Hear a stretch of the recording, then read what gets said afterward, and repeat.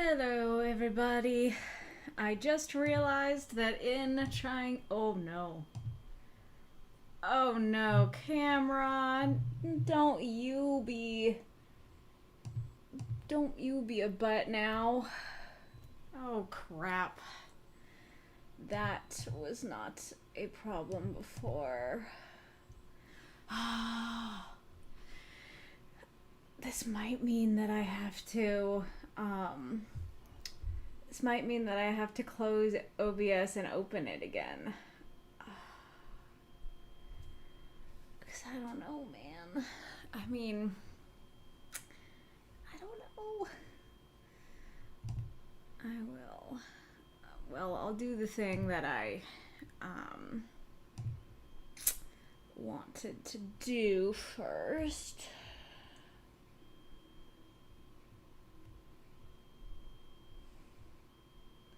Okay, so that is what matters. Can I just... Yeah. Yeah, okay. Oh boy, so... Oh, no, that's not right. That's not right. Okay, so then... I don't know. I guess that's good enough. Okay, we have 502 cheers from Norman Gray and Death's Head. Okay, so hold on a sec. Let me read what you guys have. Hello, Norman Gray, Magistrate Iron Lung. Thank you for the subscription, Death's Head. Hello, Decoy. Thank you for the cheers, Norman and Death's Head. And hello, Corian. Okay, so... 502, I'm gonna try and stop streaming for a second and then restart OBS and hope that the camera fixes itself. Alright, see you in a sec. That worked, and I got to keep the encores. It didn't reset them. So it was the best of all worlds. Okay, can I get rid of the... Are you... No, you're there. Okay, so then you... Yeah, you're there. And you're there. No. Why did I mix all of these up?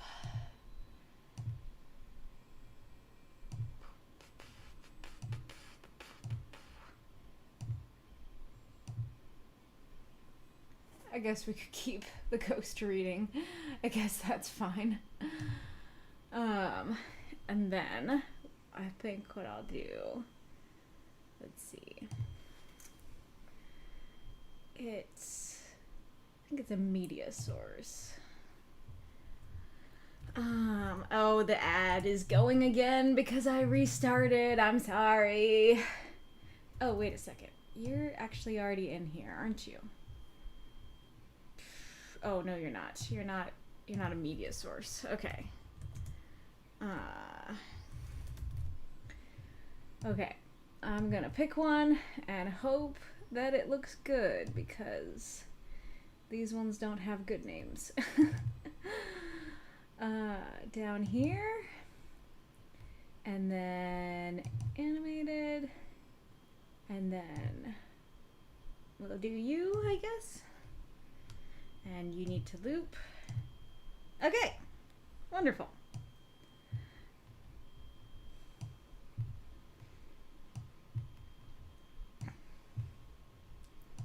Oh yeah, the one I have is static, that's right. Okay.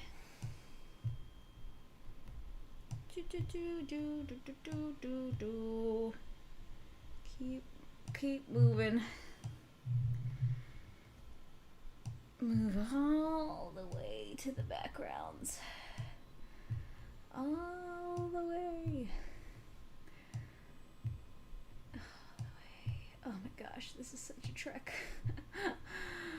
Oh my goodness. Have I finally hit background? I think I have. Okay, yeah! There we go. All right. Okie dokie. Hello, everyone. I wanted to do a more fun, like, look at this background, look at all the festive stuff. But it took 20 extra minutes to get the encore bars ready. And then as I start, I realize that I don't have my second screen where, the display capture isn't there. So I can, like, hide the prompts and stuff like that. Yeah. And I'm reminded why I didn't use this as the background because it's super busy with all the chat boxes and stuff, but I've already taken too long, so we're gonna get books for the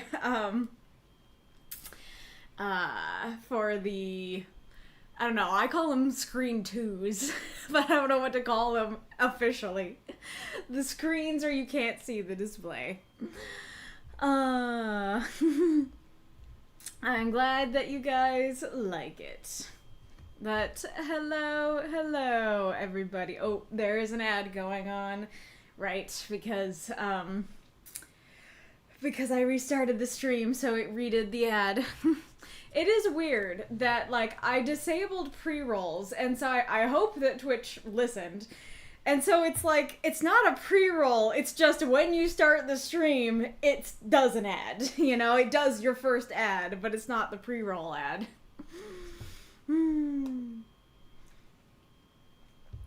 Okay, so now I can get the, yes, technical difficulties. Now I can get the shop stuff up. Okay, how's everybody else doing tonight? Presumably less discombobulated than I am.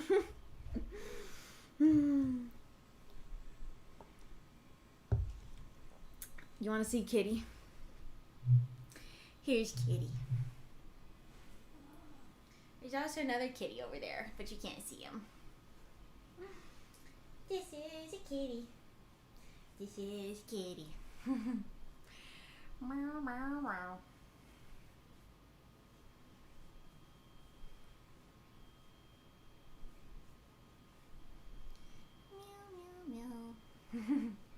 Doing great, watching Barbarian, it's a lot of fun. Awesome. Feel refreshed and awake from a short nap and excited to catch the stream. Oh, awesome. That is a good plan, because the stream goes for so long to take a nap first. He's so cute. I see you. I mean, I feel you purring. I don't see you purring, I don't hear you purring, but I feel you purring.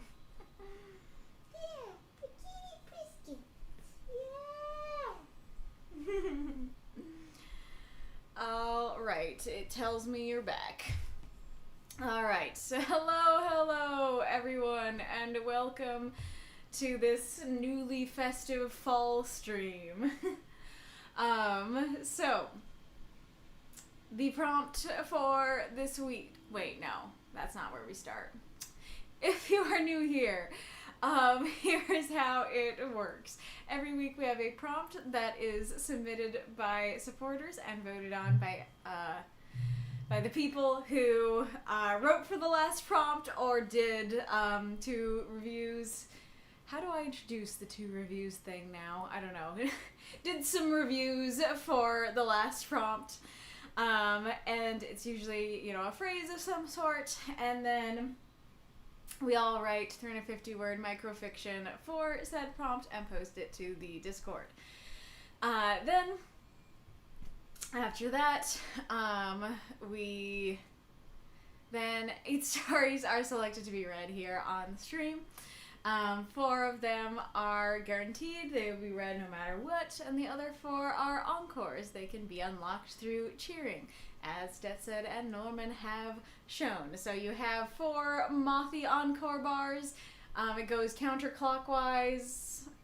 I'm all messed up. It goes counterclockwise, starting from the bottom one. And so once the antennae are shooting out bubbles, that's when you know you've got an encore. Oh, the kitty, yeah. Oh, so rich. Okie dokie. So, if you would like to be a guaranteed person, then head on over to the Discord shop or the Twitch subscriptions. In the Discord, you have the Bookworm tier. That is the $3 tier. It gives you access to the secret supporter chat. You can submit prompts, and you can submit 2 submissions to the weekly writing group forums. Yeah, enough? Okay. Then the $5 a month tier gives you access to all those things, but you can submit 3 submissions, you can submit 6-word prompts, and you'll be in the guaranteed section if you are selected for the stream. It's a problem here too. Okay, I'll address that in a second. And then there's the $10 a month tier that gives you access to all of those perks, but you can submit 4 submissions, 7-word prompts, and the first prompt that you submit automatically goes, in the secret supporter chat, automatically goes directly to the poll, provided there are no issues with it. You can also have a universe tag if you want, but you need to DM me or tag me for that, and then you get a bunch of emojis. And Twitch has the cocooned and transformed one tiers as well, and you get the same perks as long as your Twitch and your Discord are connected. So I wanted to switch your little thingies by your names to these. And I forgot that like the cover image isn't the same as like the emoji by your name, so I need to fix that later. I don't know if the little reading ghost is gonna work. I think it'd be so cute to just have like the reading ghost and the reading skeleton next to you, but it seems like it might get cut off. Alrighty-roo. That's how you be a guaranteed person. Okie dokie. Our prompt for this week is and was a place that shouldn't exist. This was submitted by myself and was inspired by Mini Minute Man's short about this forest in Greenland that shouldn't exist. I would read the prompt intro, like I said, that I've been wanting to, but we're way too late. We just really need to get into it. So your list for today is Decoy, Wolfsbane, Reincarnator, and myself.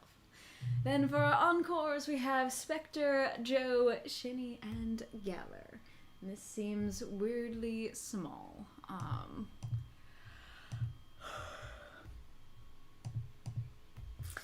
There you go. Oh no! Aerith lost power. You lost power and now it came back. Oh, you missed a bit. Gotcha. Well, it was mostly just the regular stuff. Oh, Norman can't stick around. That's too bad. But it was nice to see your name pop up.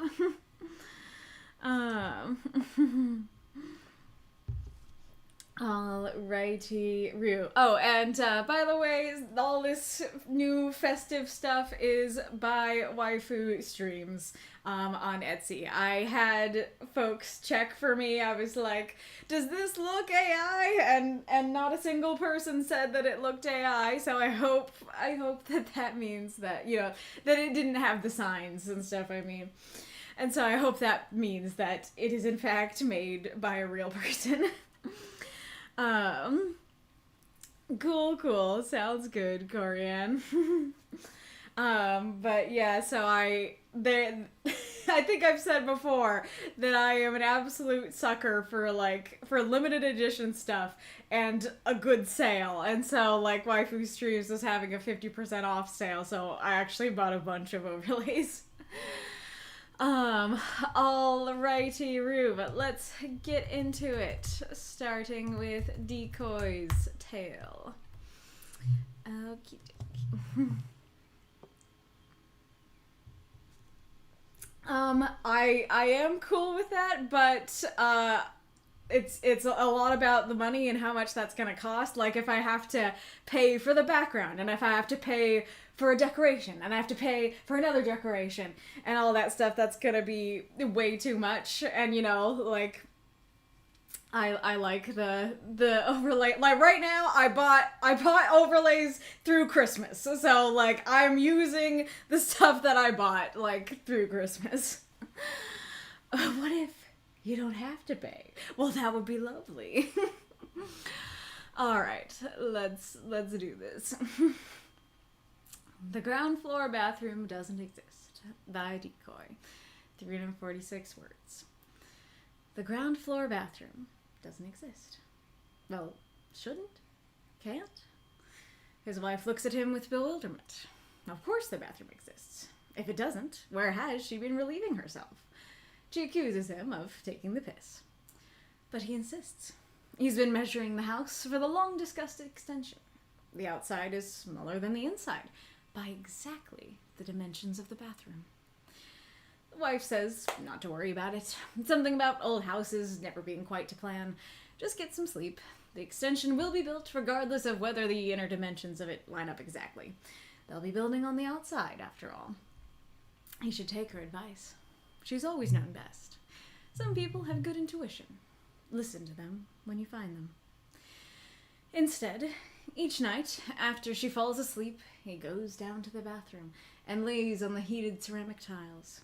He lays, and he listens, and he dreams. In this space that doesn't/shouldn't/can't, he lies defenseless and open. He touches each of the cream walls with the tips of his toes and the maximum extent of his fingertips, strung out across feet of width that shouldn't be there, a Vitruvian man. He begins hearing words in the dripping of the imported Italian faucet, the creaking of the pipes, the skittering of mice in the walls. Some utterances shouldn't be heeded. He starts scraping the magnolia from the walls with chewed fingernails, hunting secrets beneath. He finds strange symbols conceived of by a madman. He doesn't realize they're painted in his hand. He's forgetting more and more each night as his mind drains away from the real to the unreal. He tells his wife he's tired from work. She knows it isn't true, but suppresses her feelings. Don't ignore your own good intuition. It can save you. They've been locked in the bathroom for days now. By the time someone comes to check on them, the room will be long gone. 2 lives consumed, vanished, undone, because they didn't know when to listen and when to flee.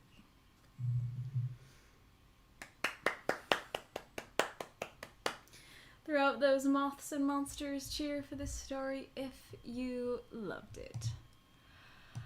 Alright, Decoy had a little note. Hi readers, a little bit of horror as a treat. Sometimes things get stuck in your brain and you just don't know how to get them out. Be careful they don't consume you.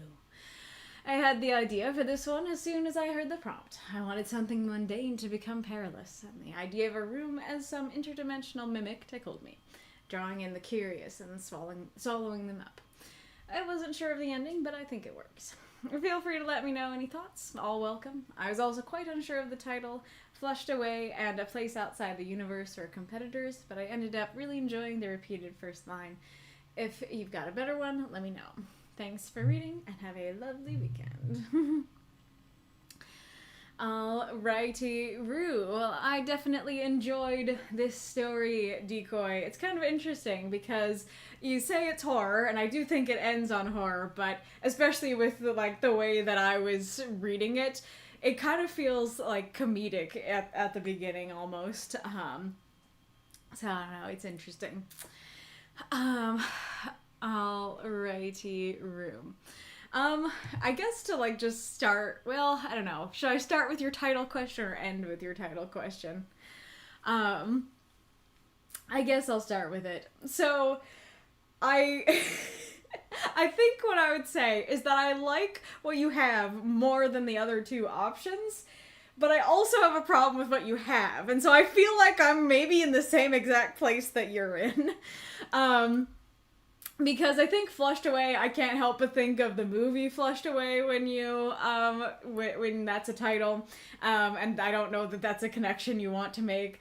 And then a place outside the universe, like, makes us kind of look for, like, oh, there's gonna be a place outside the universe in this story, or the story's gonna be about a place outside the universe. And that might be true, but it's not so much about, like, where the bathroom is and the fact that the bathroom's outside of the universe, and it's more just about the fact that the bathroom doesn't exist. And so I do think that that does work, and I do think it is a very captivating title that makes you, like, see that in the list and be like, what's that about? I want to read that story. But, and I have said this, like, in the past, so you might know what's coming, but I don't love it when the title and the first line are exactly the same, because it kind of, like, has this feeling of, yeah, I just read that. You know, instead of feeling intentional and like, oh, dead on, like, the bathroom floor, the ground floor bathroom doesn't exist. The ground floor bathroom doesn't exist. You know, like, it's coming closer. I don't know. Like, and I guess, like, I don't know. Maybe I'm being too harsh on it, because I could see for some people that maybe it would have that feeling. But, yeah, especially because it's not, like, a repeated bit of dialogue, it's the title and then the first line, then it ends up being like, okay, I have not gained any new information from the first line, you know, kind of thing. And then the other critique that I have for the first line, well, the first couple of lines, is that it really does feel like at least these two lines should be in quotes. Because when we start the story, we're like, okay, the narrator is talking to us. The narrator is telling us the ground floor bathroom doesn't exist. The narrator has some doubts about their phrasing, and they're going, well, shouldn't, can't? His wife looks at him with bewilderment. There's a wife? There's a him? What are we talking about? Where are we? Huh? What, did somebody say that? I thought the narrator said that. Was this the him that said that? You know? And so if you just had, you know, in quotes and just had it be, yeah, like, you know, the ground floor bathroom doesn't exist. Oh, well, shouldn't, can't. His wife looks at him in bewilderment. I would have no problems with that. I would be like, yes, there was obviously somebody speaking. It must be this him. Rather than, why is, like, the narrator talking, but somebody in the story is talking, you know? I do really like the phrasing of, if it doesn't, where has she been relieving herself? I think that's great. And then I also love that she accuses him of taking the piss. I don't know if you intended it this way, but it feels like it has a double meaning. One being, like, she accuses him of joking, of mocking her, kind of thing. And then the other one is, like, you must be taking my pee, then. Like, if the bathroom doesn't exist, then where's my pee been going? Have you been taking it? And I love that. I think that's hilarious. I really like your, using, like, the renovations, the extension, as kind of like this vehicle to discuss the bathroom and everything a lot. I think that you really accomplish your goal of, like, taking something mundane and making it perilous, because the thing is that you don't just have it be like, oh yeah, like, the bathroom doesn't exist, and then go all in on how terrifying the bathroom is, and like, the only thing that's mundane about it is just it's a bathroom. But you actually really go into the mundane part, and you have a scenario that feels very normal, of like, oh yeah, you know, people, like, a couple wants to get an extension on their house. That totally feels like a very normal conversation that a couple would have. And so, yeah, that makes a lot of sense, and that creates a much starker contrast between the mundane and the supernatural, because you really go into just how normal the situation feels. And I do like, you know, her arguments of just like, oh, whatever, like, the plans aren't always exact, and like, even if the dimensions don't line up exactly, we're building it on the outside. All that works very well. Urine theft. Oh yeah. So I looked up this phrase. Actually, let me see if I can pull it up for you guys because it was way too funny. Um,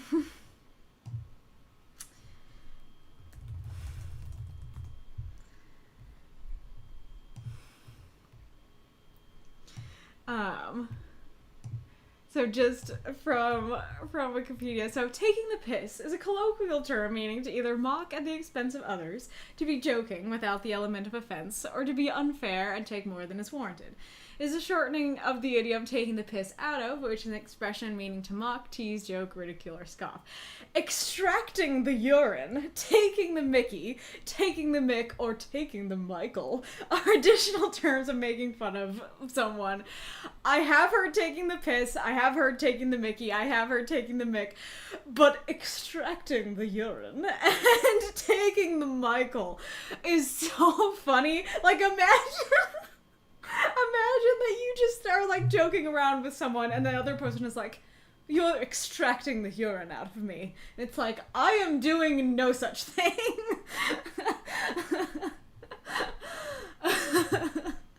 You have taken all my Michaels, good sir. Yes, exactly.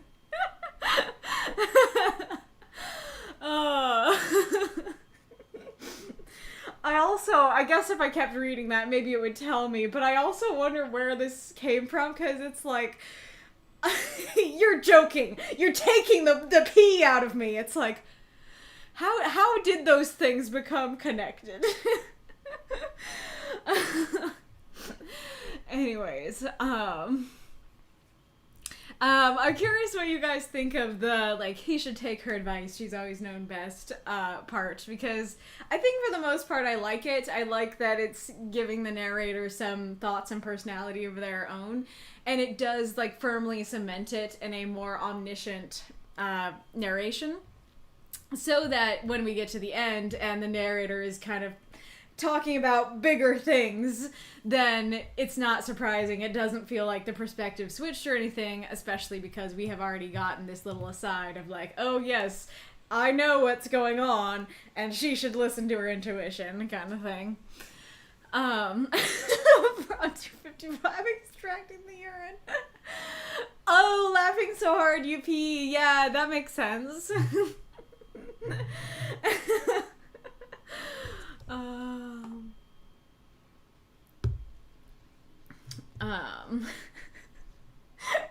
I'm thinking of just like, all right, we need to extract the urine from him. Oh, we need some pee for like a sample or something. No. We need to make him laugh, you know? Anyways, I like the image of him going down to the bathroom and, like, lying on the tiles and stuff. And it's interesting because I can totally see that, you know, being kind of the innocuous start to this descent into madness, that he's like, you know, does this place really not exist, you know, kind of thing, like, And I don't know if you intended it this way, but the tiles being heated definitely felt sus to me. I was like, what's heating those tiles? Like, I thought that maybe, like, some eldritch horror was beneath the tiles making them hot, you know, kind of thing. That it's like, yeah, there is no heating element actually, you know, beneath the bathroom. I really like he lays and he listens and he dreams. That's great. I quite like the in this space that doesn't / shouldn't / can't. That's great. And I do like the image of like his fingers and toes touching the walls and stuff. I like the specificity of imported Italian faucet. I think that's great. And that, again, that goes back to the blend of the ordinary and the supernatural. That I guess when I see the heated tiles, I'm like, that feels sus. That feels like it might be supernatural. And then when I get to like imported Italian faucet, that kind of goes back to the mundane for me. That it's like, oh, they made this bathroom their own, you know, kind of thing.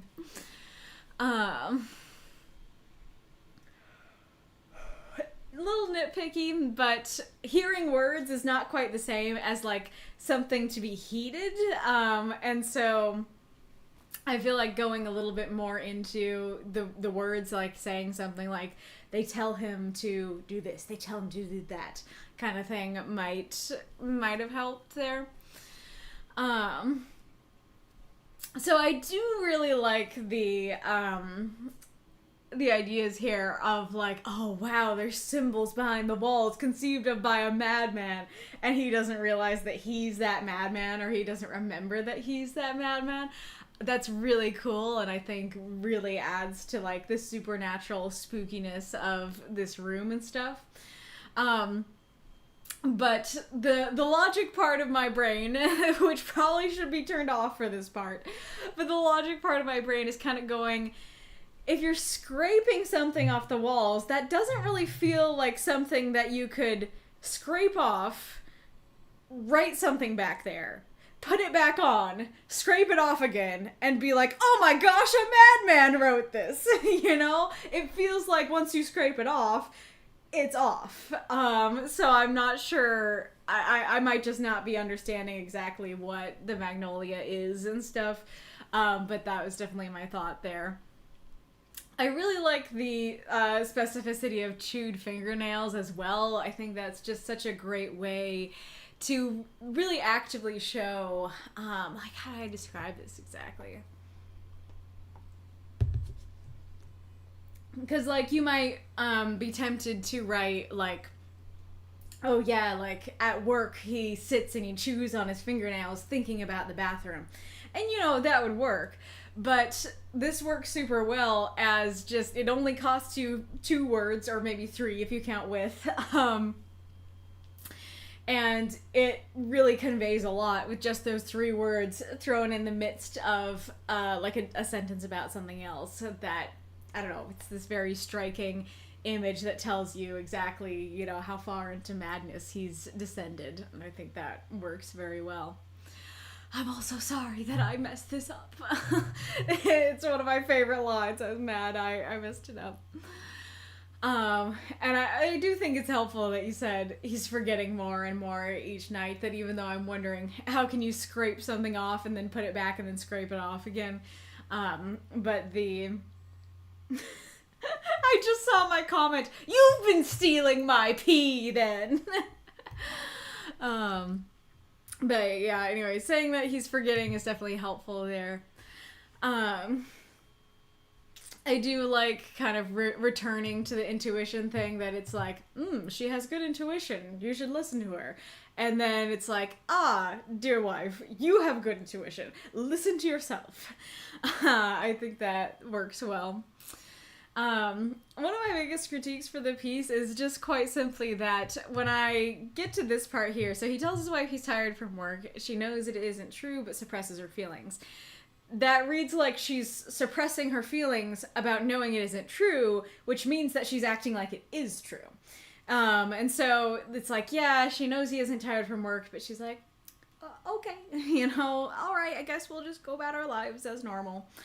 And so it definitely sounds like she's not participating, that she is not going into the bathroom, and she's definitely not joining the madness about the bathroom.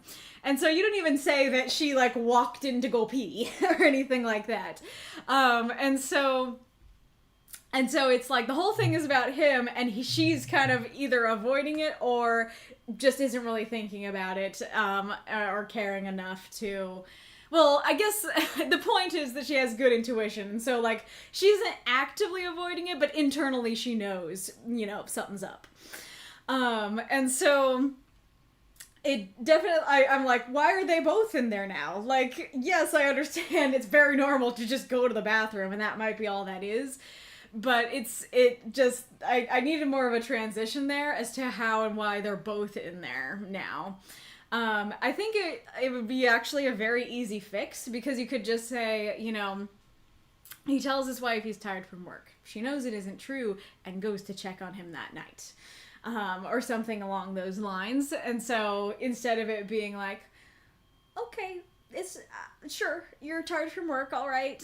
I don't believe you, but I'll suppress that, you know, rather than it being that, you know, just like she knows it isn't true and so she does something about it, you know, she goes in there.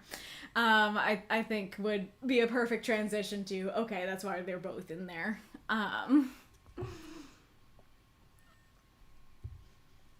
then I think the ending works. Like, it's definitely sad and you know, goes into horror there at the end. I kind of like how vague it is that we don't know what this place is. Like, we don't know, because we don't have, like, the title that you had before. We don't know it's a place outside the universe. We don't know that it's a mimic. It's just like, yep, something was wrong with that bathroom. And it definitely shouldn't have been there.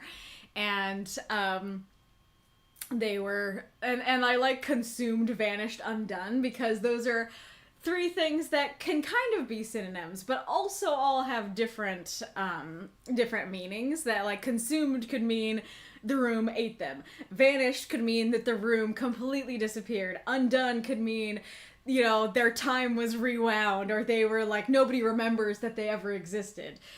Or it could literally be all three at once. And I think those are great words for those things, because they all feel very, like, wacky and supernatural and stuff. So yeah, I think that works very well, that it's just like, it's gone. We don't know where it went and what happened to them, but it shouldn't have been there and they shouldn't have investigated it. And I think, yeah, that works quite well as the ending to the story. I think that you could have had it just be him. You could have had, you know, that he descends further and further into madness, and then she goes to check on him and the bathroom's gone. That could have added, like, I don't know, it's interesting, because in the one sense it could have added, I always say that. On the one hand, it could have added to the horror, because it's like, oh no, this poor wife is without her husband now. But on the other hand, it can be less horrific, because one less life was destroyed, you know, or undone or vanished or whatever. So that also could have been an option for how you could go, and it would have been horrific in a different way, I guess. So I think what you have works, but that also would have been an option. Yeah, let's see what folks have been saying.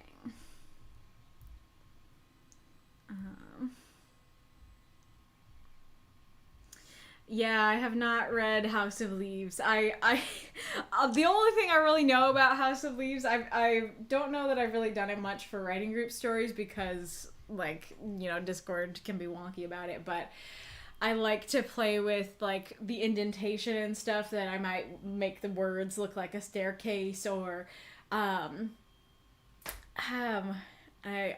trying to think if I have an example. I might have an example. Maybe I'll show you at the ad. Remind me at the ad. But yeah, so I've heard that House of Leaves does that it does, like, interesting formatting and indenting and stuff like that. I know nothing about the plot. Hello, Mako. Oh, definitely comedic too. I like having a mix of both. Nice. I do appreciate that. I always appreciate when, well, I don't know about always, but often I appreciate horror stories also, excuse me, having some comedy in them. Could not find something I like more. Very fair for the title.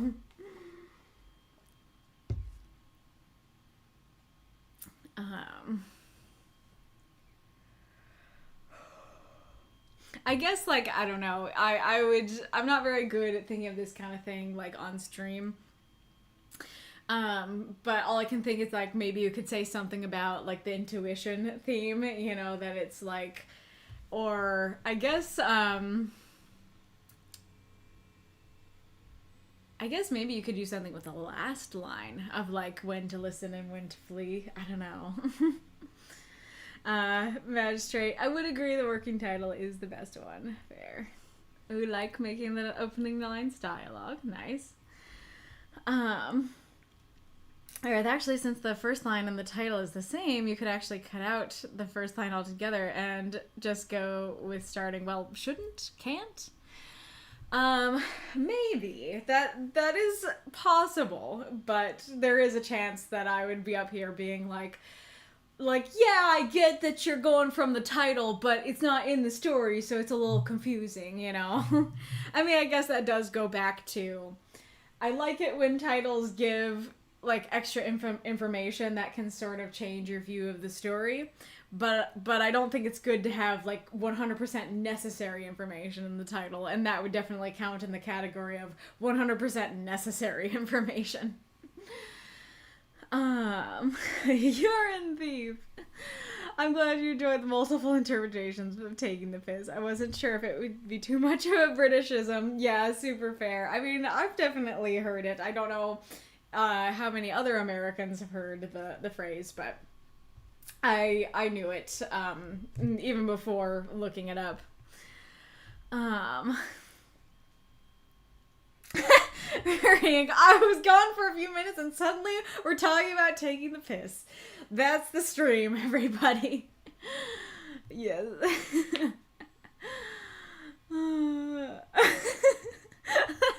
Someone running around with one of those stupid urine collection cups holding it up to people to steal their pee. I'm just imagining it like a beggar, that it's like, alms, alms for the poor, and then somebody drops like a coin in there. It's like, no, I want your pee. And then they're like, and keep walking. I'm imagining some sort of interdimensional public washroom that's shared by an infinite number of households where the lineup is so long you just stay there forever. Interesting. Yeah, that would be extra wild if it's not just part of this house, it's like part of other houses too. And so one day you go into the bathroom and then there's just some stranger pooping in there and you're like, who are you? Why are you in my bathroom? And he's like, who are you and why are you in my bathroom? There is no Easter Bunny, there is no Teeth Fairy, and there is no heating element. That's the dreaming in the bathroom to have visions reminds me of the House of Witch, I think. I have not heard of that. Actually, where have I been relieving myself? Feels like a question which should never need to ask. Indeed. Or he comes back from the haunted bathroom to a world where bathrooms don't exist. A room that squirts water on you. Where you poop and pee into a bowl. How absurd. That's great. Yeah, every time he goes into the bathroom and comes out, it's a different universe. And like, each of the universes is pretty similar. And so like, he's not really noticing. And then he opens it up one time and it's like, yeah, I was just in the bathroom. It's like, you were in the what? I like the goes to check on him fix as decoy. Nice. Now, bathrooms sound so disgusting rather than ordinary. No wonder bathrooms became the center of horror in Stephen King's Dreamcatcher film. Not seen that either. I haven't watched it yet, but Big Tug did a video that I think is titled Humans Are Disgusting, that I think is all about, like, bathrooms and stuff are way more disgusting than you think. I was happy leaving it ambiguous as to how she ended up in there too. Allured, coerced, but it's a common comment. Gotcha. They were siphoned into the bathroom. Oh, just him being on is also super interesting, says Decoy. I'm glad you enjoy my ideas. It jerks awake at the sound of it. Who said what did? I don't know. I don't know where I said your name. Interdimensional shared bathroom, cool and also absolutely horrifying. Yes, like what's more horrifying? A bathroom that shouldn't exist, that eventually you get swallowed by and disappear from existence, or a bathroom that you share with many other houses and it never disappears or anything, it's just shared between so many houses and people. The bathroom? Ah, you mean the chamber of urinification. Nice. I've watched a lot of British media and I've never heard of extracting the urine or taking the Michael. Yes, exactly. um, um,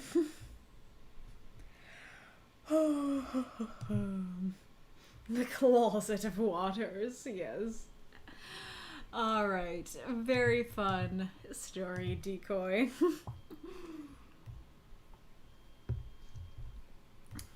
Yes, so our next story is by Wolf, and I will note that he ain't lying about this content warning, so if this is content that particularly bothers you, you might want to sit this one out and come back.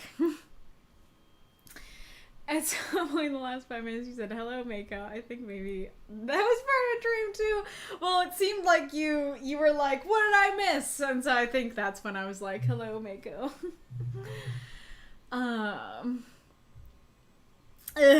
want that bathroom cleaned multiple times a day if I'm sharing it with multiple households. Oh man, the main character of the story is like the cleaning lady for the bathroom. That like one of the families is like, "Alright, this bathroom is shared between many houses, maybe many dimensions, I don't even know. We will pay you," like it's like a rich family, they're like, "We will pay you so much money to clean this bathroom multiple times a day." And just like all the fun shenanigans that the cleaning lady gets up to in the because of the interdimensional bathroom. Next story worse than spooky poop closets? Alrighty, Rue. The Starving Crooked Path, Garlock, by Hemming Sebastian Maine. 348 words. Content warning: cannibalism, implied butchering of humans. Eat not the flesh of man. That is the first commandment of the Church of Asenna. Every single werewolf, from clergy to layman, knows this. And yet, I still see the horrors of humans breaking this taboo. Corrupt sects that use deep mountain caves to store wall-to-wall human meat, the marbling of the muscles mimicking precious metal veins. In the lantern light, the flesh seems stained yellow and blends in with the granite. But the smell is unmistakable.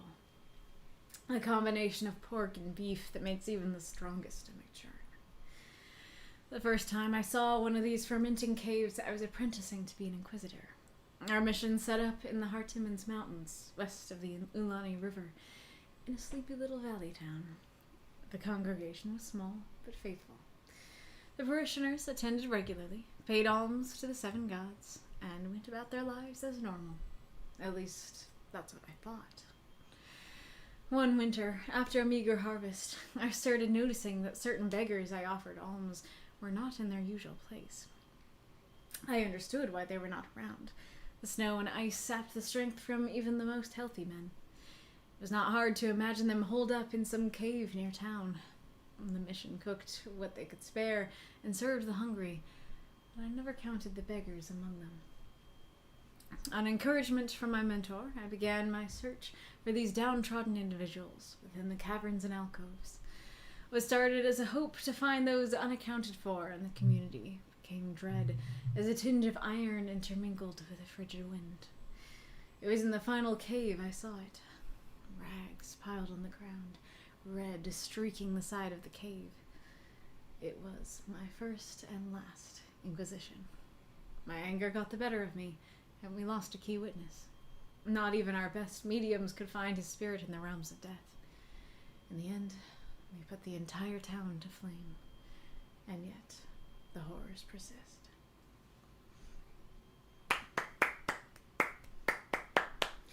Throw up those moths and monsters. Cheer for this story if you loved it.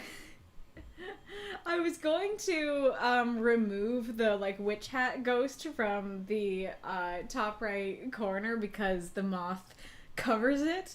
But when the moth is not filled up, I guess it kind of works because it looks like the little ghost is fascinated by the bubbles, or like a big moth landed on Ghost's nose and it's like, ah, cool. Thank you for the cheer, Magistrate Ironlung. Mako, that's a lot of meat. Norman, prompt 255. That's a lot of meat. Alrighty, room. Wolf's note, or Wolf's questions, actually. To me, this piece feels all over the place. Did you agree? Disagree? Some third option I didn't foresee? 2, did I fulfill the prompt? 3, is there too much world building? So feel free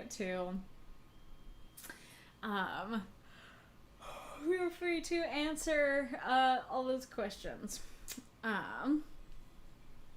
Alrighty, room. So this is kind of interesting. I think it's interesting to start with. Because everyone I talk to is like, why are we introducing that there are werewolves when that's not relevant to the rest of the story? And granted, there is a point to be made there that, yes, werewolves is kind of an intense thing to introduce, and if that's not relevant to the story, then it feels like, why was that in there? But personally, I actually liked it myself, because as far as I can tell, what you're going for here is werewolves, like, presumably have an instinct to eat humans, and so there needs to be a rule about it, and that at least the werewolves who are a part of the Church of Asenna, I don't know about, other sects of werewolves, but the werewolves of the Church of Asenna are like, hey, don't eat people, like, this is important, this is part of our creed, don't eat people, and so the werewolves who have this instinct to eat people are purposely not eating people and vowing not to. But the people, the humans, who don't have an instinct to eat people are out here eating people. And so, like, I felt like it did kind of add to the power of, I don't know, so the power of the idea here, because it's one thing if it's just like, oh no, there's cannibals out there. There's another thing if it's like, hey, the werewolves are the ones that would usually eat people, and we're not cool with it. The people are the ones who usually don't and shouldn't be eating people, and they are. And so, I mean, even if you just had it be, if there's people out here eating people, that still would be horrifying. That still would feel like something they shouldn't be doing, and that still would work. But for me, contrasting it with werewolves who presumably have an instinct to do that, making this vow not to, I think made it, like, even stronger to me. And so I did like that.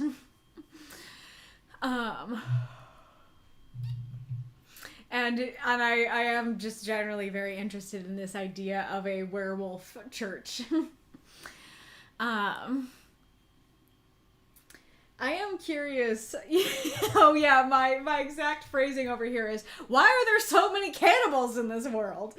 So I don't know that I really like pinged this at first, but I do feel like that is a question of, not only is this just this one village that was like doing cuckoo things, apparently this is a thing. This is so much of a thing that it has a term for it, like the fermenting caves. There are lots of people out here doing this, and it's like, why did so many people get this idea and act on it? So much so that it's a thing and it has a name and we have to go burn the towns down to try to fix it. Why is this happening so much? You want out, Kitty? Go out if you want. You want your nose wiped? Poor baby. I'll wipe your nose. There we go. That better?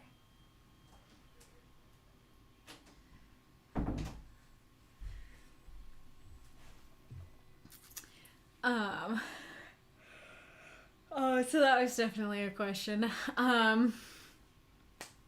And then this will probably be the most squeamish part that I talk about. So again, maybe tune out for a bit if you don't want to. But when I was first reading these lines of, okay, wall-to-wall human meat, the marbling of the muscles mimicking precious metal veins. In the lantern light, the flesh seems stained yellow and blends in with the granite. When I first read this, I was like, none of that sounds like it would work. That I'm thinking of like gray rock and then like a gold vein of metal within it. And I'm like, that doesn't look like meat at all. And it's like, yes, the flesh seems stained yellow. And I'm like, yellow just doesn't feel like the right color for any of this. Like, I'm getting like pink, red for the meat, and I'm getting gray for the rock. And that yellow isn't connecting the two. And then it blends in with the granite. I was like, but granite is like gray and peppery though. And so, well, okay, so I'll first show you what I was thinking of for, here, there we go. We'll go back to our taking the piss tab. Yeah, so I mean, the first four down here are pretty good. But, yeah, like this sort of thing, this is definitely the kind of color that I was imagining the granite, and I was like, that doesn't look like meat. However, while I was looking it up, I then saw stuff like this, and now that looks a lot more like meat. And so when I looked that up, I was like, okay, I do think that you could have actual meat and disguise it as that. That does make a lot more sense.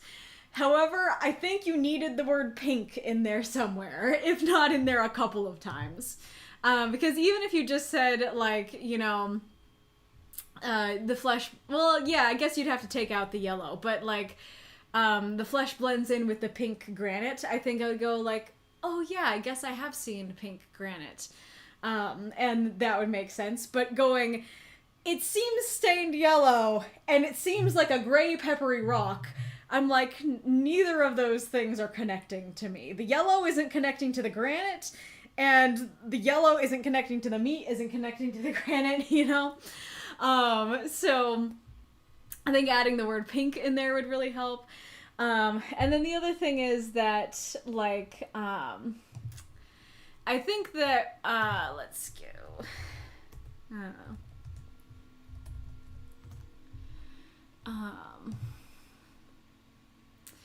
Yeah, so I think that what you were going for the, like, veins and stuff is, like, you know, like the fat and stuff. Like, okay, I could see, like, this is very marbled. You would call that marbled on meat. And yes, the fat does kind of look like a vein, maybe like a metal vein would look like in a rock. So I think that is what you were going for there. But rocks are definitely not that pink. Well, I guess that is the thing. I guess that goes back to the granite and the pink granite thing, is that returns to just how important it is that it's pink granite. But yeah, so, like, my first thought is, like, okay, marbling of the muscles, mimicking precious metal veins. And I'm like, okay, meat, super red, marbled, gray rock with, like, gold metal vein in it. Not connecting.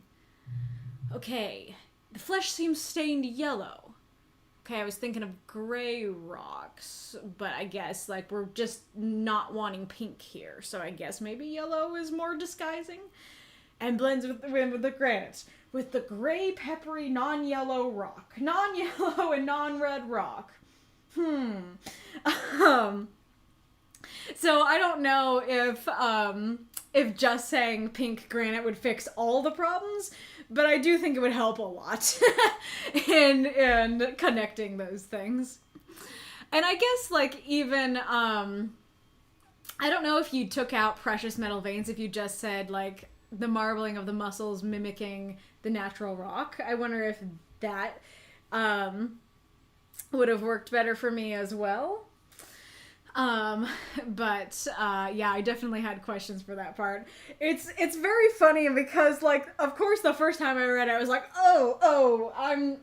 you're making my stomach churn too. I don't like reading that. And then the more I like reread it and got desensitized to it, I was like, but what does that mean though? Um, but I do like the the smell is unmistakable. That even if we can disguise what it looks like in the cave, that especially a werewolf would definitely be able to smell that. And I do think that this is one of the most horrifying descriptors, is just like imagining human meat smelling like the ordinary meats that we would cook and eat. Is, I don't know, there's something especially horrifying about that.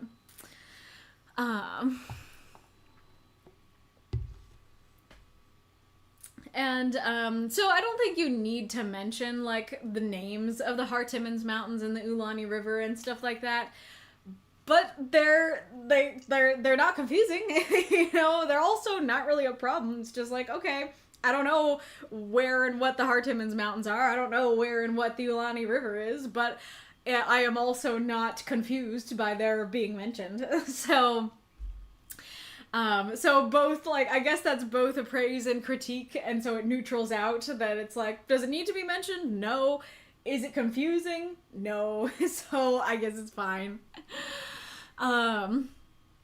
So the congregation was small but faithful. The parishioners attended regularly, paid alms to the seven gods, and went about their lives as normal. I can't really tell if this is a different religion or if this is the Church of Asenna. Like, I don't know if Asenna, like the Church of Asenna is like a monotheistic religion, or if Asenna is one of the seven gods, And so I'm kind of left going, okay, are you going there because, you're high up in the church and you're going to people who believe in this church and follow the church and stuff? Or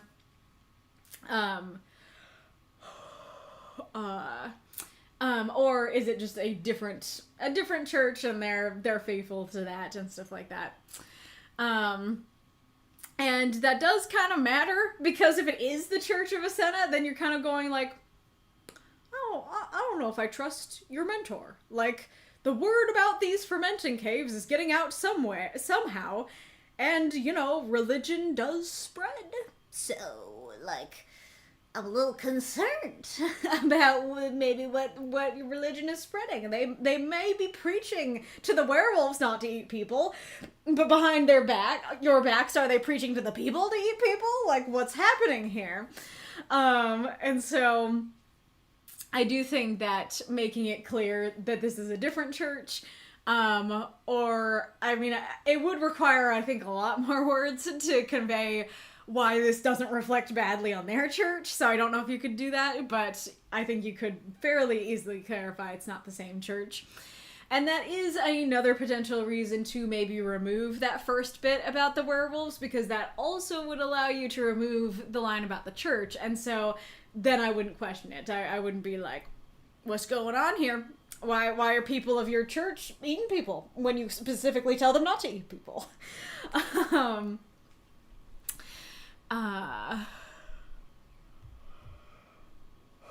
I do like the intro, though. It does feel, I don't know, I feel like fairy tale-y is too strong of a word, but I can definitely just imagine venturing into the mountains and stuff, and like seeing like, oh, it's this quaint little mountain town, and like they pay their alms to the gods and stuff like that. And so I think that's pretty well described and brought up.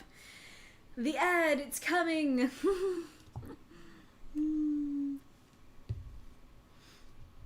I can't tell if Wolf is here or if Wolf is just seeing the not so private chat. Oh, I see. Maybe that does answer it. That Massa was saying, I watched a lot of British media and I've never heard of extracting the urine or taking the Michael. And then Wolf said taking the piss and taking the Mickey. Or Mick or Mickey. And Massa goes, no, I've heard those phrases a lot. And then Wolf says, I know I'm being ridiculous without context. So I guess maybe that means he doesn't know the context that, yes, we were exactly saying that we know the phrases of taking the Mick, the Mickey taking the piss, but apparently Wikipedia thinks extracting the urine and taking the Michael are also ways that you would say that, and I've never heard that, and neither has Asa.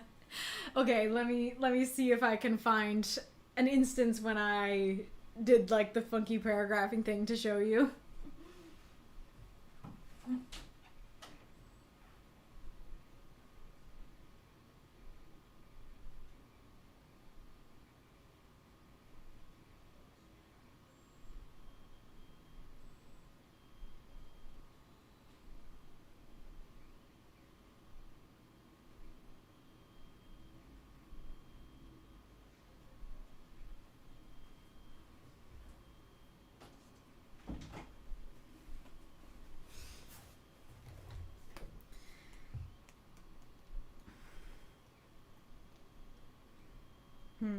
It might be harder to find than I thought.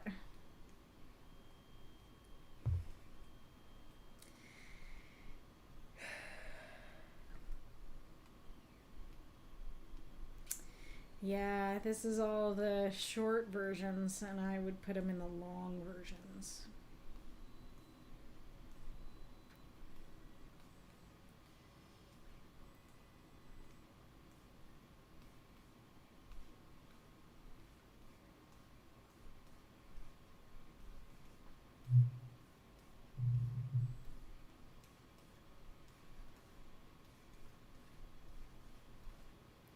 Riveting. Riveting flipping through book content.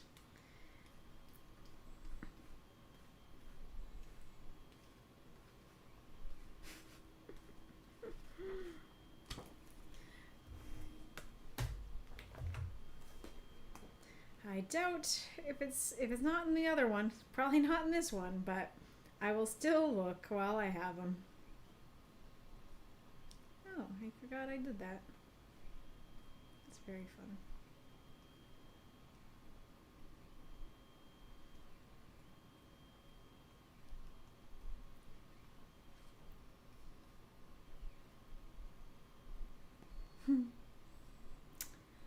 Forgot. Yeah, I forgot this was a good one. This is a good book that I put together.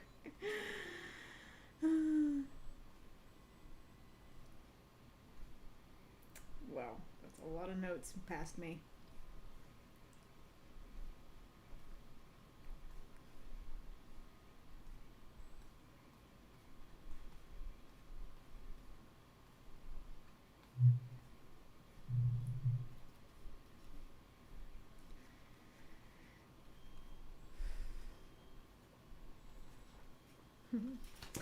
Yeah, not. Oh, my hands are greasier than they should be. But yeah, so if I make another one of these, it will assuredly be in the next one. But yeah, none in those to show you. Let me check if the kitty wants in. No, not that I can see. Oh, the sneeze from this kitty. Alright. I like the description of the beggars and stuff that, I especially like the, I understood why they were not around. The snow and ice sapped the strength for even the most healthy men. I think that's especially cool because, like, I think I've talked about it before that,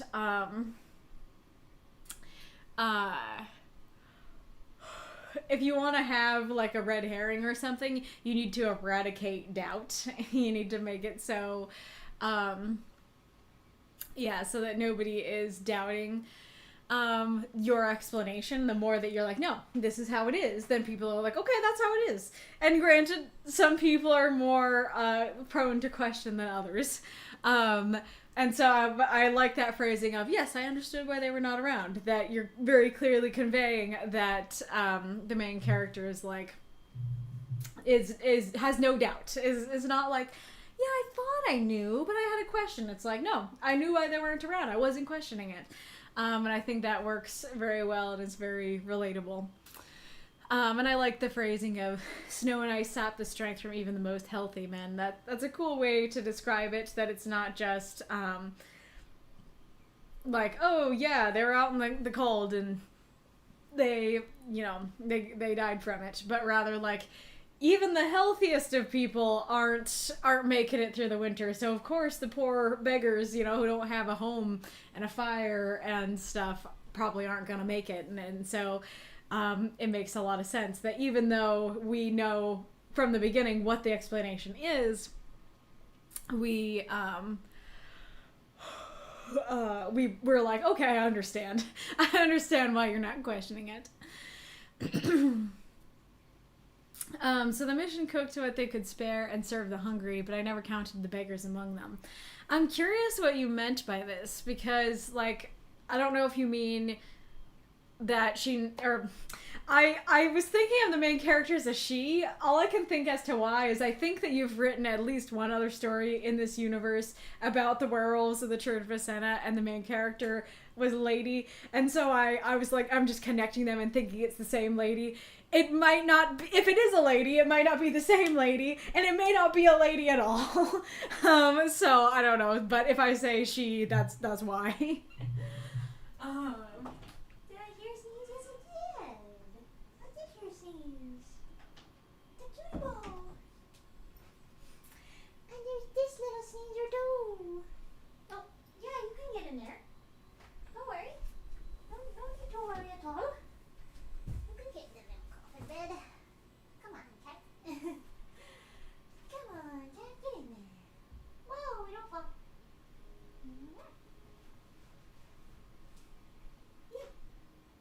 Go on. Good in there. There you go. I just like picked up his front paws and put them in the bed, and then he just kept going. Oh, you cutie, yes you are. You right. So that anyways, oh yeah, so the mission cooked to it they could spare and serve the hungry, but I never counted the beggars among them. I don't know if that means the main character is saying I never counted the beggars among the hungry, and I don't really understand why they wouldn't, because like they would be some of the hungriest of all. I don't know if it's saying I never counted the beggars among the food being served. That is like, yes, what the beggars are being served to the hungry, and like that is diabolically clever if that's the case. But it's not really clear, so I'm not quite sure what you mean by that line. And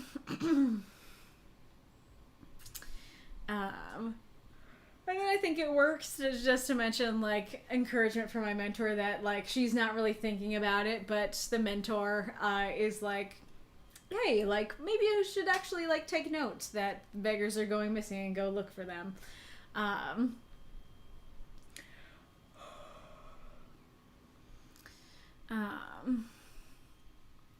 I like the returning to that, the smell thing. I think that works quite well. I'm a little unsure about the wind thing, because on the one hand, I can't imagine a wind going through a cave, but on the other hand, especially super deep in a cave, would there be wind down there? So a little question there, but I do like the imagery there.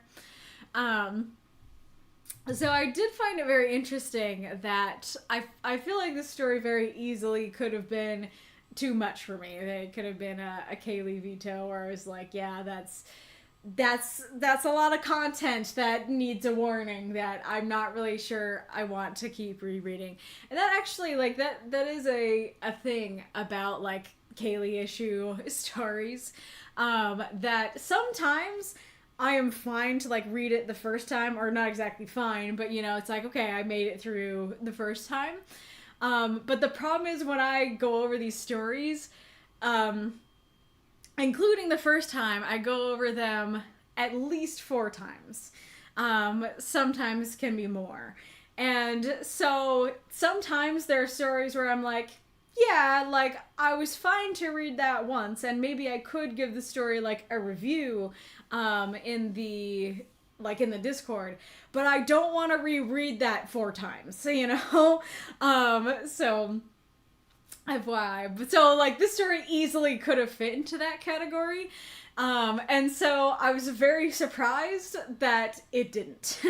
That I was, like I said, that I kind of got used to it and got less bothered by it.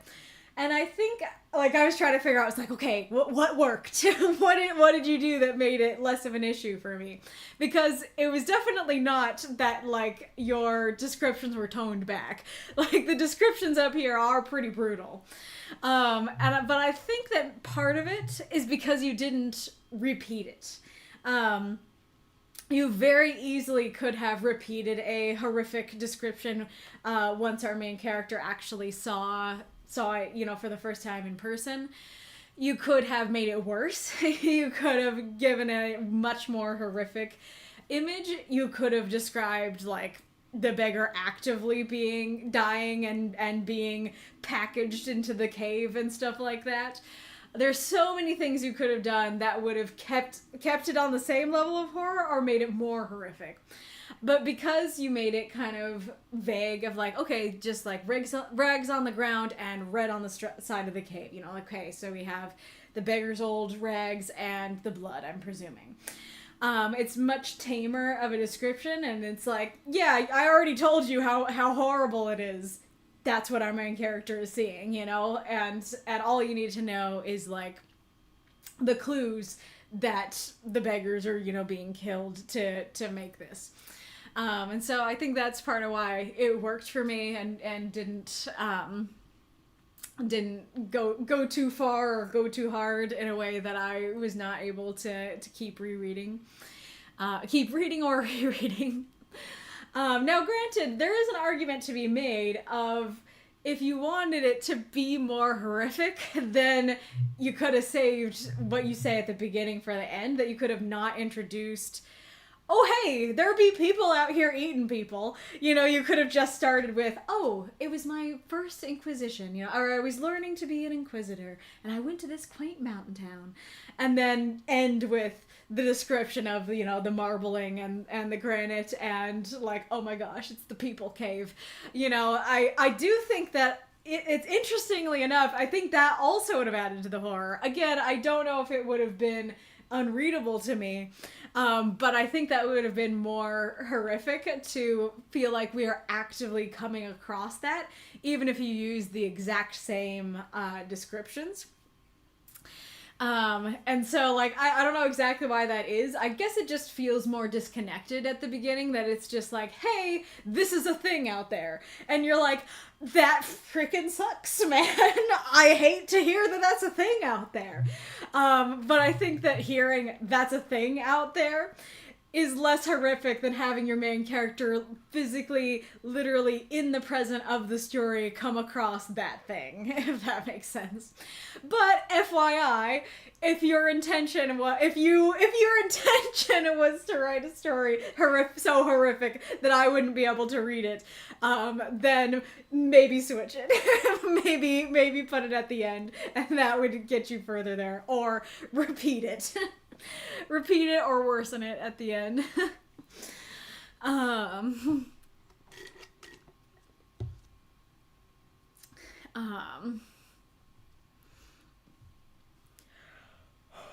am very curious. So the line of "my anger got the better of me and we lost a key witness" is very interesting, because my immediate thought is the cardinal rule was broken and our main character ate somebody. Now, I don't know that that's the case. I think the only thing it for sure implies is that somebody got murdered. But I am curious if that's the case, and I think that would be a better argument for keeping the werewolf stuff at the beginning, is if it is that our main character ate somebody. It's like, yeah, I broke that rule. Now, if that was the intention, I do think you should have said that. I think you should have had something along the lines of, I broke the cardinal rule and we lost a key witness, or something like that. That would not only make the werewolf stuff feel more relevant, it would also tie the very first line to the ending very well. But of course, I don't know enough about this character, so I don't know if you're like, no, like, truly, this main character would never eat somebody. And so in that case, maybe having them eat somebody ain't the greatest idea. Especially, I guess, because the story is about eating people, and so maybe having your main character eat somebody kind of goes against the message. So the more I think about it, yeah, that was probably not the intent. But at the very least, homie was angry enough to kill somebody. And so the line of "not even our best mediums could find his spirit in the realms of death" is an interesting line, because I think I would more advocate for taking it out, just because it is like a universe world building thing that we don't really need to know. And so those words may have been better used elsewhere. But then again, much like the previous lines, it's not confusing. Like, and the one thing that it does add is it says he's not just dead, he's deader than dead. Like, whatever our main character did, which I think is part of why I was thinking, that our main character ate him. Like, whatever our main character did, like, the soul is obliterated. Like, they aren't regular dead, they're ultra dead. And so that really tells you just how angry, they were, but, if you just say we lost a key witness, most readers, I think, will be like, yeah, like, witness is dead, you can't talk to him, and we won't immediately be thinking, but, did you go to the realms of death, though? Because, that's an option. we don't know that it's an option, so introducing that it's an option and that it failed is interesting and does tell you something, but it's also very much not necessary to say. And I like the last line, but I cannot help but think every time I read it, the horrors persist, but so do I. Meme that I think was from Tumblr. If somebody can find it, posted in the not so private chat. But I think that our main character and presumably like their group's reaction to all this is the other reason why I found this story horrific but manageable to read. Because our main character is super angry. He's like angry enough to murder because of, what happened, that's just seeing one of these fermenting caves for the first time. Our main character is like, nope, I don't want you in the world anymore. You're dead. And then, like, that already is like, okay, good. Good. The people committing these atrocities are dying. Okay, like, we like that. Which remind me to come back to that when I talk about my story, because that actually is a perfect example of something from my story. And so then, like, that already is helpful, and then going a step further and saying, we put the entire town to flame. I'm like, good! Good job! I'm with ya! And so, like, yeah, like, having the main characters also be as horrified by it as I, as the reader, am, and doing something about it, and doing something, like, pretty strong about it, I'm like, okay, I feel pretty satisfied by that ending. Whereas if your main character was, like somebody making the fermenting caves, or somebody who was unbothered by it, or, or into it in any way, then I think I would have been a lot more horrified as well. And so not repeating the horror at the end, or, saying at the beginning and not... And having it not be a twist, but also having the main character and her people react very strongly and do something about it. I think all of that helps me feel less horrified and more satisfied.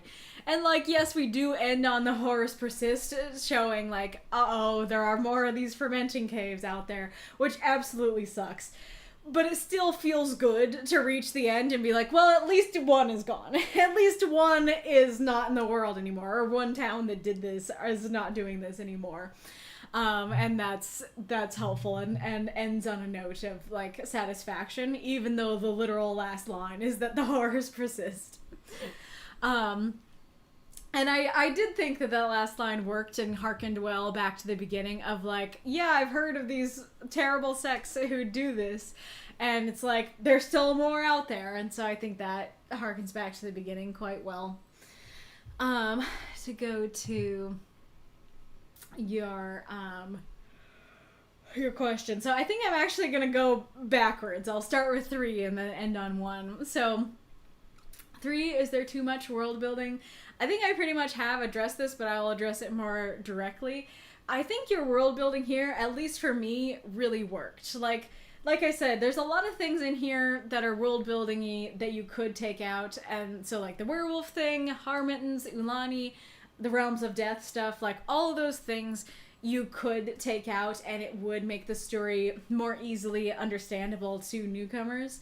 However, none of them confused me. And so the biggest problem with adding, universe world building stuff would be that it confuses people. I'm always saying the thing about writing in an ongoing universe is that you want your readers to be asking the right questions. You want your readers to be asking questions that you're going to answer and not be asking questions that you're not going to answer. And so sometimes if the reader's asking questions that you're not answering, that's what can lead to confusion, right?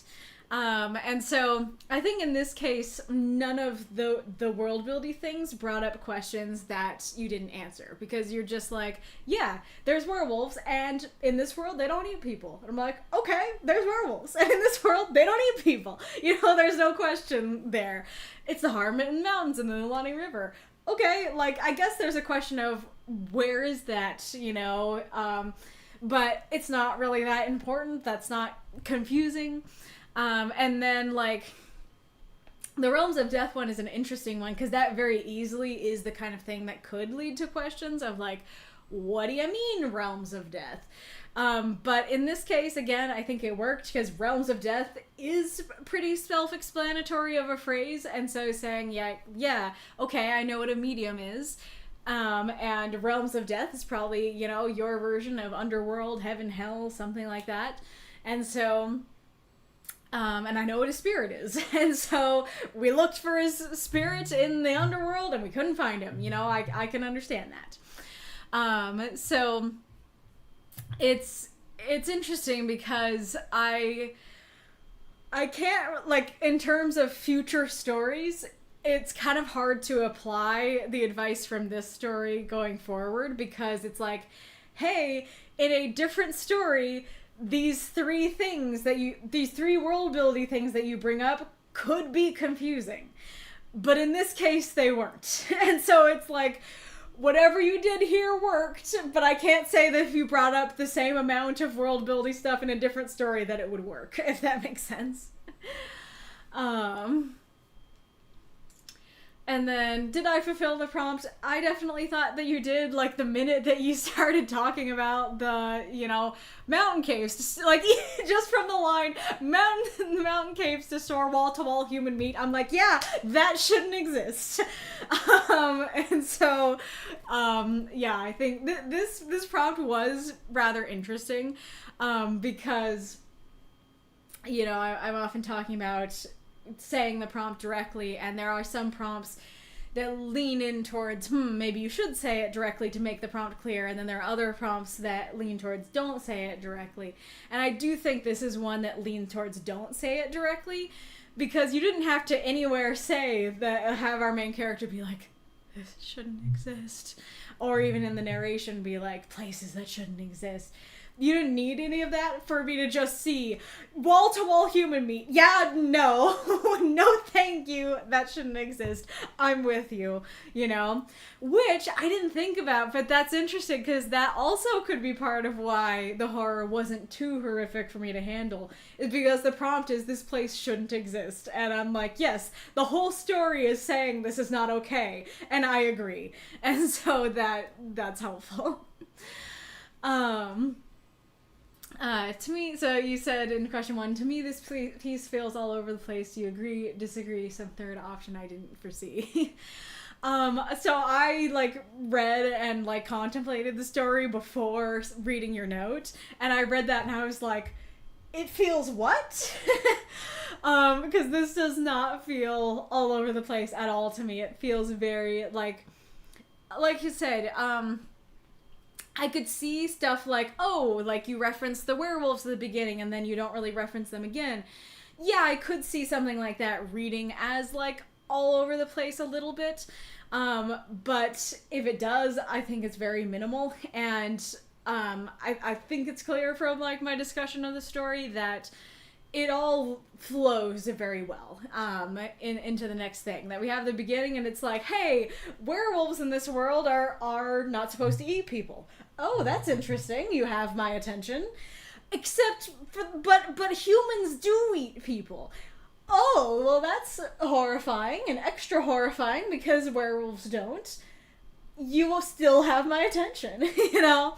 And then you describe, okay, where, like, there's a place that's associated with the eating of people. Okay, what's the first time I saw this place? Let me tell you that story.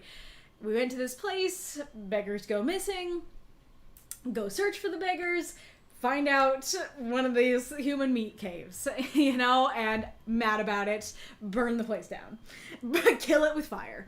Yeah, it all flows very well. I think it has a very good climax, in my opinion. So, and like I said, I did not think that you threw too much world building in there to be confusing. So yeah, it did not feel all over the place at all to me. It felt like it very much flowed well and you had a clear vision for what was going on. So it's surprising to hear that in your own thoughts you didn't feel like the vision was very clear.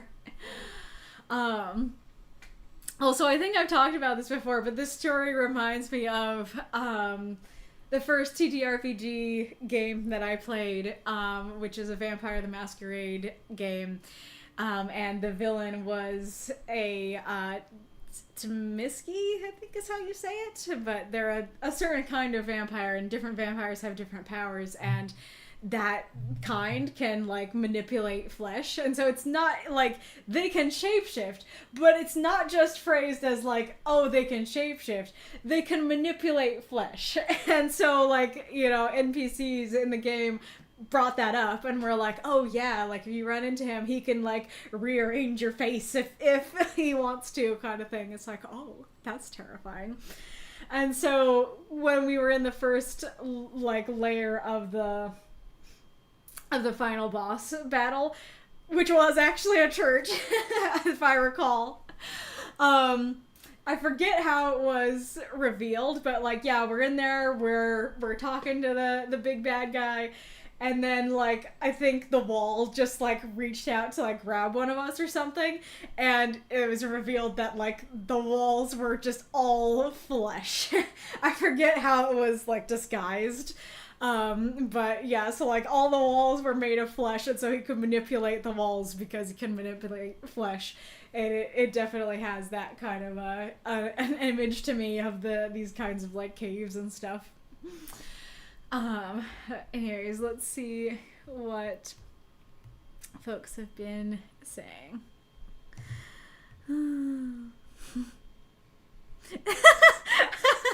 That is not what I was thinking of, but that's funny. The horrors persist, but so do I. Maybe that's not big enough.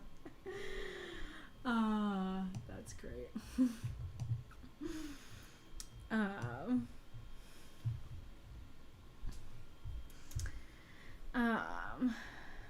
Okay.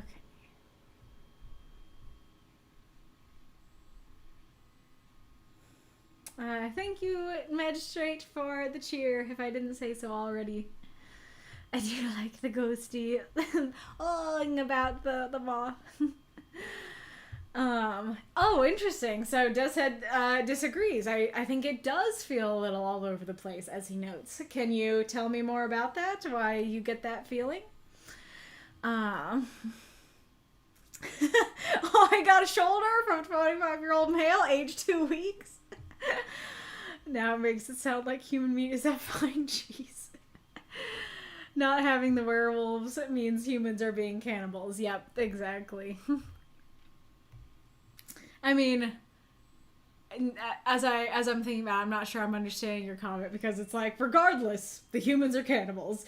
Whether the werewolves are there or not, the humans are cannibals. I suppose fat can look yellow? I don't know. Rock sirloin has stone.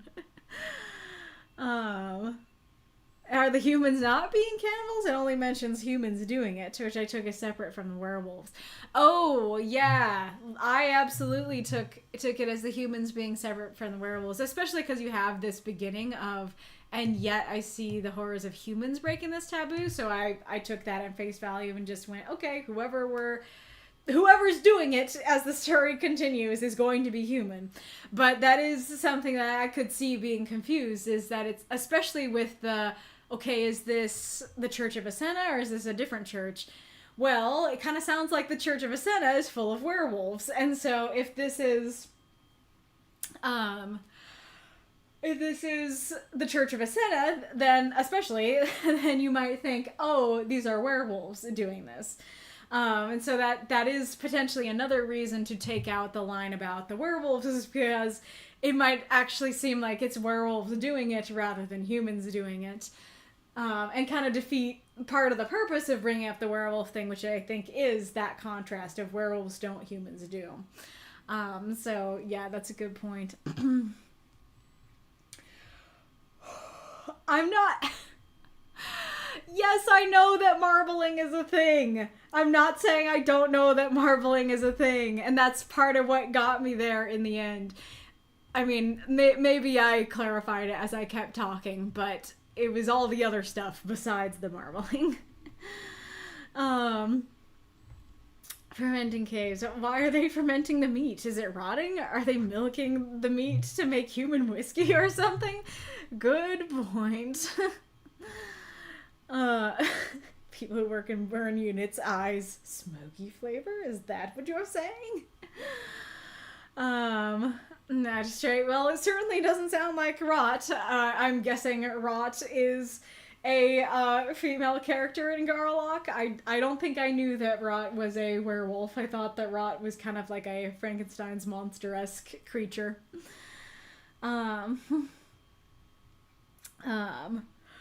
Well, think, correct me wrong, it seemed like it's pretty clear that it was about the beggars being food. And Mako immediately contradicts you, saying, I read it as, I never saw the beggars in line for food.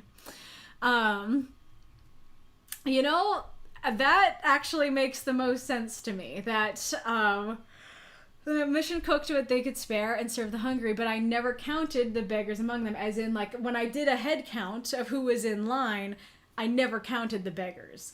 That, I think, does make the most sense, because my first thought of, like, oh, I never thought the beggars would be hungry. I'm like, what? Why would you not think that? And then the other thought of, like, I never counted the beggars among what's being served.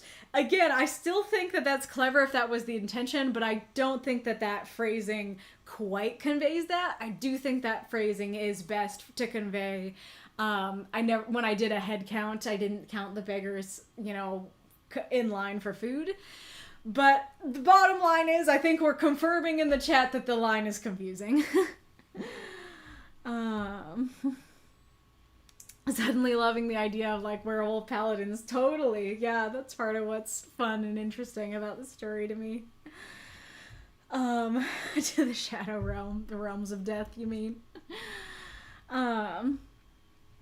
You know, I just imagined a congregation of a small valley town that feeds its beggars especially well to fatten them up for the winter months. Interesting.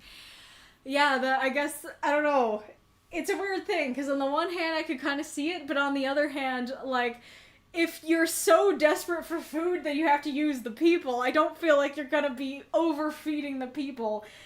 I guess you're just saying they're really into cannibalism. That they are not eating the people because they have to. They're eating the people because they want to. So I guess maybe that is the point.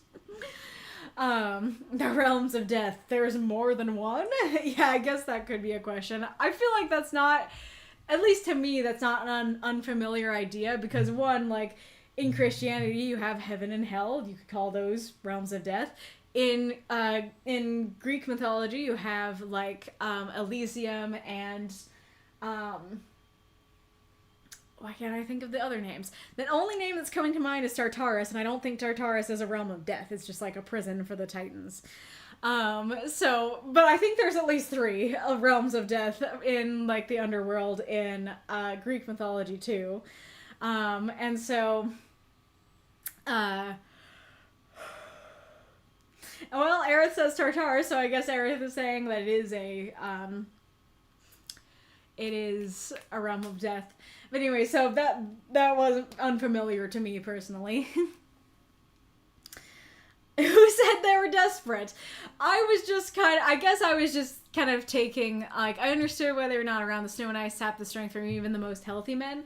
I guess I was kind of extrapolating from that it's like, hey, the winter is being harsh to even the healthy people, and kind of extrapolating from that, there's not enough food to go around, you know? Especially because, like, that's when the beggars are going missing, is, like, when people need food in the winter. You know, I'm kind of, I guess I just kind of extrapolated that to mean we need food, and so let's use the people. But that is not stated in the story. That is just a inference that I had. It very much, especially because it's that you know, that much meat in the cave, that very much might not be the case. It very much might be that they totally enjoy it. That does remind me of the other thing I was gonna say, which is a couple of beggars an entire fermenting cave does not make. So I don't know if it's just like, oh yeah, like they just take like a couple of beggars over the winter, and then over like 10 years it becomes a whole cave of them. Or if we need to be accounting for more missing people, you know, if there should be more missing people around to make that much of a cave, of a meat cave. Hello, Marks. Thank you so much for the nice beefy cheer. I was gonna say that we've unlocked Encore 1, but we actually have not. We are 200 away from Encore 1. The bubbles have not arrived yet.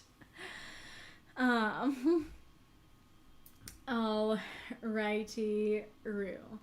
But surprisingly enjoyable tale, Wolf. I liked it. Let us go on to Reincarnator's story.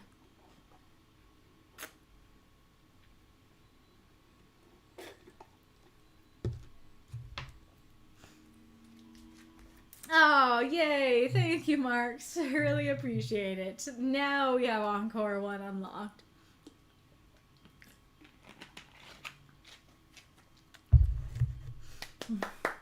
Yes. So Aerith says, I mean, meat caves are worse than the book Candide, where a side story includes a cannibalism story involving only harvesting half a butt to spare the victim death. It was a weird book. There are so many books that you guys bring up that I'm like, I've never read it. Of course it's the half a butt book that I have read.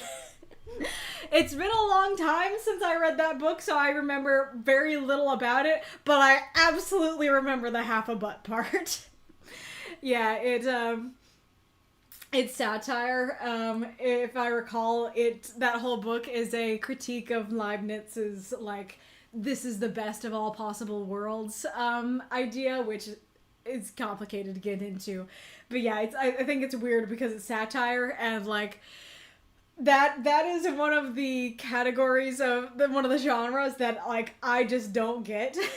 Because I'm like, I know this means something symbolically, satirically, but I'm just seeing half a butt here, and it's weird, you know? Kaylee reads half a butt book, me laughing out loud for real and clapping. I'm glad I can make you laugh. Oh, I haven't read Candide in ages. Uh-huh. I appreciate it, Mako. Alrighty, Rue. Chaos and Nothingness. The Wanderer Chronicles by Reincarnator. 348 words. What day was it? Was it even day? Gemmery didn't know anymore. She was surrounded by absolute nothingness. She was trapped in the in-between spaces, the pockets between dimensions, the incomprehensible non-existence that was a byproduct to the multiverse's existence. By all means of logic, this place shouldn't even be able to exist. And yet, here it was. Gemmery was convinced that if she weren't the goddess of chaos, she would have been lost to the abyssal lack of everything already. Here comes another one, she thought, as she sensed a presence close in. The void itself opened and bared countless teeth and eyes, attempting to devour her. These things that lived here, they were just as nonsensical as this place itself. You never learn, do you? Or are you truly incapable of understanding that you cannot consume me? Gemmery asked and flicked her wrist. Raw chaos energy enveloped the gaping maw and eradicated it. Where did it go? Gemmery didn't know. After all, her powers reduced things to nothingness. But this place was nothingness. She chuckled. I suppose I should be grateful. You guys are the only change in pace I have in here. That wasn't entirely accurate, though, and she knew it, because there was one other thing. There. It shot through her mind as a silver streak interrupted the endless darkness. Someone who hopped between universes. Gemmery sped over there, reaching her hand out, only to grab nothing once again. Like many times before, the silver streak had disappeared too quickly. People really don't spend long in here. Gemmery muttered to herself as she floated through the once again unchanging oblivion. She couldn't blame them, though. Multiversal travelers use fixed routes through the in-between spaces. Routes that, as she found out by now, were very short. Another set of glowing eyes appeared from the blankness. Gemmery sighed and got ready. I won't give up, though. I knew my love never would. He's probably searching for a way to bring me back right now. She smiled. And if there's anyone I believe in, then I believe in him.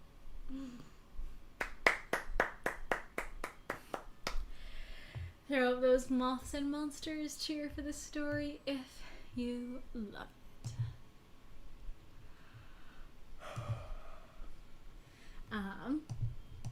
Reincarnator says, I am pretty confident about this one. I hope I am not overconfident. Funnily enough, the challenge to include a character in the descriptive scene is something I already did before even knowing this would be the challenge. Which I can translate is Aerith Winterfell and Deathshead were the ones who encouraged me to write about this particular setting in my Wanderer Chronicles for this prompt, and I want to thank them for giving me the idea. One, I hope it is a bit clear what is happening to others. This isn't really a scene that requires knowledge of other things in the story, but I hope I laid out this particular scene of her being trapped well enough. Two, I hope my description of the creatures there is good. I was basically imagining the void itself forming a maw and so on. It's me like abyssal Lovecraft horror. Three, for those who do not know Gemmery yet, did you understand who she is? 4, what's your thoughts on the perspective of multiversal travel, like the way someone in the in-between spaces sees it?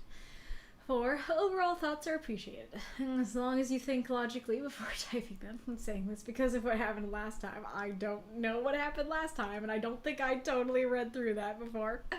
I'm sorry if something bad happened last time. Thank you for the cheer, Magistrate Iron Lung. Alrighty, Rue. Well, you're saying in the comments that you thought you cooked with this one, and I agree. I think you cooked with this one. I think this was a good story. And it is true that I do think the fact that you don't need any knowledge from other stories to understand this definitely helps make this story shine, but yeah, it really worked for me personally. I I like the was it even day, that it's like, okay, first question, what day is it? Is it Wednesday? Is it October 15th? Wait a second, is it even day? Already tells us spooky, wacky things are happening here. And then I think you do a good job of expositing what this place is. She was trapped in the in-between spaces. Okay, the reader is asking, what are the in-between spaces? You immediately answer, the pockets between dimensions. The incomprehensible non-existence that was a byproduct of the multiverse's existence. That works very well. But I do think it's very interesting, this idea of non-existence being a byproduct of existence. That instead of it just being like, yeah, things exist, that's it. It's like, in order for things to exist, that like creates it creates non-existence as a byproduct. Like that's a very interesting idea there. I do think that you could just, like, I don't know if you were adding some words in there to make it like not directly the prompt, but I think you could just directly say the prompt here. By all means of logic, this place shouldn't exist. I think that would work just fine. I don't think you need the prompt to be stated directly for me to be like, yes, it's a place of non-existence, it shouldn't exist, but it did work to include the prompt. I wasn't too bothered by it.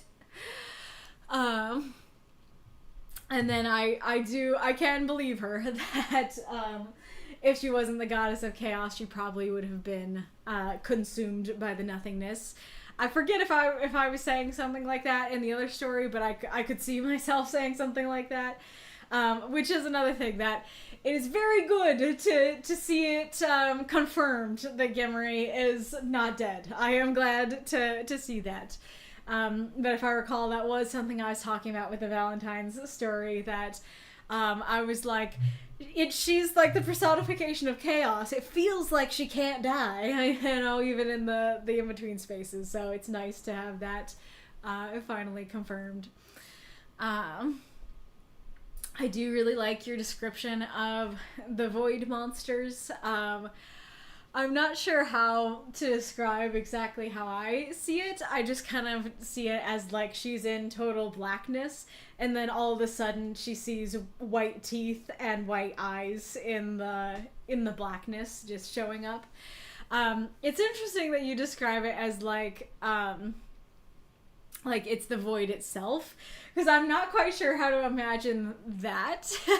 Like, I don't know if it's like, no, it's not like it's blackness and then white teeth and eyes show up, but it's just like, you don't even see it. You don't even see the maw. It's like the void curls like fabric and like shapes itself into a mouth, and like she can't see it, but she knows it's there. I don't know if it's that kind of a thing. But it like my interpretation of it reminds me of like kind of like those psychedelic sorts of scenes that you might see in like Disney movies and stuff, where it's like a song that's going on, and then the character falls into blackness, and then they see like eyes and teeth, and like more keep showing up just around them, kind of thing. It had those kind of vibes to me, and I liked it. Either way, whether it's what I thought or if it's like the fabric of the void creating the mouth, is like, either way it's interesting. Or if it's something else, do tell. And then, I think it's fair that they can't consume her. It is interesting that the creature or creatures don't seem to learn. Like, I'm very curious what that means. That like, because there's kind of a question of like, okay, are these truly like a race of creatures that live in the in-between spaces? Or is it the void itself, and therefore is it one creature, the void, the in-between spaces themselves, that is like, why won't you die? Please let me eat you. Somebody put the Gravity Falls like, you want to get in my mouth, right? Like, I forget how it's said, but I'm sure people who know the show can find it. But anyway, so curious about that, and like, you know, if it is the void, if the void is just like, I know she's not dying, but it's my entire purpose to like eradicate existence, so I just am gonna keep trying. Or I guess that could still be the point of like if it's a race of creatures, but very curious about that. Oh yeah, and it was also interesting to know that she didn't give all her power to Ree. I'm not sure if you did clarify that in the earlier story and I just forgot, but I definitely was questioning before if she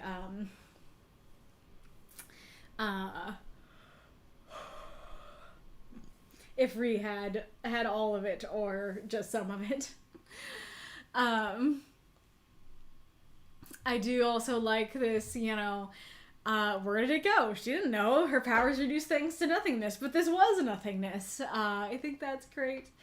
And it also totally makes sense that she's like, well, this place sucks and it truly is full of a whole lot of nothing. And so, you guys suck, but at least you're a change of pace. I like that. I also like the description of the universe travelers. I think it's cool because, like, easily, I guess this is another story where easily we could get confused about universe things and be like, oh, like I'm already confused about the creatures, and now you're introducing these like silvery interdimensional travelers. You know, I could see that kind of thing being confusing, but personally, I didn't find it confusing at all. And granted, if anybody who's a newcomer, do say if anything about this story confused you. But I thought it worked like that, and I like the way that you introduce it, that it's like, you guys are the only change of pace. Well, maybe not the only change of pace. There is one other thing, and then you show us what that thing is. I do really like this idea of the universe travelers and that there are pathways in between the universes. It's really interesting because this reads a lot to me like going out of bounds in a video game. That like, if you haven't watched speedrunners will find ways to glitch the game so they can like clip through the ground and stuff. And so sometimes like I've mostly just watched like Breath of the Wild and Tears of the Kingdom speedruns, but you could like clip out of the Shrine of Resurrection and stuff, and you can like in Tears of the Kingdom to get to the fight again, and you can clip out of the ground and fall all the way down to the depths and then clip back in to get into the fight. But like when you clip out of bounds in a video game, there'll be something like a cave, right? And so you have the cave and you have the pathway through the cave, and you are like maybe in the ground outside of the cave. And so usually in the game, you would be able to go through the pathway in the cave, but not get to where you are now. But now that you're where you are now, you can't get into the pathway of the cave. You know, I mean, unless you clip back in. But when you're out of bounds, like, you can't get back into the world. You can't get into the normal pathways. And so that's a lot of what this feels like to me, that it feels like they made her clip out of bounds of the game. And so, like, for normal people are playing the game normally. The interdimensional travelers, they have their pathways. But she's outside of those pathways and can't find a way to clip back in, you know? So I don't know if that exact image is what you were going for, but it really worked for me personally. And I was like, yeah, I can totally see that. And I feel like that seems very accurate to how, you know, these in-between spaces would be and why you're not supposed to be there. So I like that a lot. I am rather curious how, like, the pathways between universes are, like, created, how they came to be in the first place and stuff. And I do like the image of, like, the silver streak, that even if they're not, like, speedsters, I bet, you know, like she says, the paths are just so short that they just go by too fast.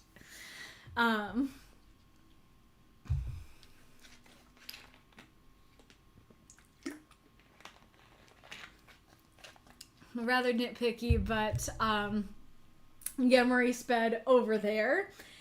This place is nothing. There's no over there. So Gemori sped towards the silver streak or something might work a little bit better. And I do really like you clarifying, like, and again, like, this is a perfect example of what I was talking about before of, okay, so you guys are the only change in pace I have. That wasn't entirely accurate, though. She knew because there's one other thing. The reader is immediately going, okay, what's the other thing? And then you immediately tell us what the other thing is. And then you're like, okay, so it's this, like, silver streak. Okay, what is the silver streak? Let me answer for you. Someone who hop between universes. Okay, how are they able to hop between universes and Gemori can't? Well, because there are paths between, they use fixed routes between the in-between spaces, and they're very short, you know? So I think you do a great job of answering the questions that come up, so that the story works well and is not confusing. I am definitely wondering if these creatures, these void creatures or creature singular, show up so often that she like can't sleep. I'm curious if she ever sleeps, or if she even needs to sleep as a chaos goddess. I wasn't sure if I should change it directly, but it feels like this should definitely be I know my love never would, because I knew my love never would kind of sounds like Bree's dead. That it's like, oh, I knew he never would when he was alive. Or, I mean, I guess there's a sense of, like, it sounds like she's dead, and I guess you can make an argument that, like, she's not dead exactly, but kind of, you know? So maybe that's what you were going for. Like, when I was in the world, I knew that my love never would. But it seems a little bit awkward, especially because, like, she's saying, like, I won't give up. Now, where I am, in the place of non-existence. Then I think that just saying no, like, I know he's still alive, and I'm alive wherever I am, I know he never would. And you can even go a step farther and go, I know my love never will. That he's still alive. And so, in going forward, I know he never will, you know, kind of thing, I think would work a little bit better for me. And I do like that mention of him, that she still has faith in him, and I do hope and believe that Ria's searching for a way to bring her back as well. And very cute to end on. If there's anyone I believe in him. I am curious for any newcomers to the universe, if you were like, what do you mean your love at the end? If that was confusing, or if it's like, no, people are in love, chaos goddesses can be in love, and so no problems there. That I really like the fact that, like, this is such a terrible situation that she's in, but she maintains this playful, positive, hopeful attitude, that even as she's getting rid of the creatures and stuff, she's not going like, oh my gosh, another one of you stupid things, you know, that she's like, you never learn, do you? Diddle-a-doo. And like, I know that Ree won't give up on me, so I won't give up on him, you know, we're gonna do this. And I think that makes the story more enjoyable, that it has this, like, hopeful tone to it, even though she's in this terrible situation. Let's see, what were your questions? Yep, I think I understood what was going on. If there's anything you felt like I didn't understand, I'm certain that you'll let me know. I think that your description of the creatures was good. I don't know if I was having the right image, but I thought it was cool regardless. I can't answer number 3. And then I think I answered 4 as well. That I think it's cool. I'm interested to hear more about how it works. And the way someone in the in-between spaces sees it sounds like how somebody out of bounds of the game would see somebody who's playing the game normally. And then, I gave my overall thoughts. So, yeah, I see the ad is coming.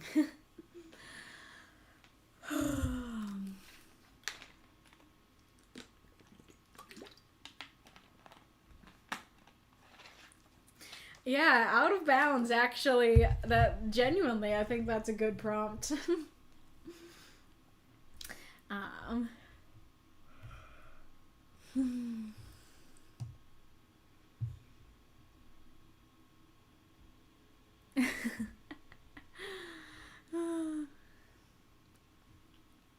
My housemates are watching a speedrunner Banjo-Kazooie, and clipping is needed for speedrunning that game.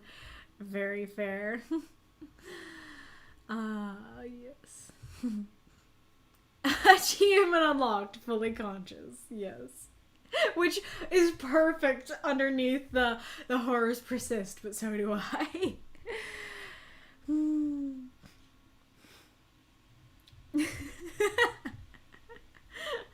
I'll come back to what people what gifts people are posting. But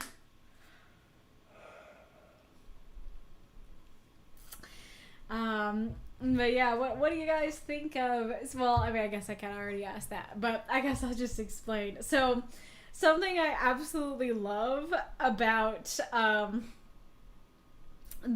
this overlay and stuff is that the decorations are separate. That there are some, like, they have frames that are decorated, so the camera one, the box I'm in right now, that one was a pre-decorated frame. But it also comes with blank frames that you can decorate. The chat box one technically is one that I decorated, but I decorated it to match another one because when I tried to use the already decorated one, the chat was over the decorations, and so I basically just put the decorations that I already had on it. But it did have the benefit that I could remove the one in the corner for the moth. But the decorations around the display capture, the story, and the stream chat and the Discord, I did those. I grabbed the decorations and put them around, which is part of why I was late, because it takes forever to make a new thing and then name it and then go find the decoration and pull it in and then put it in the screen and get it the size you want and the location you want and stuff, and I have to do that for like all of them. All the little things, I mean, yeah, like the skeleton, the bush, the flowers, the pumpkins, the ghosts, like they're all separate decorations that I had to put in there. But I hope that you like them. I see Mako redeemed an on-screen celebration. I don't think I'm seeing it though. I'm seeing the notification for it, but no actual celebration. Kitty, you getting up? Getting out? But you're being so cute though. You're being so cute. Ah, don't sneeze on me. Don't sneeze on me, baby.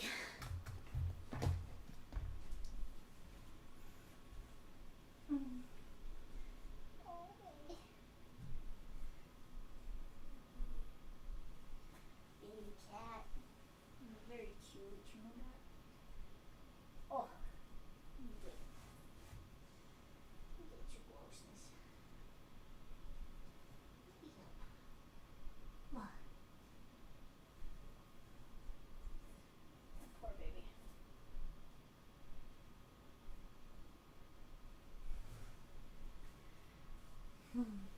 Oh, I guess I should have put the camera on. Bella. Why do you never see them? I don't know. I wish I could tell you. Alright. Thank you for the cheer, Mako.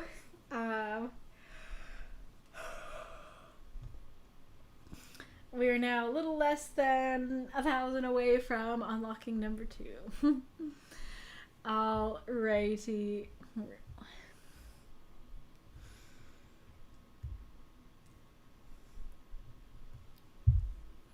Hey, so there are places between the universes. Did you think that there weren't? Yeah, Riank. I had one time change there almost at the end. I accidentally used present instead of past tense, as usual. I think the problem is the opposite, that you used past when you were supposed to use present.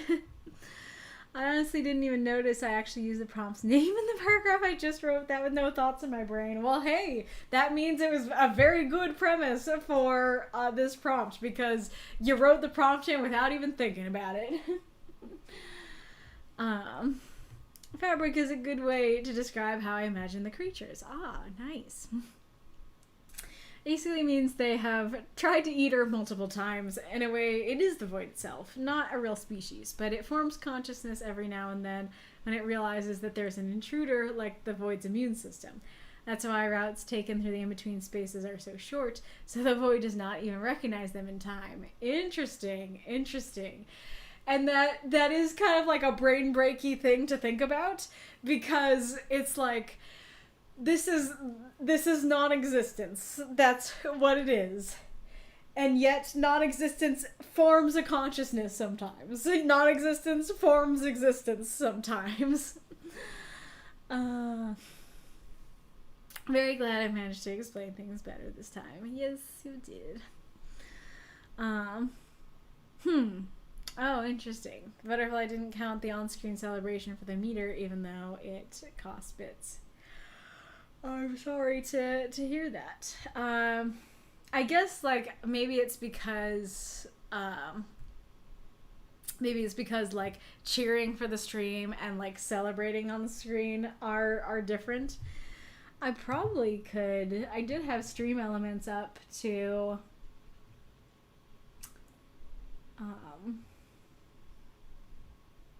there we go.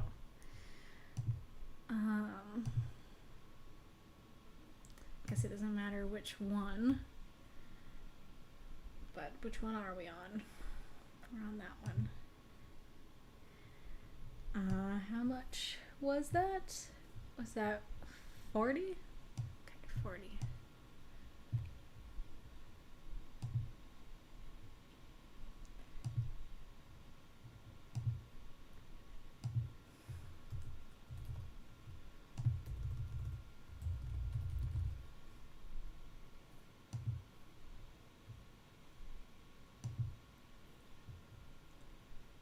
Yeah, that seems to have worked. I can't promise I'm going to be able to do that every time, but I was at least able to do that time. Alright. I love crafting horror beings that are beyond my comprehension. Just love them. But you know, fair. I assume there were, but when discussing his Valentine story, I thought Riank said there weren't. I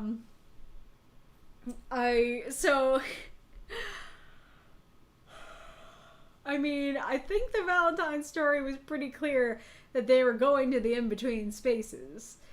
So I feel like you're talking about something more specific than that. Let's see. I remember hearing a lot about Gomery, but I don't remember her appearing, so it's nice to see a story about her, and then this fits the prompt well. Yeah, maybe in most of the stories you've read is when she was not around. Yeah, that gif of the turquoise-mouthed, well, I guess I'll just show it.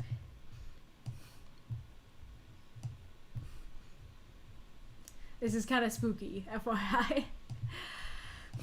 But yeah, this was kind of what I was imagining for the void, except there is no room behind it. It's just that. But I think Riank posted one that was much closer to what I was imagining. Yes, this is pretty much exactly what I was imagining, for sure. Did you make that, Riank? And then we have this one that's like, why won't you die? As the void talking to Gomery.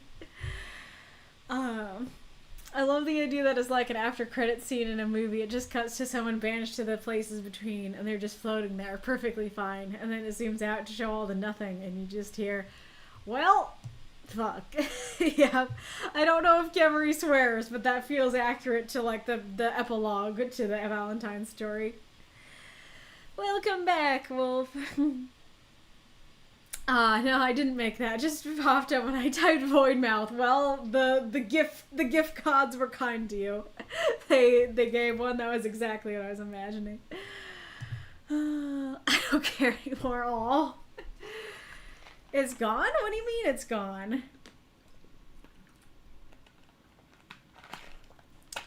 Like, I think, like, if I recall properly, what you're talking about is that I think the Valentine's story did talk about there being in between spaces, which is where Yemery was banished to.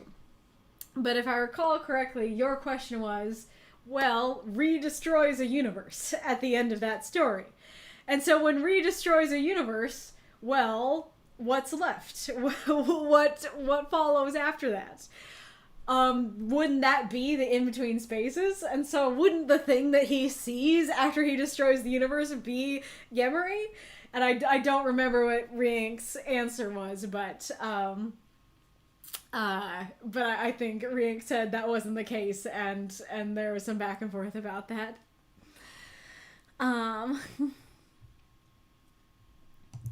What? Why did you do that? Why would you delete all... Oh, okay.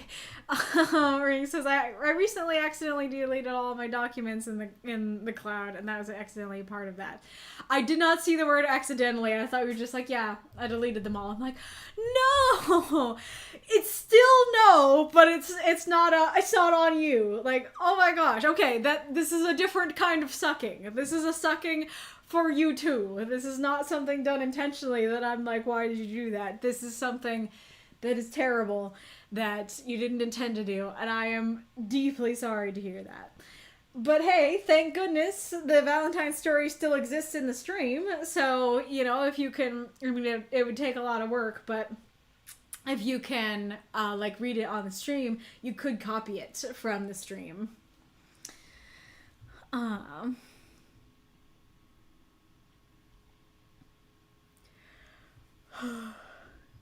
The in-between spaces ate my documents. I'm very sorry to hear that. I found it? You found the Valentine's document? You got it?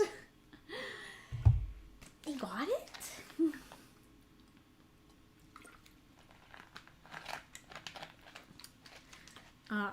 Oh, you had it in your normal Word documents as well. Good, awesome. Well, maybe you can at least post that to the Valentine's story in case anybody wants to find it. Okie dokie.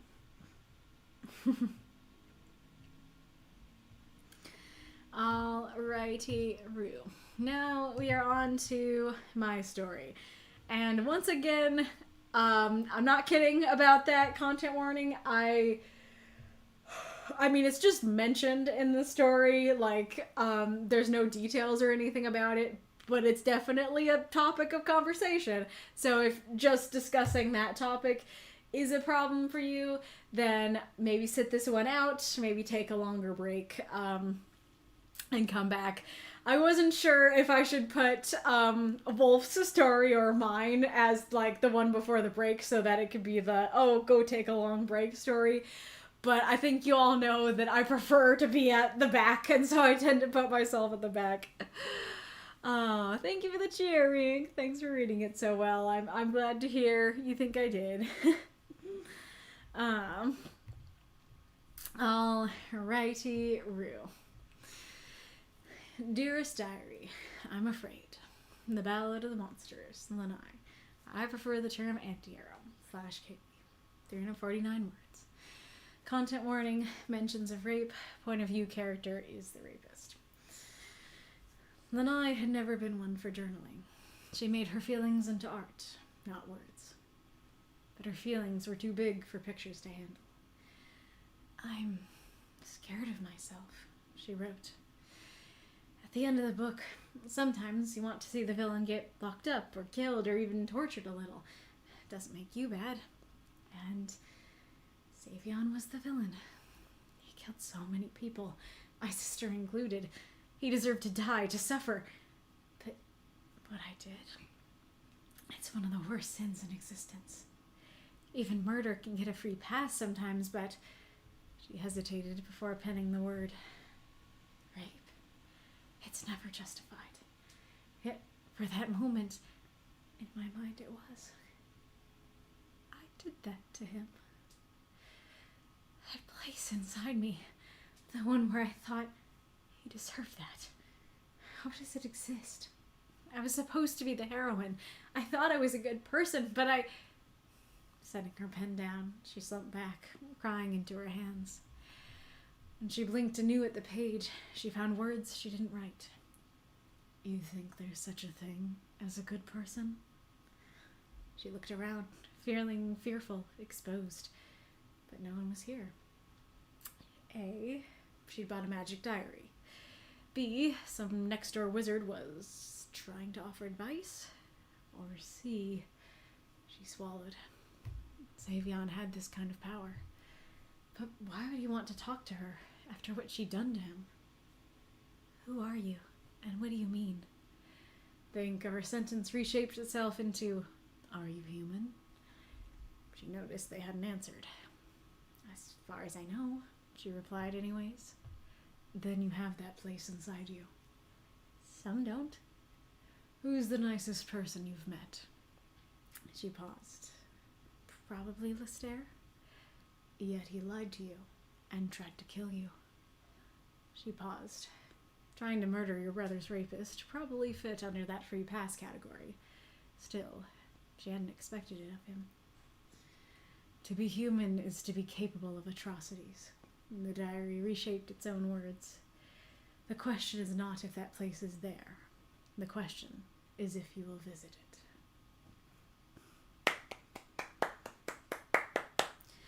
Throw out those moths and monsters, cheer for the story if you loved it. Oh, looks like it froze for Death's Head, but glad it didn't freeze for everybody. Okay. I just saw my first comment is don't like. Oh, is there a hype train? Thank you for the hype train. Thank you for the cheer, Magistrate Iron Lung.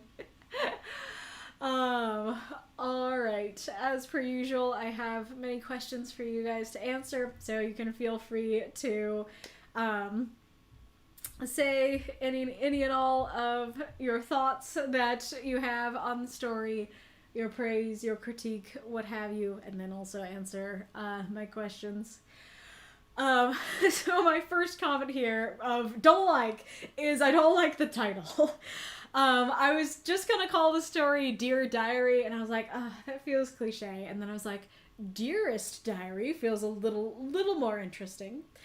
And then I was like, one of the things you'll see in the comments or the questions is that I was disappointed I didn't get to go more into like the fear aspect. And so I reiterated it in the title. But I don't know, the more I looked at the title, I was like, it feels very bland to me. So feel free to share any, well, first of all, any thoughts you might have on the title, and second of all, if you have suggestions for better titles. My second question is, do I need the second part of that content warning? I've never put that in any of the content warnings for Lanai's point of view stories before, but I realized that could be a different level of triggering about the stories, that like this is usually all I'd say, but having the point of view character be the person who did that could be like, yeah, I'm fine with it being mentioned, but I'm not fine with like reading a story from the perspective of such a character. But when I wrote it, I was like, oh, that like makes the story sound like so much worse than I feel like it reads. So let me know if you think I need to put that as part of the content warnings for stories of this nature, or if it's like, that doesn't properly warn of the content because it makes it seem worse than it is. Okay, so my question list. So question 1, anything confusing, especially if you are a newcomer to the universe. 2, I included the actual word, the word being rape. Because folks have told me in the past that it was necessary, and because the whole point of the story is that she's committed an atrocity she didn't think herself capable of. So I felt like I needed to say what it was. Did I make the right choice, or would it have been better to leave it ambiguous? I didn't put the other version, but there was a version of what she said that was more of just like a ramp up that like didn't have to say what it was that I could have used. But I feel like when I don't say the word, it's very likely that people will be like, oh, I'm sure it wasn't that bad. Which is honestly fair, because, you know, I probably would have the same reaction if I arrived at a story like this and it wasn't said. I would not think it was gonna be that. And so, yeah, it feels like, because even thinking it's an atrocity, you either A, won't think it's that bad, or B, won't think it's that. And so I felt like I needed to say it, but I'm not sure. And then 3, how dark / intense was this story? Did the darkness or intensity of it hinder it in any way? So I asked this kind of because it's not super dark to me. And so I'm like, does it feel not super dark because it's not super dark? Or because, or is it just because I know the characters and I wrote it? And like for everybody else, this is actually an incredibly dark story. 4, did you feel like Lanai was properly remorseful? I felt dissatisfied with how I wrote her view of her own actions. She's meant to be quite emotional, and I wanted to expound on her fear of herself, but using the diary made it feel detached. So I'm not sure if she came off too casual. Would there be any way to convey more remorse / emotion here? So, of course, one way to convey more remorse and emotion is to have me read it out loud. So I feel like you guys probably got the emotion of it because I read it out loud.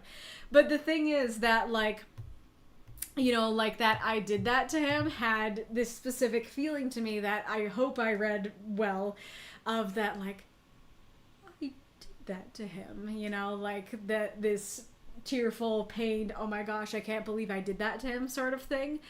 But to me, when I would just like read it as is, it would read very flat. You know, it would read as, I'm scared of myself.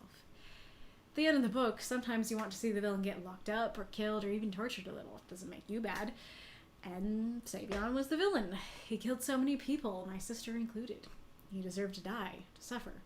But what I did, it's one of the worst sins in existence. Even murder can get a free pass sometimes, but rape, it's never justified. Yet, for that moment, in my mind it was. I did that to him. That place inside me, the one where I thought he deserved that. How does it exist? I was supposed to be the heroine. I thought I was a good person, but so that's kind of how it ends up reading to me when I just like look at it, and that's definitely not the emotion that I want from it. You know, I want it to be more of how I actually read it. So I am curious how much of like my actual reading came through if you were just would come through if you were just looking at it, or if indeed you too would kind of read it flat, and how to better convey that, because like I said, it's just the telling method. Because if she was saying this in dialogue, I could say that, you know, her voice broke, or she paused, or she cried. I mean, I could still say that she cries. I didn't have the words for that, but I could say like she's fidgeting, or her voice is breaking, or whatever. But but just journaling, you can't say that her voice broke. You know, all I could say is stuff like she hesitates before penning the word. So yeah, curious how that read to you. 5, did Lanai's guesses as to who / what she's talking to make sense? 6, who / what do you think she's talking to? I will spoil it in the next question / section. If you don't want to know, don't click on it. I realized that maybe I should actually copy. Well, actually, it might be better to just send you guys the link, because I think my questions can get kind of overwhelming. So, let's see.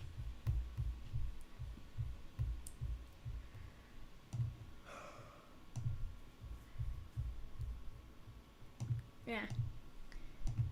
So here's the link to the questions. But anyways, going back to reading them. Okay, so that is indeed Savion. The story started as being placed during the time when he's helping her with her curse, and they had a discussion about it in person. But those stories don't really go over well, understandably so, in short form, because I can't explain why in the world he's willing to even be in the same room with her, let alone speak at least somewhat cordially with her about what she did to him. So I decided to make it her journaling and him clairvoyantly watching and sort of snorting at her confusion and deciding to reply. But it felt weird from his point of view on a few levels, so ultimately became her point of view. So 7. Does knowing this is Savion change your view of the story in any way? 8. Do you feel confused as to why he would talk to her and or like he's not angry enough at her? In one of the drafts she asked, so like down here, like the question is if you will visit it, and then she replied, what am I supposed to do now that I have visited it? And then his last line was, I resisted the urge to reply, suffer. I am curious if something of that nature was needed, or if even that is too mild.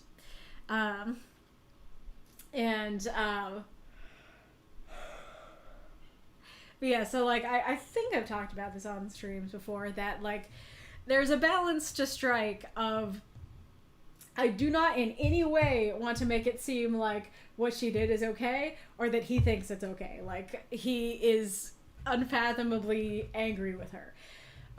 But there is also still nuance to it. And it's not just, oh, I hate her now and the relationship is over forever. You know, there's more going on. And so I always fear, especially with these short stories, that it seems like, you know, knowing that he's talking to her, that it's just like, why is he giving her helpful advice? Like, he should be a lot angrier than he seems, you know? But on the other hand, you know, especially like calling him the villain and stuff, I don't know if even like what I have actually seems villainous, you know, and doesn't seem, I don't know, that doesn't seem like the victim or something, I guess. So I don't know how it comes across when you know that it's him.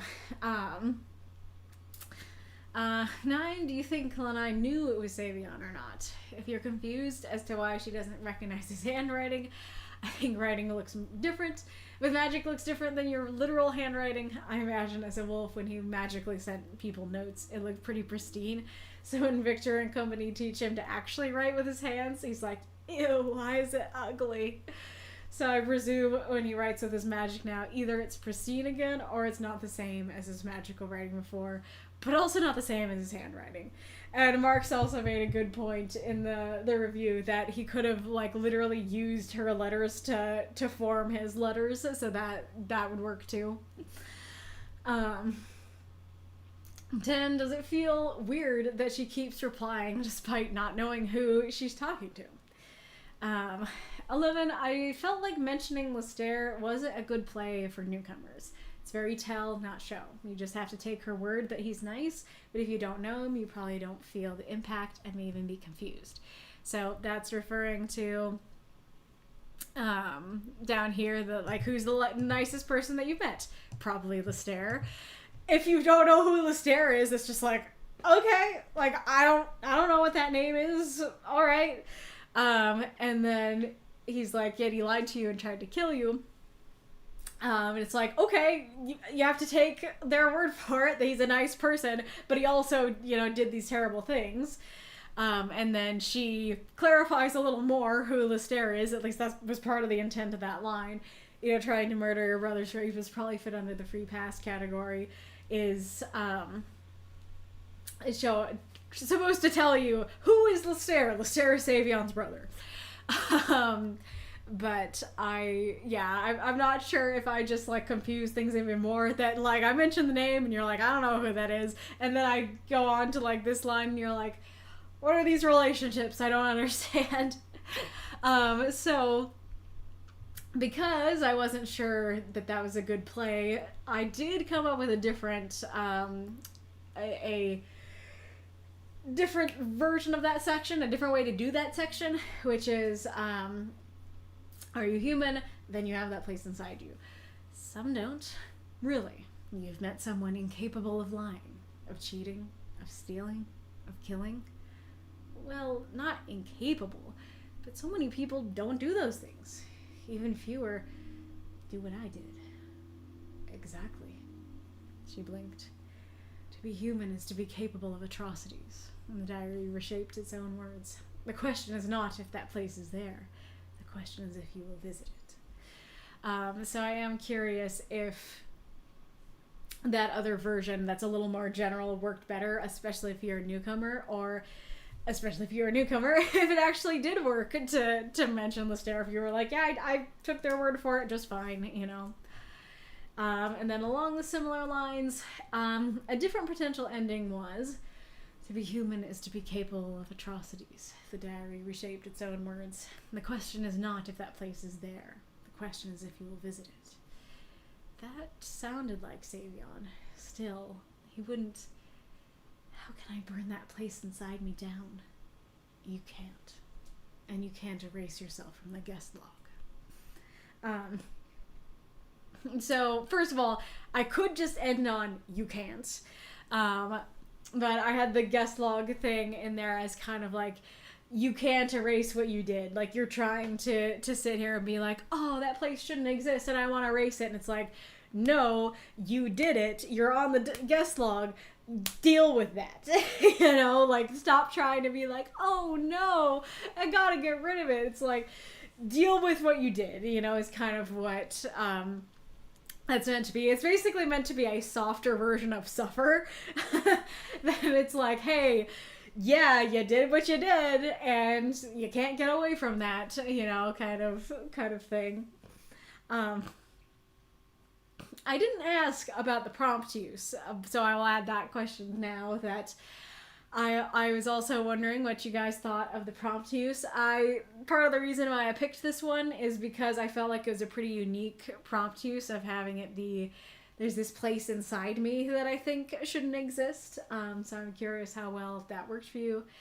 And kind of along similar lines, how do you feel about the message / ending / ideas presented? Which also makes me realize there was another thing that I really wanted to ask, and I don't know how I forgot to ask, which is, oh, well, I guess I did write it in a comment here. Originally, the line was not, you think there's such a thing as a good person.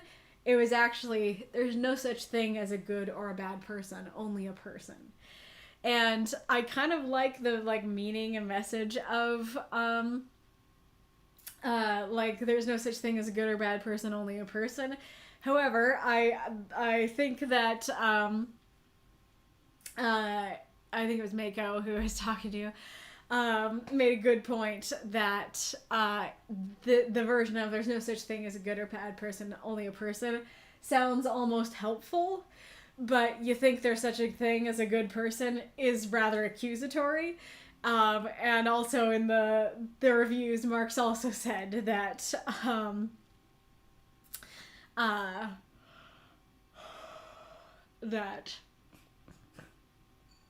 that line sounded very Savion.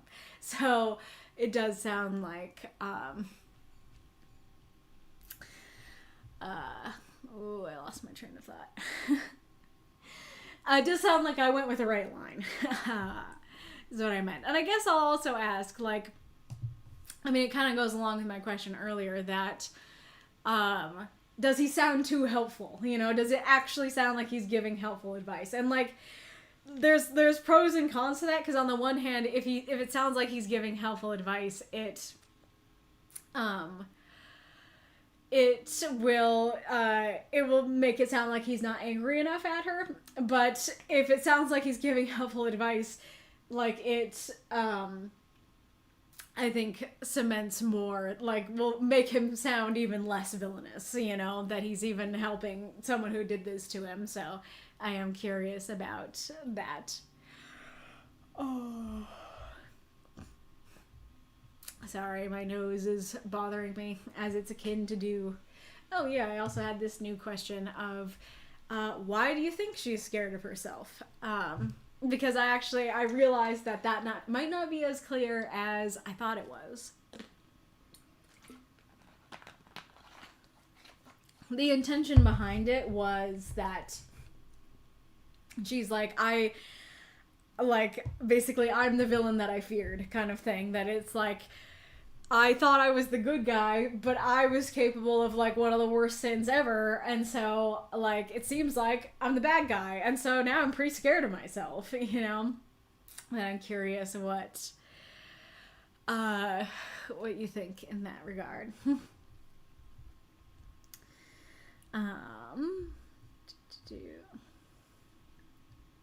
Thank you for the cheers, Magistrate Ironlong, Marks, and Mako. Really appreciate it.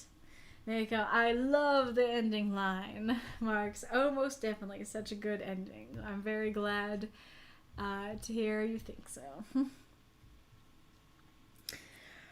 Oh, fair. I've listened to stories of real people who did things on an order of magnitude worse than this, so it doesn't bother me. Fair. Marks, I'm cool with the title, actually. Fair. Well, the words themselves seem remorseful, so I read it as remorseful. That is also fair. Thank you for the cheer, Ghoulish and Ghoulish. Really appreciate it. Looks like we've got Joe's unlocked, which is wonderful. You can type in the Twitch chat now. Could you not before? Oh, you were on mobile. I mean, if Harry kept talking to Tom, I don't see why not. Yeah, totally. Mars pointed that out as well, that there are very much Tom Riddle connections. Or, Riddle's diary connections. And I am cool with that.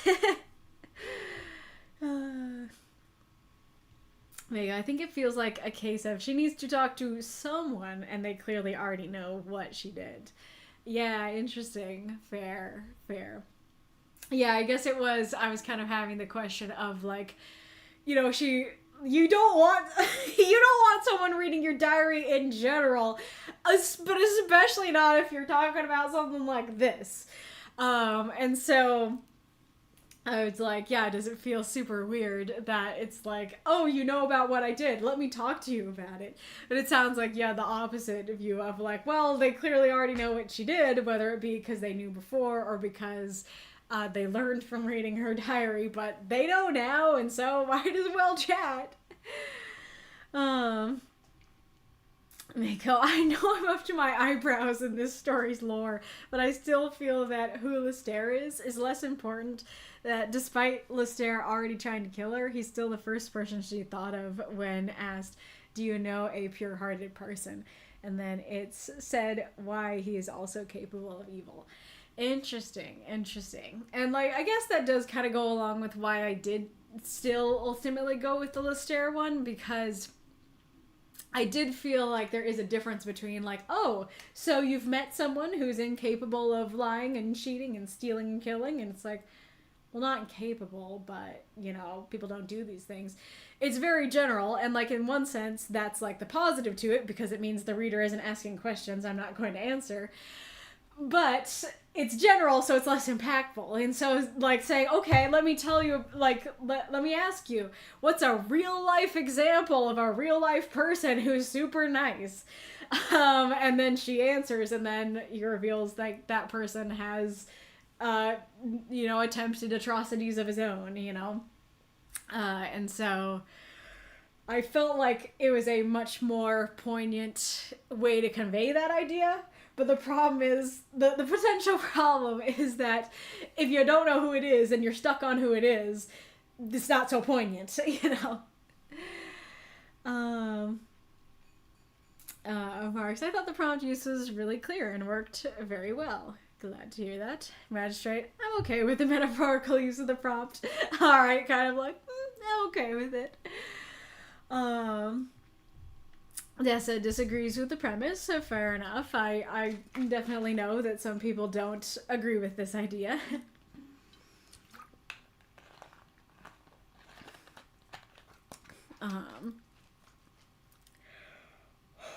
Okay, so I made sure to read it all before reading it to you. So I disagree with the premise. People are capable of atrocities in the sense of the banality of evil, roping us into systems of evil. Making sure the coal gets to the trains, taking people to the camps is an evil act. But not everyone can stomach being the trigger man on such a thing.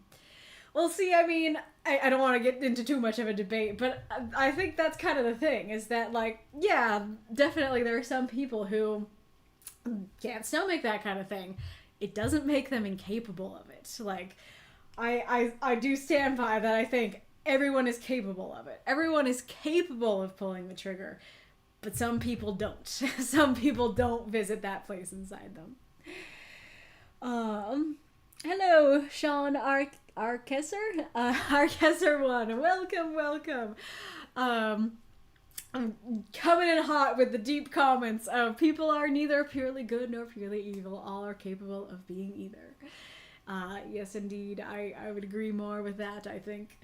But welcome. If you don't know, we are a writing group. We write weekly microfiction for weekly prompts, and if you would like to join us in that endeavor, hopefully someone will be posting a link to the Discord soon.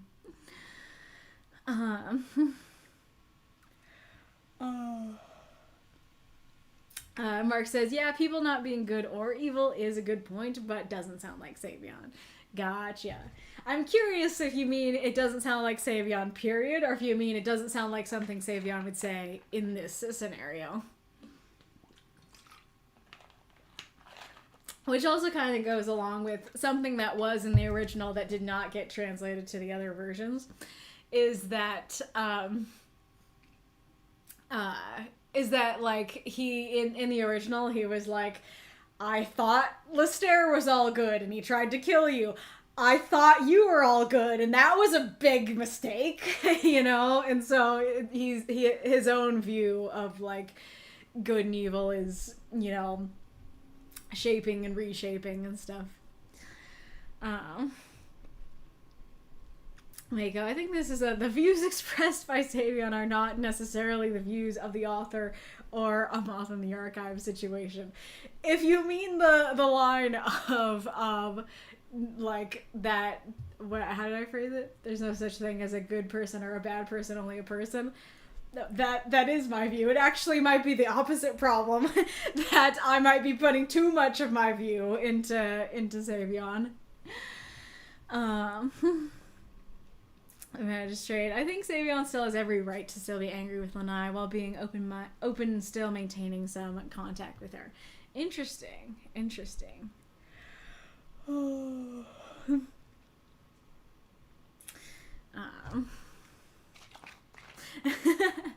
How flow the vibes from the other realms? Are they sufficiently inspiring today? I managed to post chapter 19 of my current work today, so they're flowing decently for me. That's awesome. I love that phrasing. I don't know, I mean, I'm not writing live on stream, just critiquing, so I don't know if I can answer how the vibes from the other realms are flowing unless my jokes come from the other realms. And once again, I don't know if I can answer how good my jokes are. The puppy is a wild man? What? Marks, I meant in general, Savion thing, there's no such thing as a good person is very in character. Very fair. Very fair.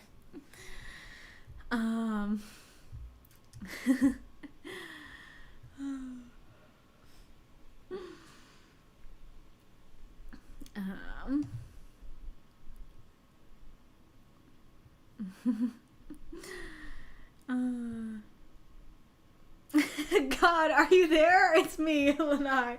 Dear diary, I suck. Yes, totally.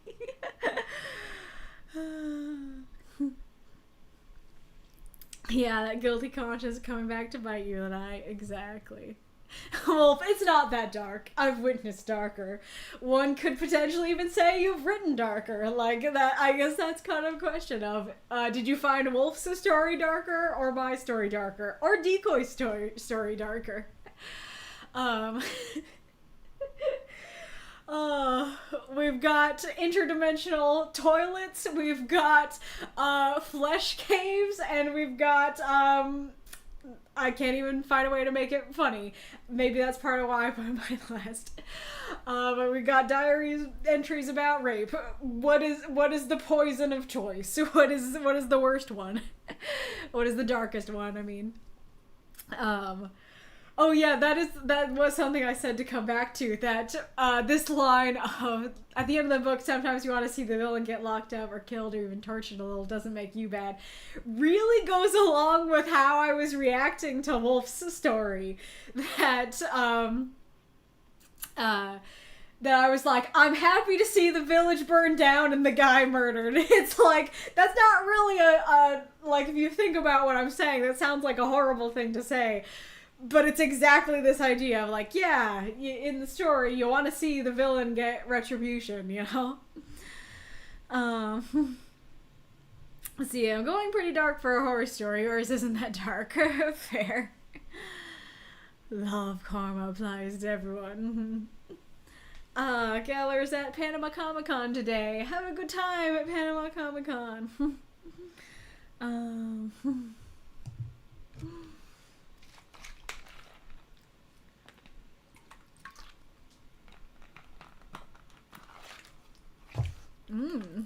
That's very interesting. Very interesting, Sean. I'm just reading like Sean's like interesting beliefs and worldview like comment, and then above it is my sister's dog is here and he's hyper as a squirrel on cocaine. Yeah, it would be darker if Lanai showed no remorse or worse. Yeah, exactly. I would agree with that. And I probably would not be writing from her perspective if she didn't feel remorseful. Alrighty, I'll do one last look through of it to see if there's any last questions or comments.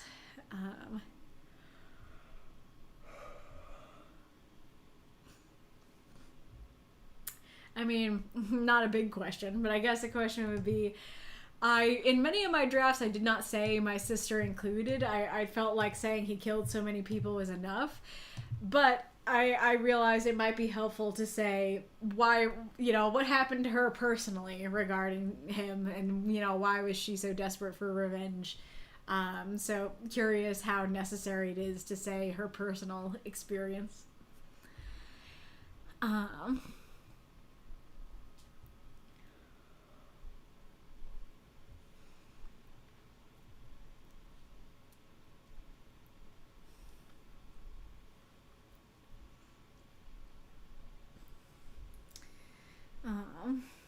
Oh, cool. Marx has written something similar to what Sean was talking about. Alrighty-roo. Thank you all so much for listening to my story and answering my questions. I did not do another, vote for the questions, so I'm sorry about that. Oh, thank you to whoever put the check mark on the one we already did. So I guess we will just do the next one down. I mean, I guess that could be another option to just, do all the ones in this batch and then call for another vote after we get through this batch. But the next one is one that I came up with that is surprisingly short, considering the ones I come up with are usually long.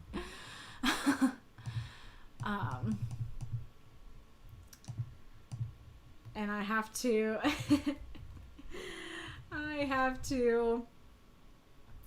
get the BRB stream or screen ready because I did not get that ready.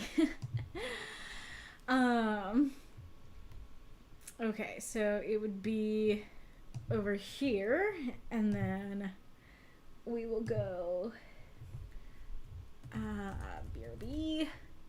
Okay. Over here, over to this one, and this one. What are you doing? Oh, okay. That scared me. And here is that. And then we want it to loop. And then there we go.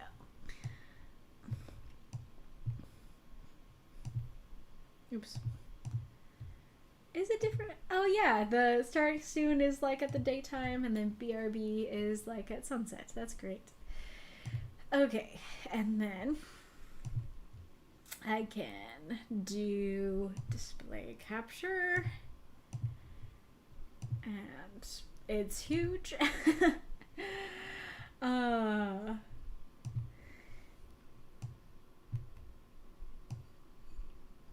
don't know where is the best place to put it. I guess we'll put it by Skeleman's feetsies.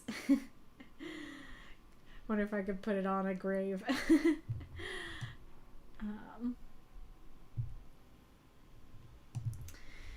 And then maybe for this one I need to do the cam one that's already made. Could I do a squaw one? Give me a squaw one. See what... Oh, there's not a lot going on in this squaw one.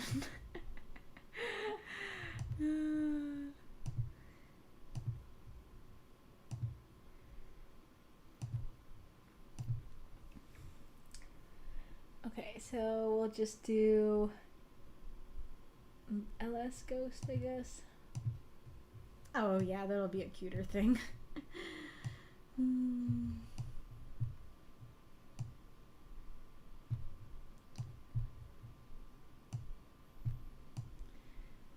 It's a cuter one. Yeah, I like that. I give a little ghost. Okay, and then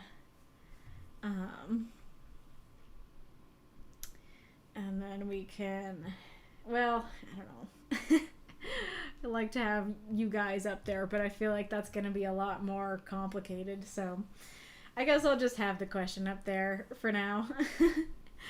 Alright, so the question is, when did you first start writing, and what did you start out writing? And you can answer this question a couple different ways, because I think that this question is inspired by me being like, well, I think a lot of us start out with fan fiction. And then I think I was also talking about like how I got into writing in like first grade and stuff, and then also talking about like fan fiction as like a teenager and early 20s and stuff. So you could talk about like both elements, both like literally as a kid, how did you start writing if you started writing as a kid, but you could also talk about like when did you start seriously writing, like what were you doing when you were really seriously pursuing writing, you know, kind of thing. Oh yeah, that would be cute. It might be on the book cover. Alrighty, okay, so I need to go take my little break. So I'll put some tunes on, and I will see you in a little bit. Oops, looked away as the song was changing. Alright, we're going over here, Look who I got. I got Carrie. Hopefully you guys can still hear me down here. Wolf says I forgot to comment on the new backgrounds. They are cute. I am glad to hear you think so. Oh yeah, I should ask. I was really struggling to figure out what color to make the Encore moths. For the spring, they're like pink and yellow and like an orange. To match, you know, the purple, pink. Well, yeah, I don't know, to match the backgrounds and stuff. I think they matched the original background, and I just kept them for the new one because they weren't, it wasn't really a problem. But anyway, so I was like, yeah, I guess I'll do these ones like orange and green and maybe like some pink or red, because I see like pink and red in the flowers and books and stuff. And then I tried to do green, and it was like, there is way too much green on screen. I don't like it. And then I like tried to do pink and red, and it was like, ugh, like that just feels clashy. It felt like too vibrant, too much. And so I was like, well, purple is like Halloweeny, and it's like it adds some spice, but isn't clashy. So maybe I'll do purple, and so I did purple. But as I'm looking at it, I'm like, I am once again second guessing myself. I really like the Encore one, the orange one, and I'm quite liking the Encore 4, like, brown one. But I am less sure about my purple ones. Okay, but for the question, when did you first start writing and what did you start out writing? Sia Miller says, when did I start writing? Depends on how you count. I was always the class weirdo who looked forward to the creative writing assignment. I mean... Maybe it's just because I'm a writer. I'm like, why would that classify you as a weirdo? Maybe, are you talking like essays and stuff that you were excited about essays? See, in that case, yeah, I didn't even like essays. My first unassigned work was a self-insert fanfic for the 80s series Beauty and the Beast, which my mother edited out of existence, and I'm still salty about 40-ish years later. Wait, what do you mean edited out of existence? Like, she got rid of it? Or like she was like, no, let me help you, and like edited it for you? I noodled with rewriting fairy tales in 1990 and messed around with concepts until Amalgam Universe began to coagulate in my head. I like that. Yeah, the universe coagulates. I started taking it seriously in 2012, 2013 when I started publishing short stories. Doing the daily flash fictions has made certain I just never actually stop. Oh, that's awesome.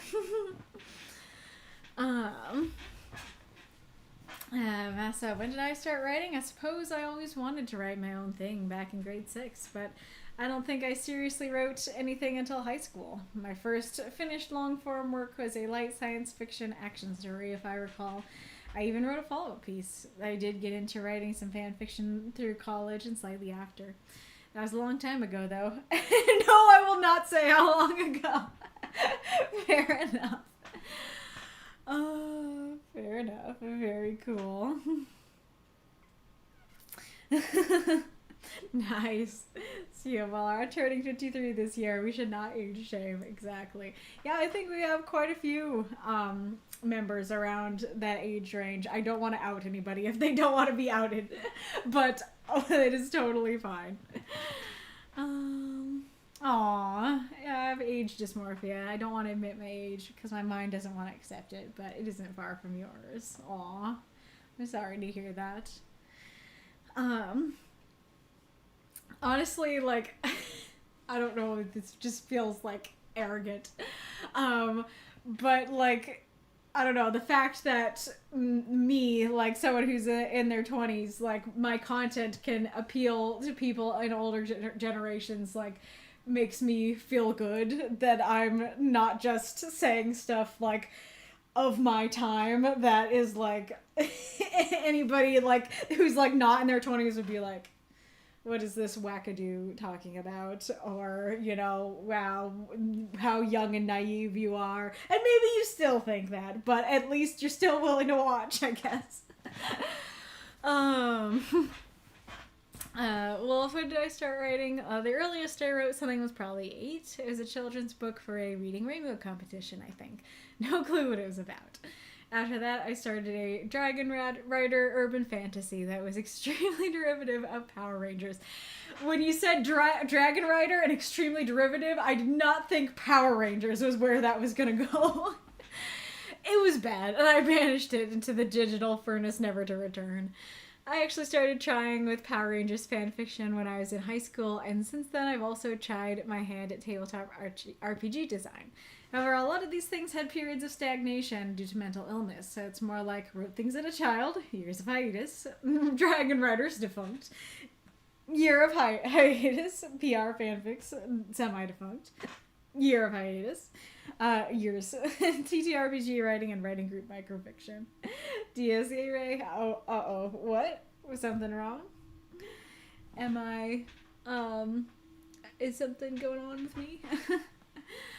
Gosh, yeah, that's interesting. Well, I'm happy to be a part of your seemingly maybe your longest writing era. I don't know. You've been writing for many years. I think you were there at the start of the writing group with Benji and Tail Foundry and everything. So, but yeah. Aerith, I never wrote fanfiction to my memory, and while I always wanted to write, I only became more committed and wrote more regularly when I first joined Tail Foundry. Now, my dad was passing away at the time and in hospice, so I was struggling to find meaning or purpose in my life. So I began devoting myself to being a writer as part of rediscovering my self-identity and self-direction in life. I've been at this ever since. Wow, I did not know that your reasons for joining and stuff were so deep. That's very powerful. Thank you for sharing. Rust Red could be good. See, part of the difficult thing about these is that, like, there has to be a huge discrepancy between the colors or you won't tell the difference. Like, even in this purple moth, above me, the bottom color is pink and the top color is purple. You can kind of tell, but, like, barely. And they're pretty different purples and pinks, if I recall. And so if you're just like, yeah, I want top yellow and bottom orange, and I did the wrong hand motions. If they're too similar, the whole thing will either just look orange or yellow. So like the bottom one here, that yellow is really yellow and that orange is really orange, so that you can see the ombre. So I would just have to play around with the rust color and see, if I can make it work. I mean, I guess they don't have to be ombre. I just like it. Doc, I'm coming in blind, but I started getting an interested in writing when I was 12. In the age of Neopets, I started to text role play at 13 and worked on fan fiction when I was 14.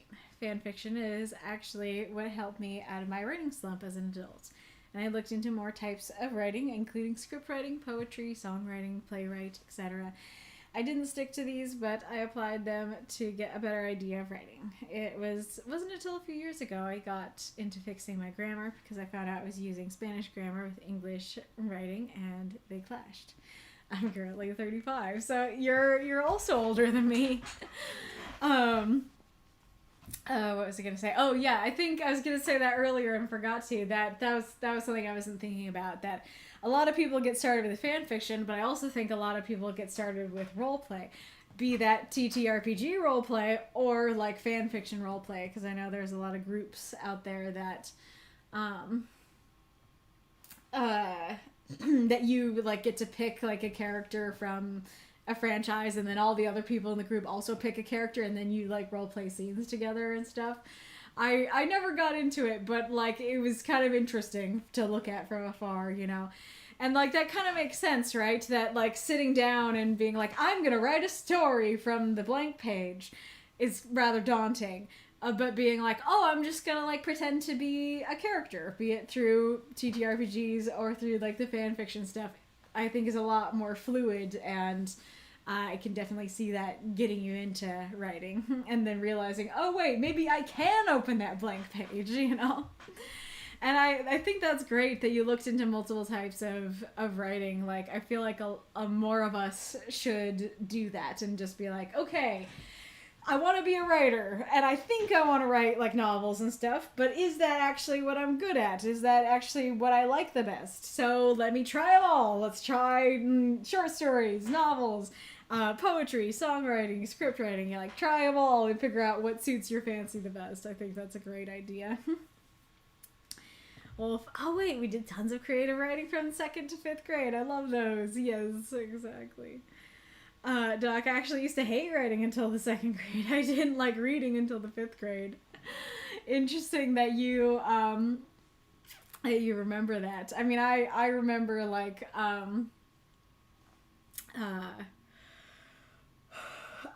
bits and pieces of during those times, but I don't know if I can remember like that. I heard the Dies Irae leitmotif, which always means death or doom. Play by post RP. I'm not sure if I've heard the term specifically, but that sounds right. Yeah, I still do it to this day. Aw, nice. I've done both. I'm in a hybrid game right now with 3 characters. Nice.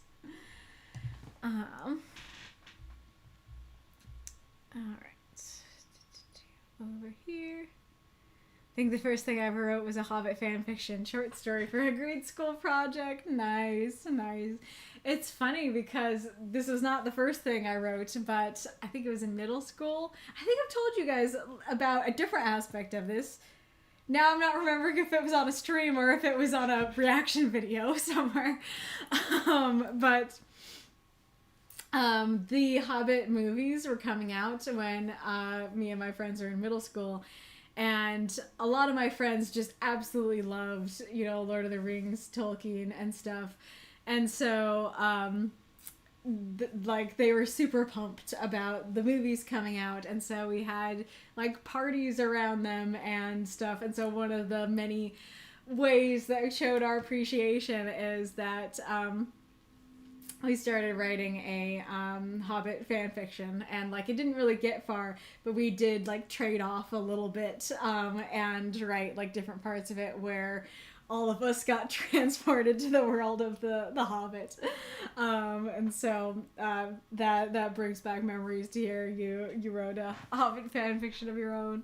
I assume for you it was I was gonna say I assume for you it was the book, but actually I don't know, because, I think that they acknowledged the problems with the movies, they were just excited to see the content, and so I would guess that the fan fiction was for the books, but I'm not sure if I remember. In 4th grade, 1997, 1998, I wrote 2 historical fiction stories in my notebook. In 2003 to 2004, I was a sort of sci-fi incoherent scroll of nonsense, which is when I first decided that I wanted to be a writer, culminating my 2010 fantasy novel based on a shared setting my brother and I made, which paved the way for me dedicating myself to writing. I have never once penned fan fiction. Very cool. Very interesting. I mean, it depends on your definition of fan fiction, because you could say, in a way, that historical fiction is fan fiction, right? You could even potentially say that what I do with my retellings and stuff is fan fiction. It's just allowed, this kind of fan fiction, these kinds are allowed to be published. I started in high school, says Sean, all original works in the 1980s. To date, I've only written a single chapter of fan fiction, and that only to prove that the series could be continued if they wanted to do so. Nice. Decoy, I got started proper when world building for D&D, which I guess I started back in 2018, but as for fiction, divorced from my home game, then when I joined the server a year and a bit ago. Aw, that's awesome. Hi, kitty. So cute. Oh, no, come here. No, come here. That's pretty wild that you mostly worked on world building for D&D and have only been writing proper for the group. A feline overlord, all hail! Yes, it is a feline overlord. I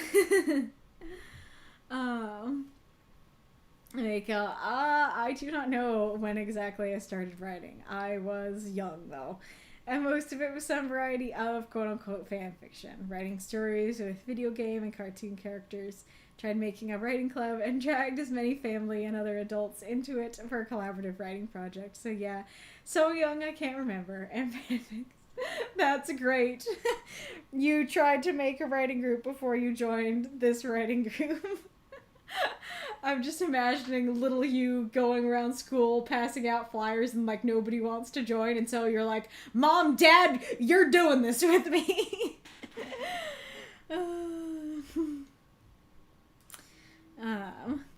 My high school English teacher assigned theme papers. You read a story of pure fiction, acquire a theme from that book, Then write 2 stories, one that proved the theme, one that disproved it. I love those. Ooh, that's really cool.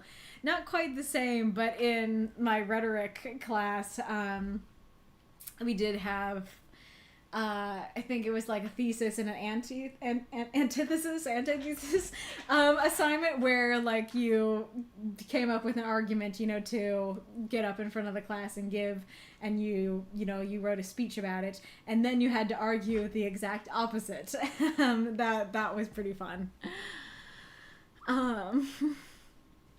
Never tried fan fiction, but I read an interview with Tasman Moore, who wrote Gideon the Ninth, and they got started writing Final Fantasy fan fiction. Nice.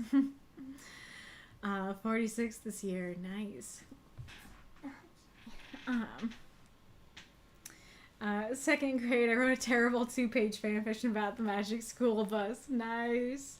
Magic School Bus, hell yeah! Where's my Magic School Bus fandom? I don't remember what I wrote, but I didn't want to submit it for homework because I already had my own inner critic. Nice. The group's been a great motivator for keeping the writing up. Oh, that's awesome to hear. Kitty, don't eat the plastic. Don't. That's not for kitty tummies. Not good for kitty tummies.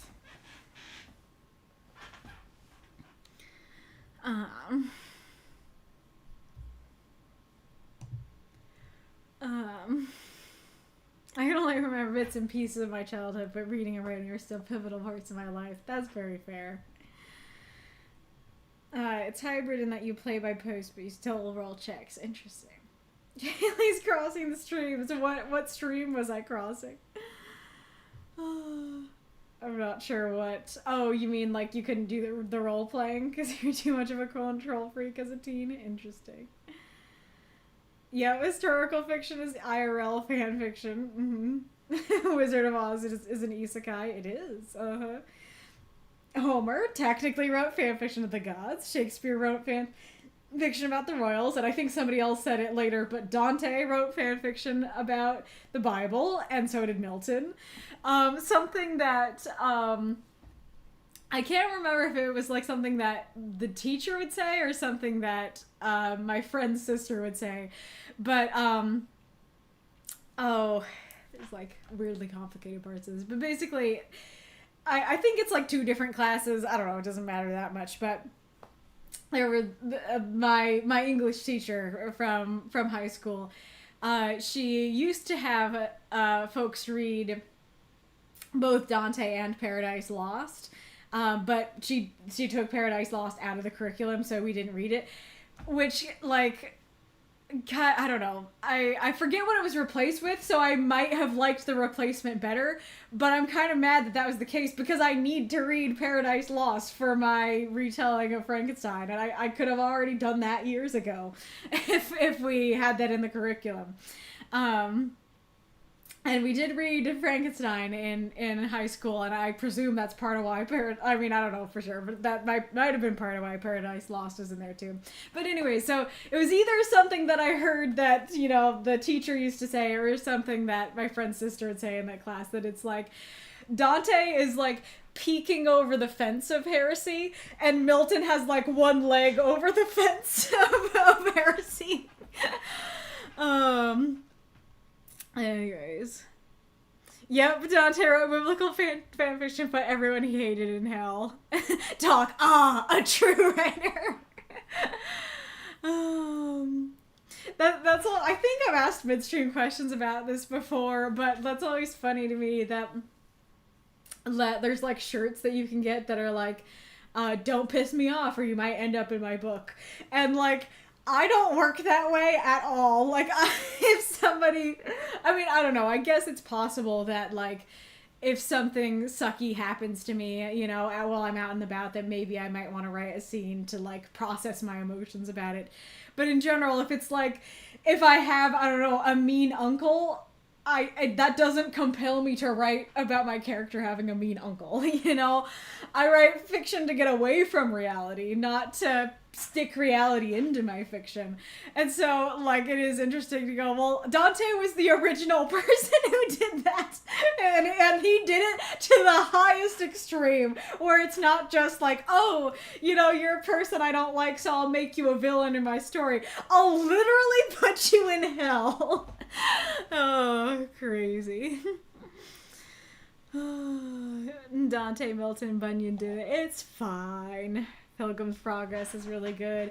That is one that I think, I want to say my first grade teacher, but I don't know if it was, but yeah, one of my teachers read that book to us. I don't recall much about it. Yeah, but catharsis writing sometimes works for me. Mm-hmm.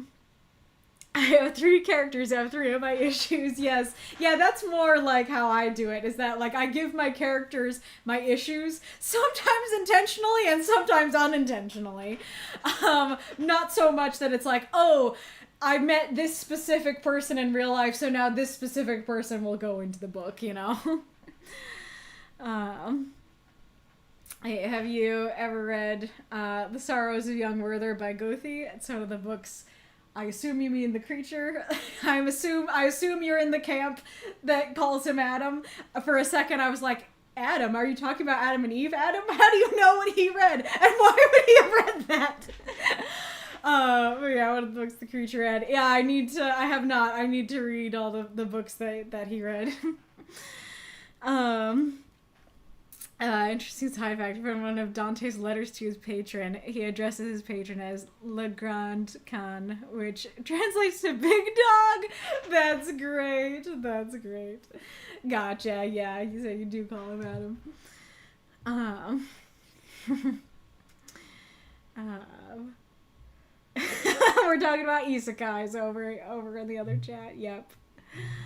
Lots of isekais. Alright, anyways, I should be moving on, but it has been a fun discussion. Okie dokie.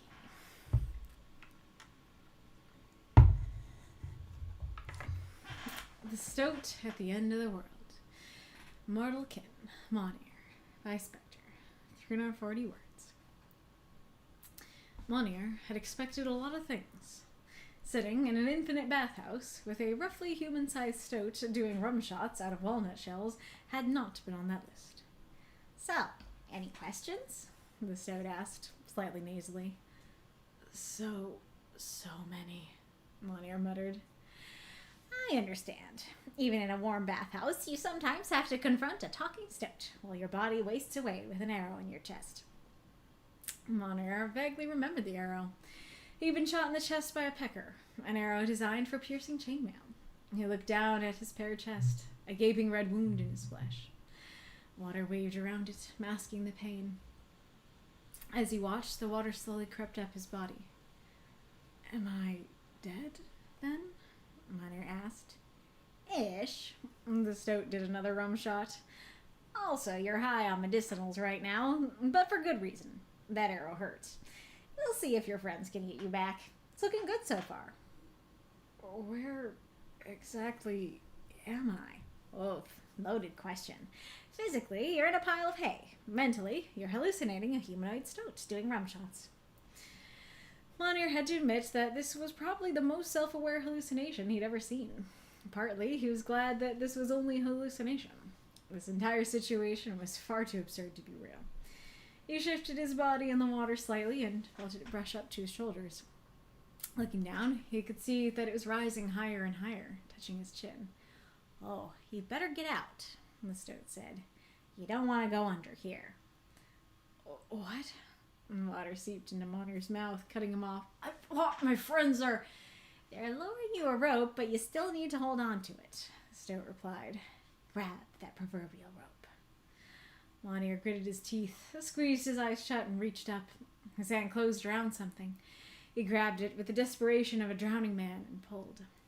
He opened his eyes on a stack of hay in a barn somewhere to a collection of concerned faces.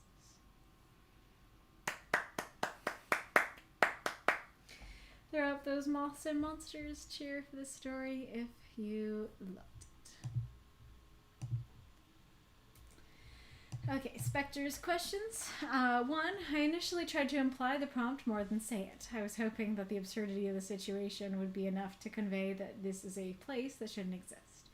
Tried to lampshade it more with Monier having that exact question in his inner monologue. Did that come across? 2, did the metaphor with the rising water being linked to Monier getting closer and closer to death work? 3, do you think the stoat is real or a hallucination? 4, any other questions or comments? Alright, I thought this story was very good, so full warning, I don't know how much I'll have to say about it, because it's just like, I think it overall works very well, flows very well. A very, very fun opener, does feel very, like, Spirited Away to me. Very nitpicky thing that probably doesn't matter because this like place is supposed to defy logic. But walnut shells do be teensy tiny, and so how are you getting even a shot from those? But very fun image. I do really like the, like, all right, any questions? So many. Great response. I do think it's interesting that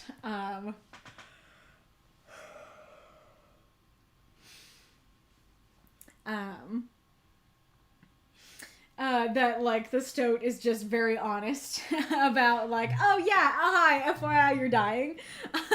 Hey yo, I'm dying. But in this case, hey yo, you're dying. That's, I don't know, that's interesting, and tells us exactly what we as the reader need to know, as well as what Monier would like to know. Or maybe not like to know, but should know. I'm a little torn on so he's been shot in the chest by a pecker, an arrow designed for piercing chainmail. So on the one hand, so he's been shot in the chest by a pecker, and I'm going, okay, what's a pecker? And then you immediately define it and go, it's an arrow designed for piercing chainmail. And so on the one hand, it works because you immediately define your terms, and I'm not confused anymore. But on the other hand, doesn't really feel necessary. And so it kind of feels like a strange, like, thing to clarify. It's like, we didn't know that he was wearing chainmail, and it doesn't really matter if he was wearing chainmail or not. And so it's like, by the way, he was shot by a specific kind of arrow that is designed for piercing chainmail. And it's like, okay, that's kind of interesting, but also kind of feels like it breaks up the flow of the story, and just saying, like, he'd been shot in the chest. It would work just fine. I do like that idea of, like, the water is masking the pain, and yet in a way the water, like, is the pain, because the water is him getting closer to death. I think that's a neat idea. I really love the contrast between Monier and the stoat. That, I mean, hopefully I was reading it right, that Monier's just like, am I dead? Dead-ish, you know, like, very, very casual about it. And I do like the, I like both responses of both, yeah, you're dead-ish, and, well, you're high on medicinals right now. You're almost dead and high as balls. I really like it's looking good so far, and that's interesting because along with the questions idea that, like, I as the reader am going, oh no, like, can his friends get him back? How's it looking? And assuredly Monier himself is also having that question of, like, okay, how's it looking? And so I love that the stoat clarifies that. I do like the loaded question. That is one thing that does kind of imply maybe there's more to this than just a hallucination, but we'll talk about that when I answer your questions. And I do like the, you know, physically you're on a pile of hay, but mentally you're hallucinating a humanoid stoat. I especially like it because, yeah, he says physically you're on a pile of hay, and so then he wakes up on the pile of hay, and I don't know, in a way it feels kind of satisfying.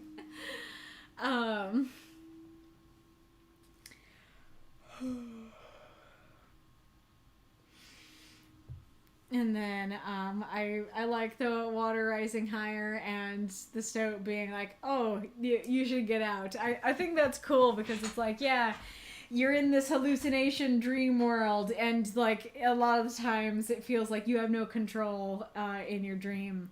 And so for him to be like, no, you do have control, you should get out. And it's like, huh? I thought my friends were doing their thing. Yes, they are, but you still need to grab it. And I especially, I think that's my favorite part of the story, that idea of like, I thought my friends were bringing me back to life. And it's like, yes, they are, but you also need to choose to come back to life. I think that's really neat and a very cool way to convey that. And I do really love this image of him reaching up and grabbing the rope. A little nitpicky, but there is a question of, he says grab that proverbial rope, but then he seems to grab a literal rope. And so on the one hand, that kind of works, that like this is a wacky, funky situation where the proverbial is the literal, or it became the literal because it was mentioned, you know. But the stoat also could have just said, grab that rope, you know, and he could lift his hand to it. Similar comment on, like, he grabbed it with the desperation of a drowning man, and it's like, well, in the hallucination, he is a drowning man, you know, he is, his face is getting covered in water, he is about to drown, and so, like, what do you mean, why are you, like, comparing it to him being like a drowning man when he is a drowning man, you know? He grabbed it with the desperation of exactly what he is.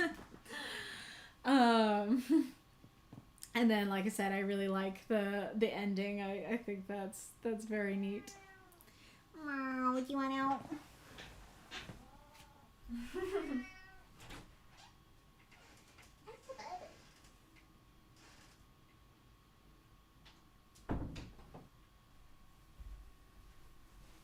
Oh, they both so cute.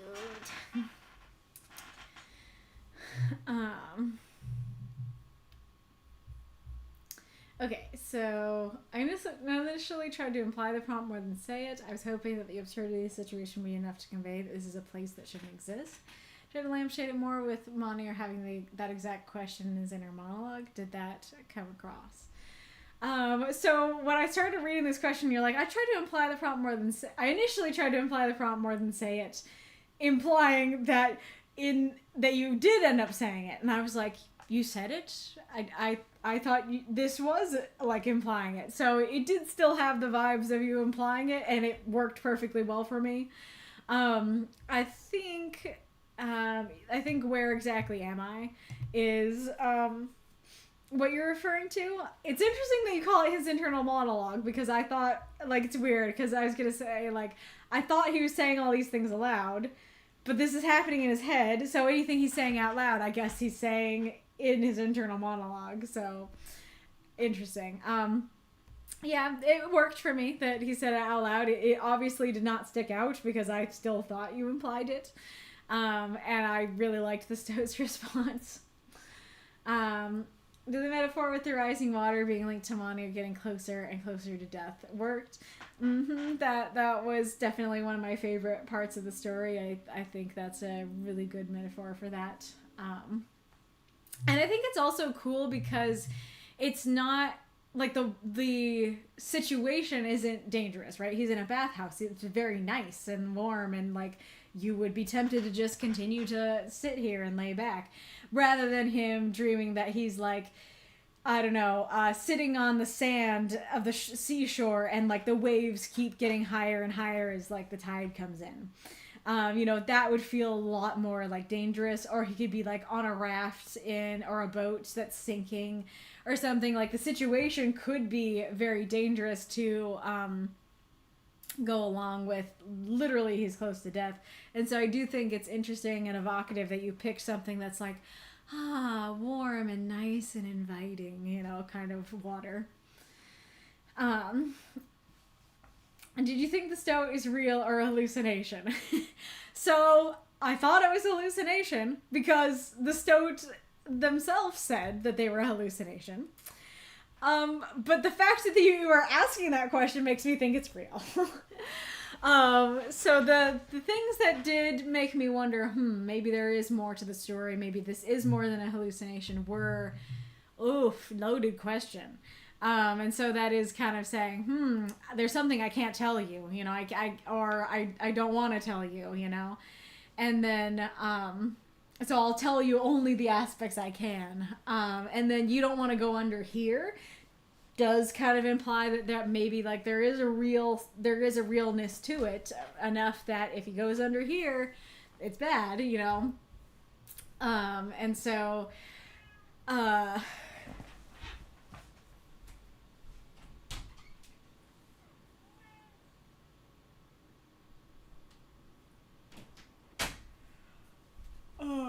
so I took the Stoat's own word that this is a hallucination, but you asking that question makes me no longer think it's a hallucination. And then I went over my other questions and comments.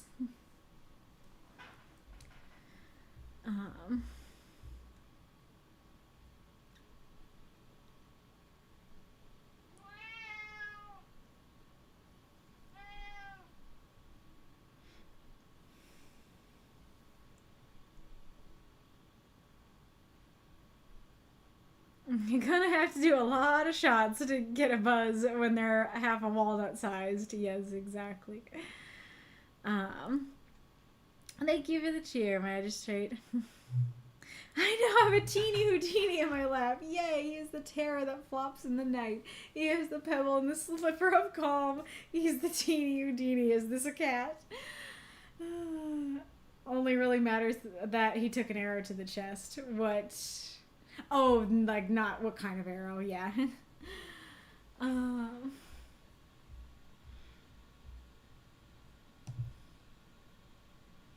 I was about to die, but I got high. If you're not, I'm not an alcohol consumer. Do you do shots of rum? Or do you sip it? Oh yeah, that's a good point. That like for thinking about pirates and stuff, I didn't definitely think of them having like a bottle of rum. But I am also not an alcohol drinker, so like I was gonna say, I was like, I assume you can do shots of it too, but it's like, well, there's probably a point to those different delivery methods that a shot is like way more alcoholic. So I don't know if it means like, yeah, you've got the less alcoholic rum that the pirates drink, and then you have the super alcoholic rum that the Stoats drink. You can do shots of anything, really. Gotcha. Stoats are tiny, but the one in this story is, hey yo, I'm a psychopomp. Yep, that is the one of the options for if he's real, and he could be. But I definitely am wondering why the psychopomp is a Stoat, if that is the case.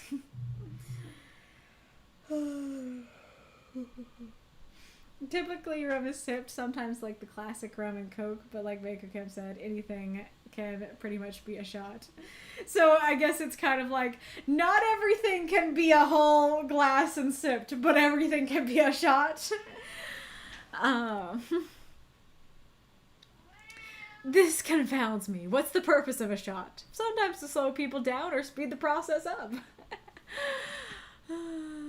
Well, if I want it to be both a hallucination and real, real but only about to speak in the hallucination. Interesting. Certain drinks are specific to shots because of their potency, which are typically followed by chasers or have specific add-ons like lemon and salt. They're not meant to be sipped. Drinkers down a shot. Yes, exactly. It reminds me of, I think it was the Try Guys that were talking about this, that I forget what the episode is, but it's like, you like taste things differently, cold versus hot, and like cold just dulls, just basically like dulls the taste of it. And so I think it was Keith who was like, have you ever done a warm shot? It's horrifying, but it's that horrifying cold too. It's just you don't taste it because it's cold. And so it's like, yeah, you're doing a shot in the first place because it's super potent, and so if you did it warm, it would be even worse. No, it's kind of in my family's culture, so I'm used to it. Wine, shots, neat, etc. So my older cousins would offer me drinks when I turned 18 and 19 because I was in a safe environment. Though my parents would probably be livid. As soon as I was 21, I was offered beverages. I don't have a taste for it, but I drink occasionally. I particularly have to be careful, though. You have like a low tolerance or something. The way that's phrased, it kind of sounds like... you know, like your cousins and stuff are trying to offer you something and like either you'd take it or you'd reject it, whatever. But then, and your parents were like, I can't believe that you would ever drink alcohol. And then you turn 21 and now your parents are like, here, drink the beer, honey. It's tradition. It's family.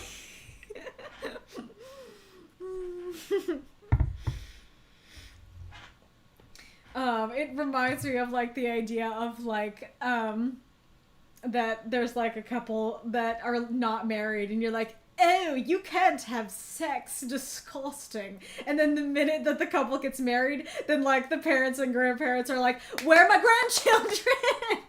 You know.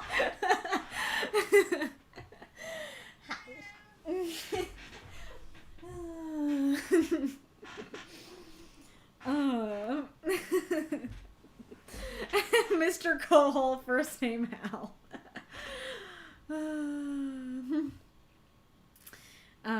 All her liquor to the uninitiated tastes like rubbing alcohol. Wild. Yeah, I like, I don't know, I haven't tasted all that much alcohol, but every time I've tasted it, I've been beyond disgusted.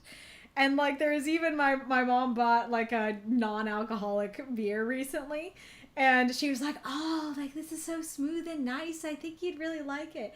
And then I tried to sip it and that still tasted horrible. And it's funny because I really thought it was the alcohol that I was like, it burns. And so it's funny that even trying like a non-alcoholic beer, I'm still like, disgusting. Still have the knee-jerk reaction. Alrighty. Hi. Okay. I believe that Joe's is the only other story that we have unlocked. So if you would like me to read, Okay. read and comment on Shinny's and or Galler's, then don't hesitate to cheer during the story and during the praise and critique of it. What does hard liquor taste like? Burning. Yeah. For me, what does soft liquor taste like? Burning. What does soda pop taste like? Burning. It's just your body trying to remind you that it's poison. Yeah, very fair. All right. Too Good to Be True by Joe. 347 words. I remember when I first met Mark. We were kids scavenging for scraps in the alleys. Our government cared little for life and treated it cheaply. We had that in common and survived despite all who hated us. We made a plan to watch each other's backs and survive long enough to join the military. We wanted to fight and die for the sake of our own glory instead of a failing country's. We were on a destroyer that got hailed on by Blitzkrieg and sunk. Mark and I managed to secure a lifeboat where we drifted for days and fell unconscious, then awakened to a strange land. The locals found us on the shore and cared for us. It was difficult to believe how advanced and peaceful they were, that we thought there had to be a dark secret as to why that was.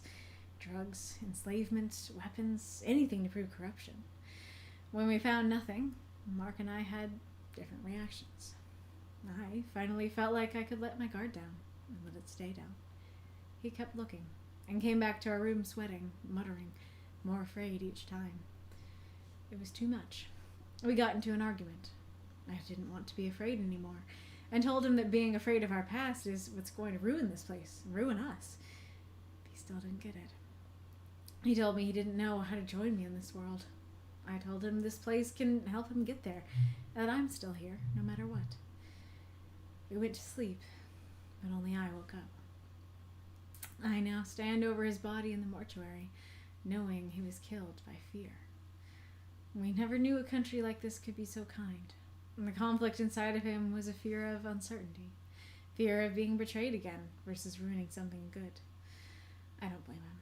When constantly betrayed by empty promises, how hard would it be to accept when a promise is fulfilled? For our sake, I'll live for us.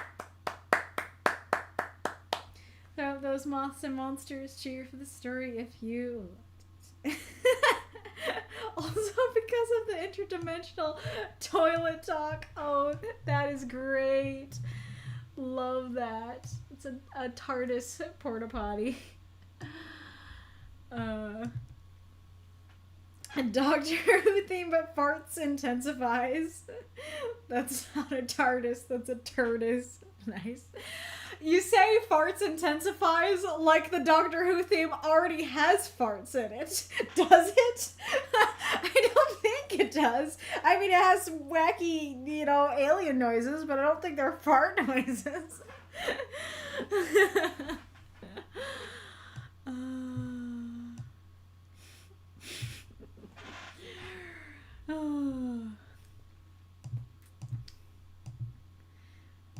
Okie dokie. Doesn't look like Joe had notes. If Joe did have notes, somebody check. And if he did, post them in the chat or something.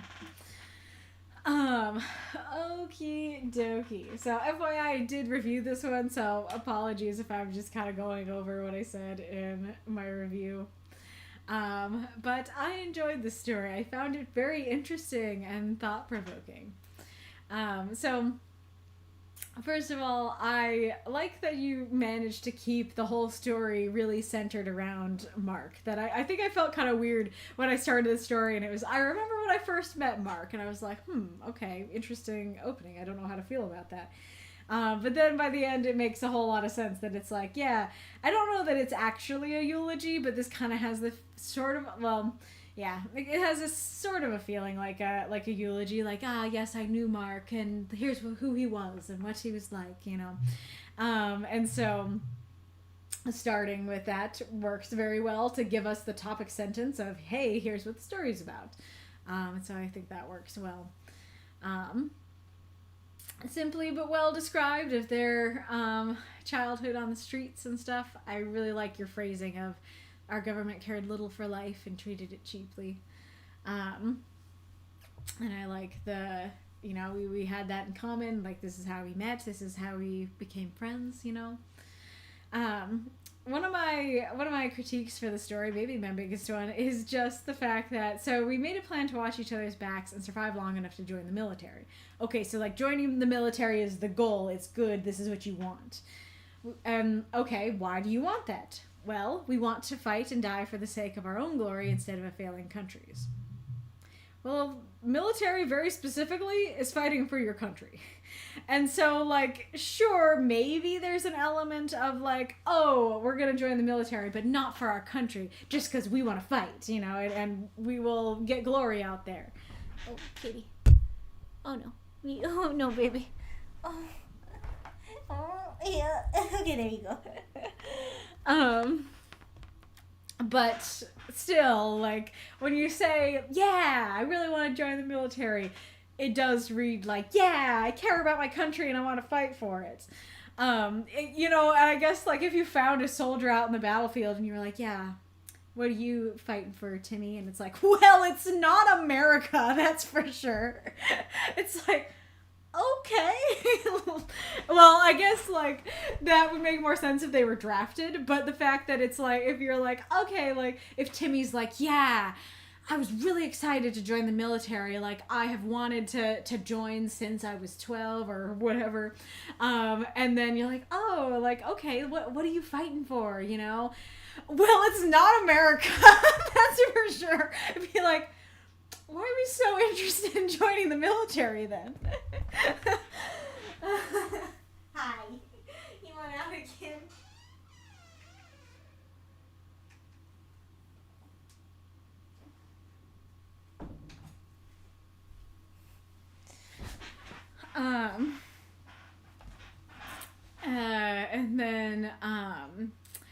bit nitpicky, but let me find the exact phrasing that I jotted down.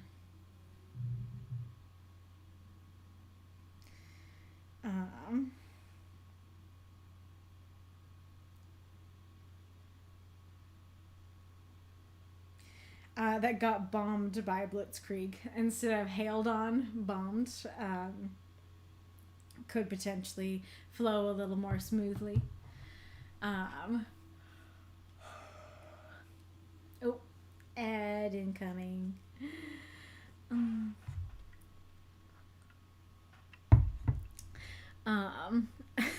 Wait, go ahead. I not go ahead, but wait.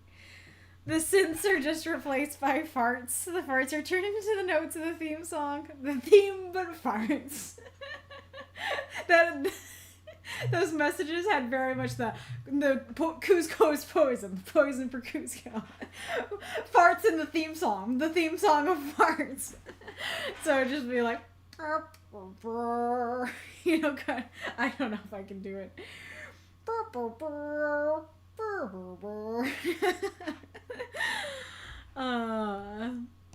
Thank you for the cheers, Mako and Norman.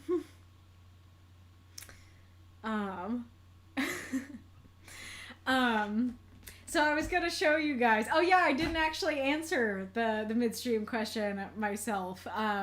Maybe partially because I answered it before. But my answer to the midstream question is that so my school every year did like a creative writing assignment where like we had some sort of theme, like write a fable, you know, a sort of thing. It was different each year. That I don't know what to call it exactly, because it wasn't exactly like genres, I don't think. But so like each year we had to write a certain type of story. And it was kind of, I can't remember if it was like the same time as the book fair and if it was like a writing fair and book fair sort of thing at the same time. But we did those, and I think it really was first grade, so second year of doing it. That I don't know if it was like that I really enjoyed doing it, or if it was just like how much encouragement I got from my parents and teacher, or if it was both, that like I loved it and they were like, that's great that you love it, and I was like, I love it even more now. You know. But I remember that's when I started to love writing, and I loved it every year getting to do that. And then, but yeah, I think that like when I was really, I don't know, I mean, it's kind of two things. Like when I was really getting serious about writing, one is that there was like an original story that I was like sitting down to work on and stuff. It's abandoned now, but it was something I was working on.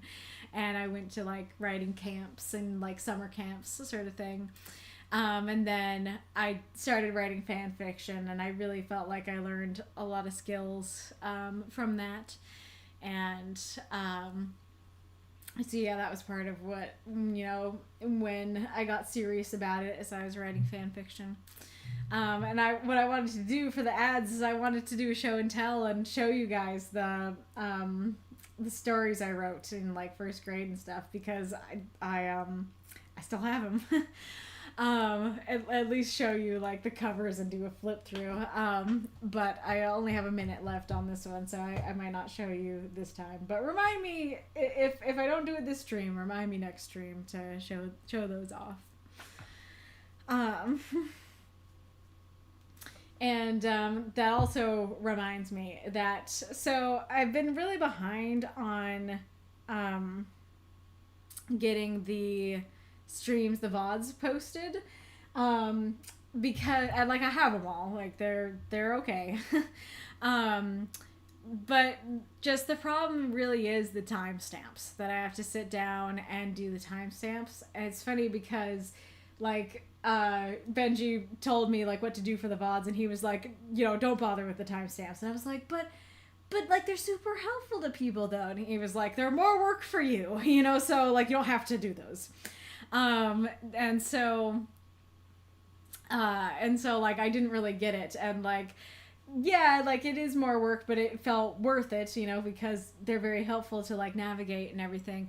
But the fact that I have such a backlog, and like, the backlog is because I'm wanting to do the timestamps, I don't like it, but I'm starting to feel like maybe I should just post them, and if I can get the timestamps done later, then I can do that at a later time. And or if any of you guys can do the timestamps, that'd be super helpful. Like, if I post the VOD and one of you puts in a comment the timestamps, then, like, I can just grab those and use those, and it'd be super helpful. So, FYI, that's why they haven't really been posted, and trying to figure out what I want to do, if I want to keep doing timestamps or just post them and maybe at a later time do them. I have not been talking about the prompt things because you weren't here. They're your prompt things, so I wanted you to be here for them. Oh, thank you for the cheers, Norman and Deathshead and I'm a Haunted Biscuit, aka Joe. Thank you guys so much. Alrighty.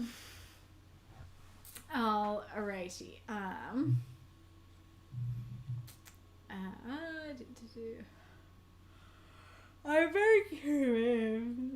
I'm very curious what advanced means in this case, because when you say advanced, I tend to think, like, technologically advanced, that they have, like, technology and stuff. But maybe it is just, like, how peaceful they are itself that makes them advanced, that it's like they are emotionally advanced, you know? So I'm curious the intention there. And I think it works well, this idea of, like, yeah, this is difficult to believe. There has to be some sort of dark secret. And so, like, we tried to look for anything that could prove corruption. And I do like that idea of, like, okay, when we found nothing, Mark and I had different reactions. That's very neat and works well. And I really like the contrast between these two characters. That one is like, oh, like, we searched for problems and we didn't find any problems. So, maybe it's actually safe here, and I can let my guard down, you know? And then Mark's over here like, no, there has to be something. Like, this can't be as peaceful and wonderful as it seems, you know, kind of thing. And so I think that works well and makes sense for very real reactions that people would have to that sort of thing. And I like that you use, like, action to describe Mark's reaction, that instead of just saying, like, you know, Mark didn't believe it, but saying, like, yeah, he kept looking, he came into our room sweating and muttering, we're afraid each time. Very reminiscent of the husband in Decoy's story. And then I think the main character's response works well, of, like, I am sick of being afraid, just be happy, just, like, accept this world and be happy. And like, if the more that you're afraid, the more that's gonna ruin us and ruin this place. I think that works very well, because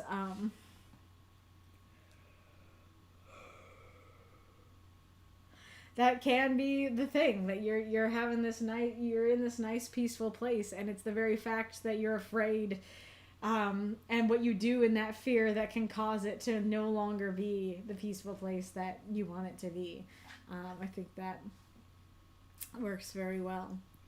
I think there's a little bit of clunkiness in the I told him this place can help him get there. I was very confused the first time I read it.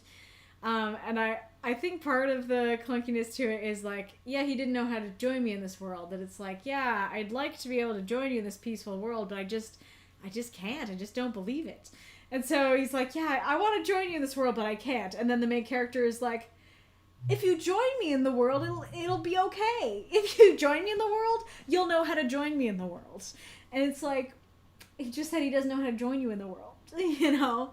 So I think saying something like, have faith in this place and have faith in me would flow better.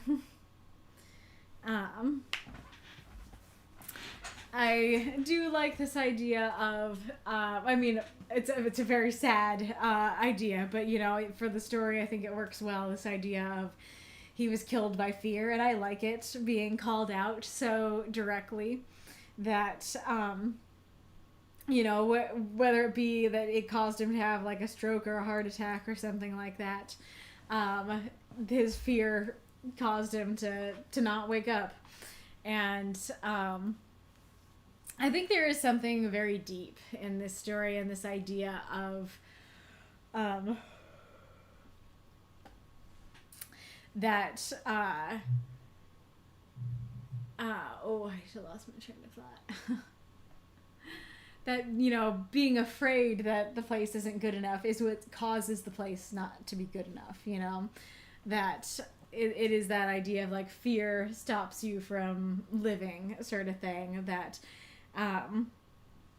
if you spend all your time worrying, you won't have any time, you know? And in this case, it's like, you spend all your time being afraid of dying, it's gonna kill you, you know, kind of thing. And so I think there's a powerful idea there that not believing this place could be good is what caused it to not be good for him. So I didn't notice this at first. This was pointed out to me by someone else. But fear of being betrayed again versus ruining something good. Those actually aren't opposites. That it's like you can, like, your fear of being betrayed again is what's ruining this good thing, you know? And so I don't know if it's meant to be kind of hearkening back to, like, oh, being afraid of our past is what's going to ruin this place and ruin us. Now that I'm thinking about it, I think probably what you meant is, like, okay, I don't want to lower my guard because I'm afraid of being betrayed again, but I also don't want to ruin something good like my friend said I would. So yeah, now that I think about it, I think that's what you meant there. And I do like this idea of ending on, you know, when you're constantly betrayed by empty promises, how would you be able to accept when a promise is fulfilled? I think that works well. So yeah, I don't know. I don't know if I said anything deeper or more interesting than what I said in my review, but at least we got to read the story to you guys, and you guys got to hear it. Yeah, I think it was very interesting, and it caused me to think, and it had some, like, transcendent messages about, you know, don't let fear ruin your life, sort of thing. So I think you did a good job with this.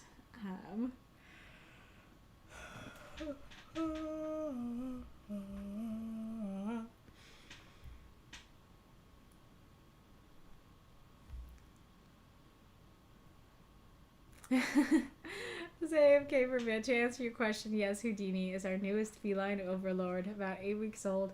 He's living alone under the neighbor's shed. Took us 2 days to catch the little fur ball, but he's also escaped his carrier twice. Aww. Held on by a blitzkrieg is setting off that history nerd part of my brain. Very fair. I understand the name now. What? Oh, Houdini.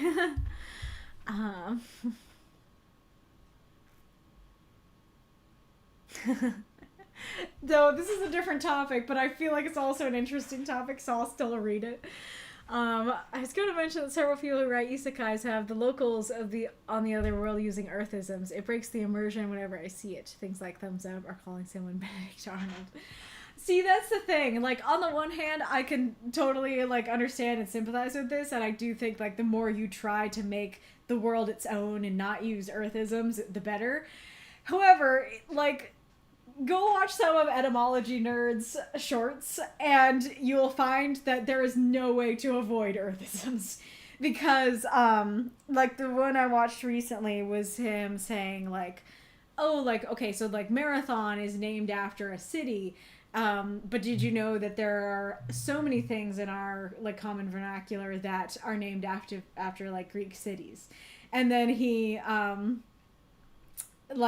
pointed them out, and, like, every time he's done a video like this, I'm like, I might not be getting the names totally right, but the one that's coming to mind is, like, I think there was, like, a city called Atticus, and it was, the architecture was known for having these, like, higher stories, these high stories that were, like, I don't know, they were cool. And so that became the inspiration for our word attic. And so if you take something like that, then like you might want to refer to an attic in a world that's not our world. And so you're like, yeah, here's the attic. And it's like, well, Atticus doesn't exist in this world. So you got to use a different word than attic. And I guess it comes down to also like there wouldn't be English, you know, in this other world, and like you have to write the story in a language that the reader's gonna understand, you know, so you're gonna write it in English, or you know whatever your language is. But Come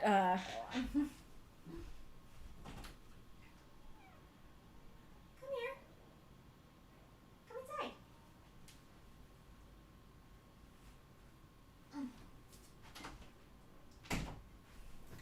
but like all the words that we use for things like come from our world, and often we don't even remember, you know, where from our world that they come from and stuff. And so if you start like trying to take out the earthisms, you have to take out everything, or you have to create your own Atticus and stuff like that. Thank you for the cheer, Mako, if I didn't say that to that one. Don't feel like thumbs up would be unusual if they're already speaking the same language and calling that appendage a thumb. Yes, exactly. Like, I would agree with that. It's like, well, if they have thumbs, give it a thumbs up is a very likely thing that they would figure out how to do as well. Oh, you guys were working together to get Shinnies unlocked. How lovely. Thumbs up comes from the Roman Colosseum. The Caesar would hold his hand out, and depending on the reaction of the crowd, he would raise his thumb, and the slave gladiator who just won would live. If the crowd was upset, he would lower his thumb. The slave would be shot with arrows. That's why it's an earthism. I thought it was the opposite. I thought it, like, in the Roman Colosseum, like, down was good and up was bad. But yeah, that goes back to what I was saying. Is like, yeah, Attics also, you know, were from a town called Atticus, and like, yeah, stuff like that. Blitzkrieg describes a very specific type of land warfare. Yeah, I learned about it in trying to understand the story and stuff like that. So I don't know, yeah. Yeah, they're pretty baked in the language. Yeah, Mako says, yeah, but that's entirely different from Benedict Arnold, who's to say they couldn't come up with the same gesture and meaning on their own. That's a very good point. Yeah, I would definitely agree with you with the Benedict Arnold one, that it's like, that's a specific person. And so, yeah, totally, you wouldn't have that specific person, and so you could very easily just be like, yeah, they don't have Benedict Arnold, so they're not going to call something a Benedict Arnold, yeah. Oh, Sean had to get going. That's too bad.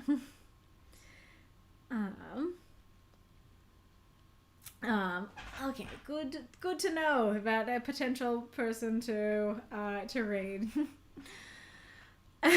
Norman, the next story I submit will be entirely devoid of earthisms. It will be completely unreadable. Yes. I mean, if you want to go even further, the letters that we use also, like, are specifically came about because of how our world has been. So you would even have to write your story coming up with a totally different writing system and, like, just screenshot it. Or not screenshot it, but take a picture. Thumbs up is an unsheathed sword. You want a closed fist. Gotcha. If I remember correctly, the thumbs up thing came from later fiction. Actual indications of approval varied with the fashions of Rome. Huh. Interesting. Neat map for words from places. Ooh, that's cool.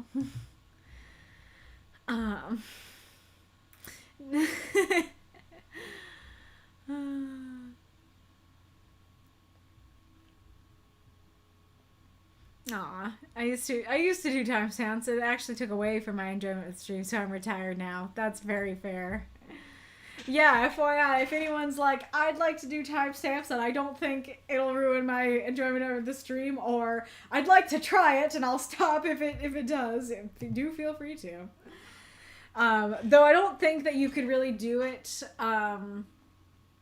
I don't think you could do it live like Wolf used to, because I cut out the opening and I cut out the midstream question. Not the answering of the midstream question. I cut out the music parts. And so that changes when the times are. um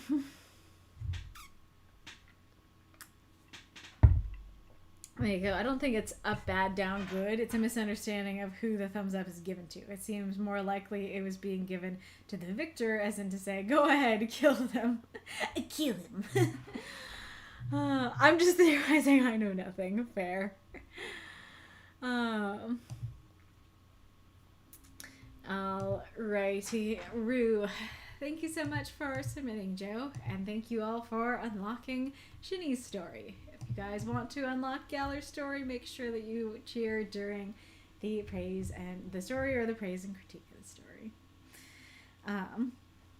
I like how Tolkien got around it by saying that this is the story translated into English. Of course, they're not using any Earthisms. It's just well translated so you can understand it. Yes, exactly.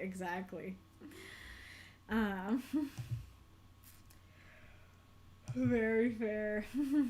Alright. How do dishwashers work? By Shinny. 338 words. I closed the door of the dishwasher and was just turning to clean the table when I felt a hard smack in the middle of my back. I was knocked winded to the floor as something smashed behind me. Gasping for breath, I turned to find the dirty plate I had just put in all over the floor in smithereens.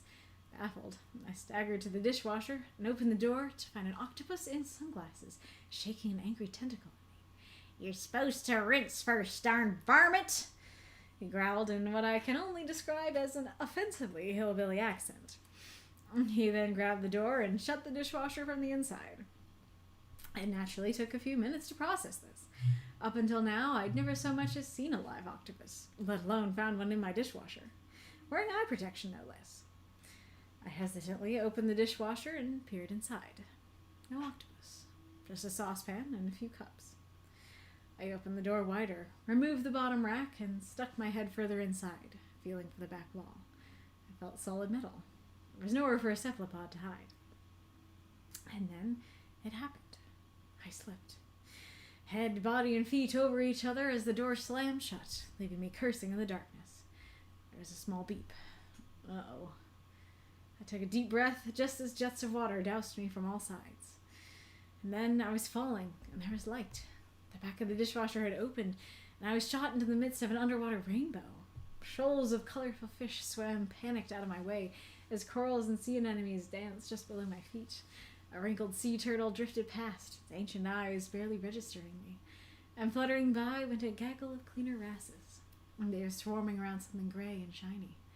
It was a saucepan. My saucepan. The one I just used for making spaghetti bolognese.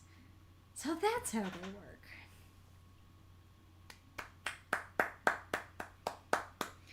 Throw up those moths and monsters. Cheer for this story if you loved it.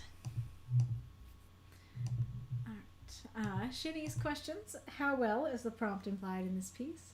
2. Does the story come to a satisfactory conclusion? 3. General thoughts and comments. I thought this story was very cute, very silly, very enjoyable.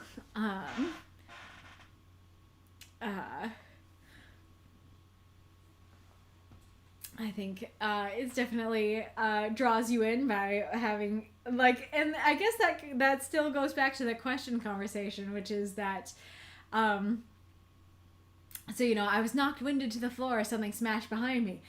Okay, who or what knocked our main character winded?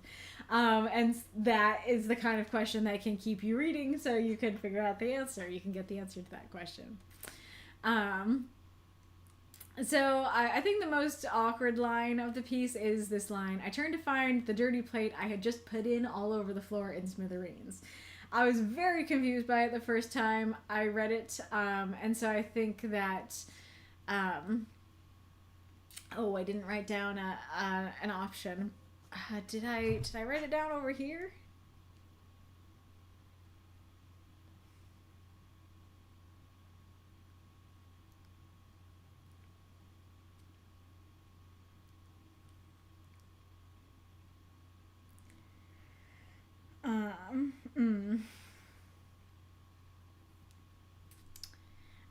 gasping for breath, I turned to find shattered pieces of my plate all over the floor or something like that. And like, I get that you're trying to say like it was in the dishwasher and the octopus, you know, got it out, and that's part of what's strange about it. But put in all over doesn't quite work.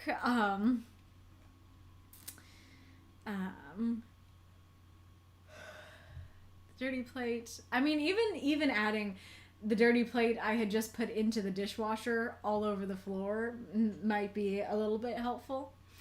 But I think just saying it was a dirty plate that smashed and not trying to talk about it like, oh, I just put it in and now it's out and stuff like that, might work better. And I guess, you know, yeah, I guess what could work is like, I gasping for breath, I turned to find a dirty plate in smithereens all over the floor. I thought I just put that plate in the dishwasher. Baffled, I staggered to the dishwasher. You know, that might work. I don't know. I'm not great at coming up with exact phrasings on stream, and especially not when I'm this tired. Of course, the octopus in sunglasses, very very fun image. I'm very surprised that you went hillbilly and not pirate. And I'm curious why you made that choice, because when I saw the first time I read it out loud, I immediately just went to reading it pirate. And then it's like, oh, hillbilly, okay. And I think this may be the first time that I have been instructed to do an offensive accent, and so I don't know how to differentiate. I don't know how offensive or inoffensive my usual Southern accent is, and so I kind of tried to make it more, but I don't know if it worked. I don't know if I made it offensive. On the one hand, I don't want to make it offensive. On the other hand, that was the rubric. If going pirate is an option, always go pirate. Yes. So this is very weird because, as I said earlier in the stream, I read these stories like 4 times. And so I'm surprised that, like, one of my biggest questions is that I was like, where did the octopus go? And I actually thought that the octopus slammed the dishwasher shut on him. And it took till my 4th read right now to really register he shut the dishwasher from the inside. So, like, it's not that, because, like, I kept imagining there's, like, okay, like, there's a shattered plate behind our main character, and so our main character turns behind them, looks at the plate, then sees the octopus, like, on the kitchen floor or something. And so I don't know, but you do directly say it's in the dishwasher, and that he shut the dishwasher from the inside. And part of the reason I am actually saying this out loud is because everyone I've talked to also had that question. Was also like, you know, where did the octopus go and stuff. And so I don't know what it is about those lines that don't quite register. And I guess part of it is that it's not that huge of a deal. It doesn't particularly matter where the octopus went, but I do feel like the story would have felt a little more cohesive as a whole if the octopus was there at the end, if like, he saw him floating by or something, just to round it out and have it still there, I think would work a little bit better for me and would not cause those questions.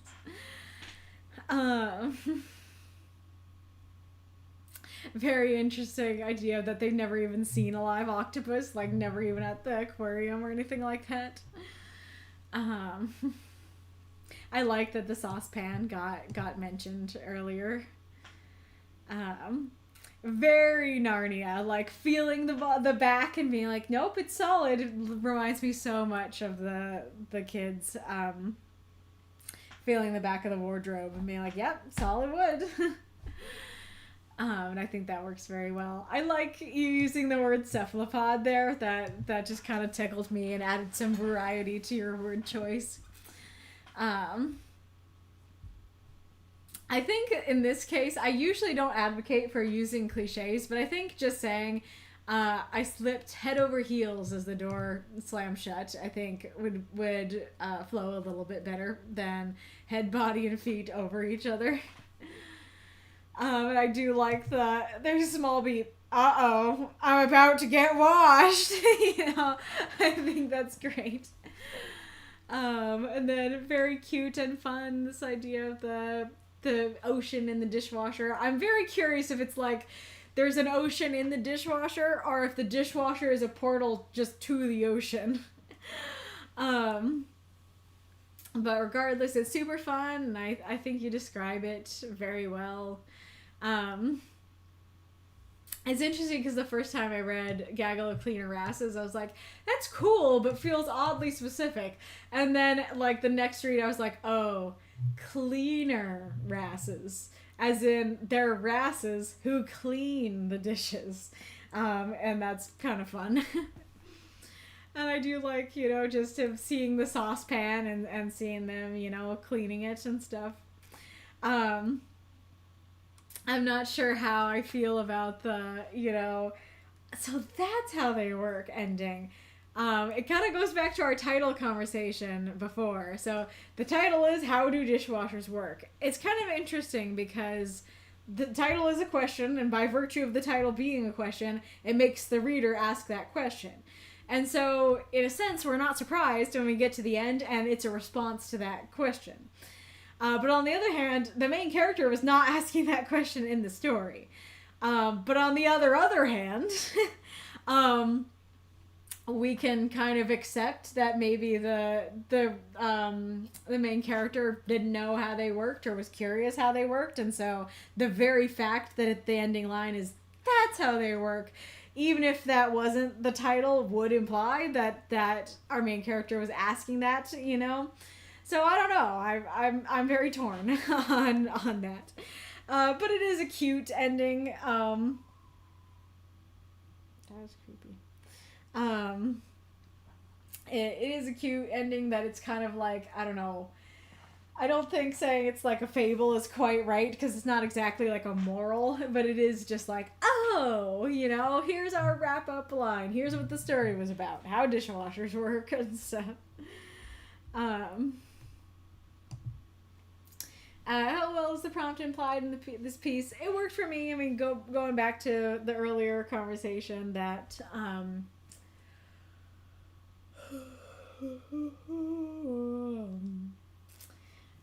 that this was a prompt that really didn't need much to be conveyed. You didn't have to say it out loud. It's just like, oh yeah, like there's an ocean in your dishwasher. Makes sense. That shouldn't exist. That's a wackadoo, Did the story come to a satisfactory conclusion? I think so. I have some mixed feelings about the ending, but I think overall it's like, okay, it's cute. I don't really need more of a conclusion than that.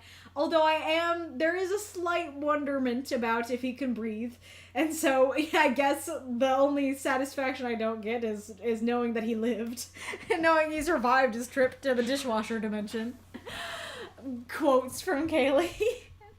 And then I did give my general thoughts and comments. But I thought it was super fun. It was really nice to see your name again, Shinny. Really, really appreciate it.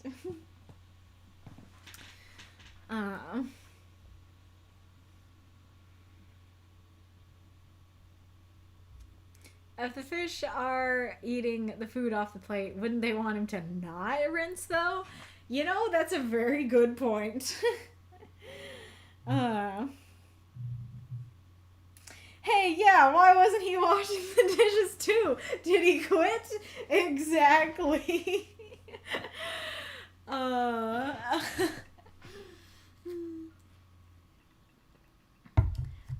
love the idea that your response was not like, hey, like, why is there an octopus who is why is there an octopus wearing sunglasses in the kitchen? But rather, just imagining the main character seeing this octopus get out and like say what he's saying, and then the main character is just like, get back to work. Do your job.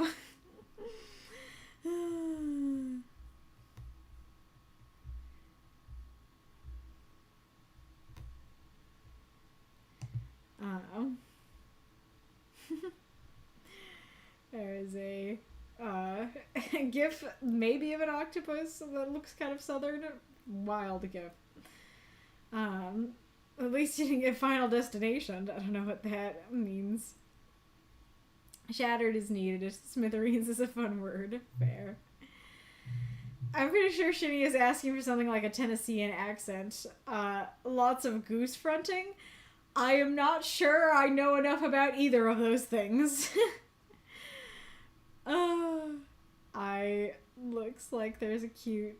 so Norman says, dishwasher octopuses be like, and there's a video. Unlocking the mystery, the octopus useless box, and surprising Trez. I don't know. I don't know if it's like one of those boxes where you open it and then like a little creature comes out and then it presses the button to close itself again. So one of those. Honestly, when I just saw it out of the corner of my eye, I thought it was an octopus in a laundry machine, and I was like, washing machine. And so I guess a dishwasher is also a washing machine, but not for laundry. And so I was like, gonna be like, oh, so like this is like actually a thing that like Shinny is referencing, but it doesn't seem like it. And Wolf has sent me examples. I guess I'll have to watch later. The dishwasher dimension is where the jellyfish is from. Reginald, the jellyfish in the bag. Full circle, yes. Octopenny didn't want the wrasse to overseat. He doesn't like a fat wrasse. Nice. Alrighty-roo. Very fun tale. Shitty. Okay. Now it's time to announce the prompt for next week, which I realize I've barely thought about at all. Not there. Where are you? There you are. Okay.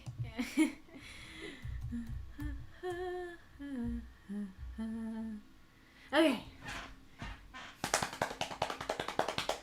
In third place with 7 votes, we've got What Have I Done?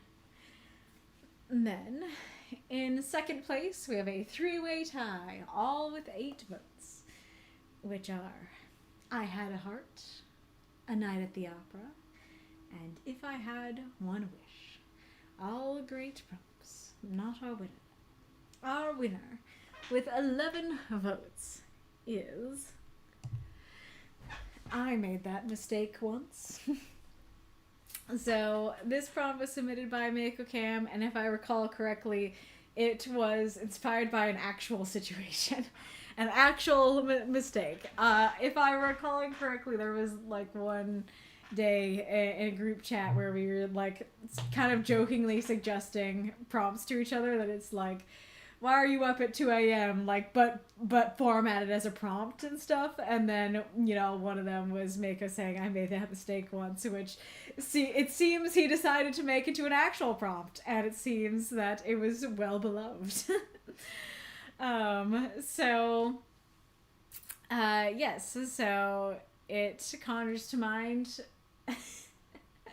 characters who make mistakes, you know. This is very open-ended because there's a lot of different mistakes that someone could make. It could be something big, you know, like an actual crime or something that led to like the death of a friend or something like that. Or it could be small, that it's like, I made the mistake of putting the dishes in without rinsing them once, you know, kind of thing. But it definitely has the implication of, I made that mistake once, never again, kind of thing, right? That it's like, I have made that mistake, I have learned from that mistake, I am never doing it again, kind of thing. And so, though it doesn't have to be that, so I guess it could just be like the character making the mistake, and you know, you made the mistake once doesn't mean that you didn't make it twice or thrice.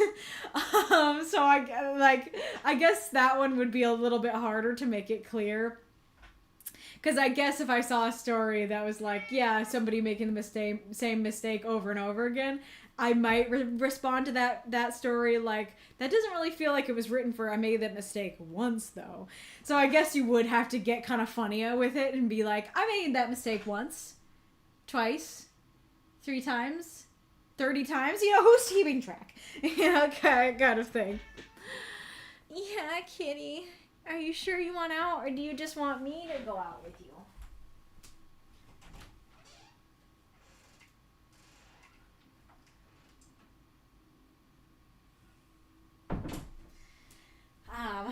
They could be silly mistakes or serious mistakes. This could lead to very serious stories about very bad things.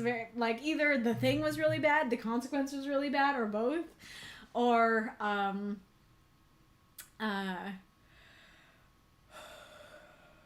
or it could be something very simple and silly that it's like, yeah, I don't want to get a paper cut, you know, I kind of, I don't know.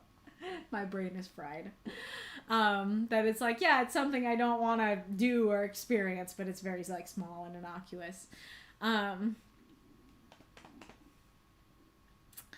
yes, and the other thing I was gonna say is that mistake does also kind of imply like unintentional sort of thing, right? Where it's like,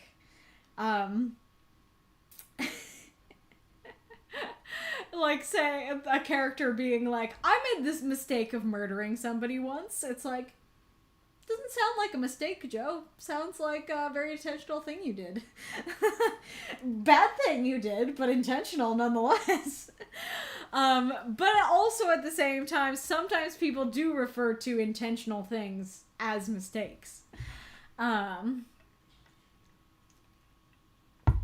That, I don't know, that it could be like, yeah, I bought a hamster, and it's like, you very intentionally bought the hamster, but you could still say, yeah, I made the mistake of buying a hamster once. So on the one hand, you might want to lean in towards like unintentional, things done. On the other hand, there are ways that sometimes something done purposely can be phrased, called a mistake, Oh, kitty boy. Poor sweet thing. You need your nose wiped again?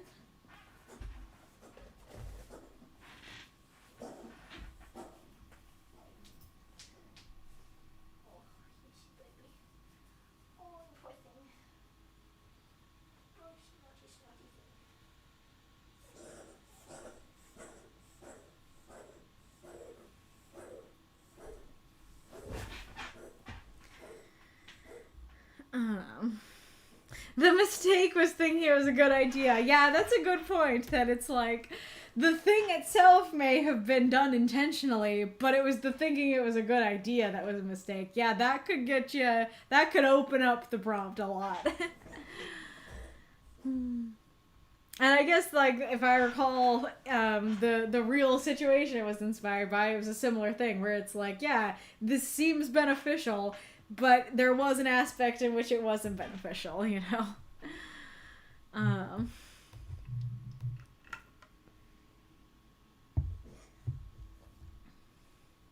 Don't put the new red hat into the white laundry. Prompt lends itself to self-reflective stories of a character looking back on their mistakes and warning others. Yeah, great point. I guess you could go either way. You could write actively about them making the mistake, or you could write more about like where they would be saying this, I made that mistake once, that it's like, yeah, why am I thinking of a cowboy in a bar being like, I made that mistake once.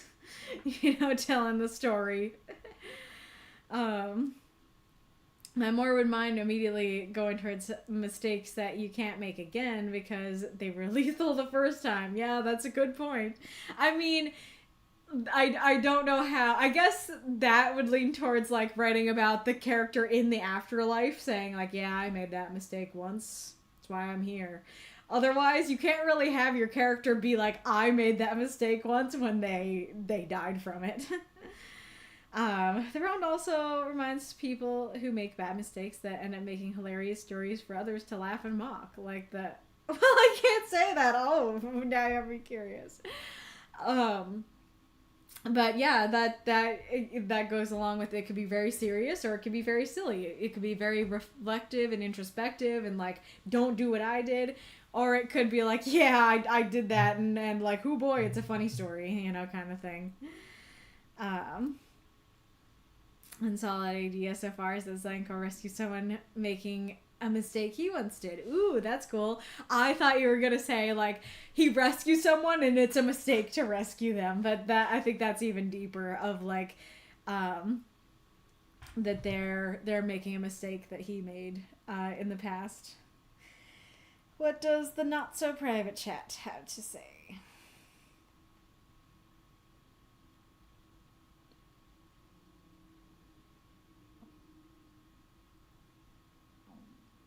Wow. It is like I feel like I often end at like 9 or 9:30 and it's 8:14, but I am tireder and more hungry than usual.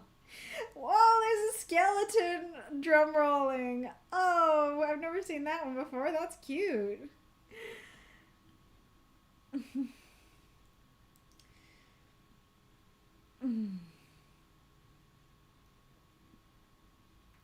Yeah, I only made that mistake once. Okay, a couple times. All right, it's a pattern. You got me. Yeah, exactly. That would work for that use where it's like, yeah, I made that mistake once. It's like one whole time, Billy Bob. You're telling me you didn't make that mistake last week, and the week before that, and the week before that. All right, fine, more than once. It's kind of the like name one time I did that. Names a bunch of times. I said name one time, you know?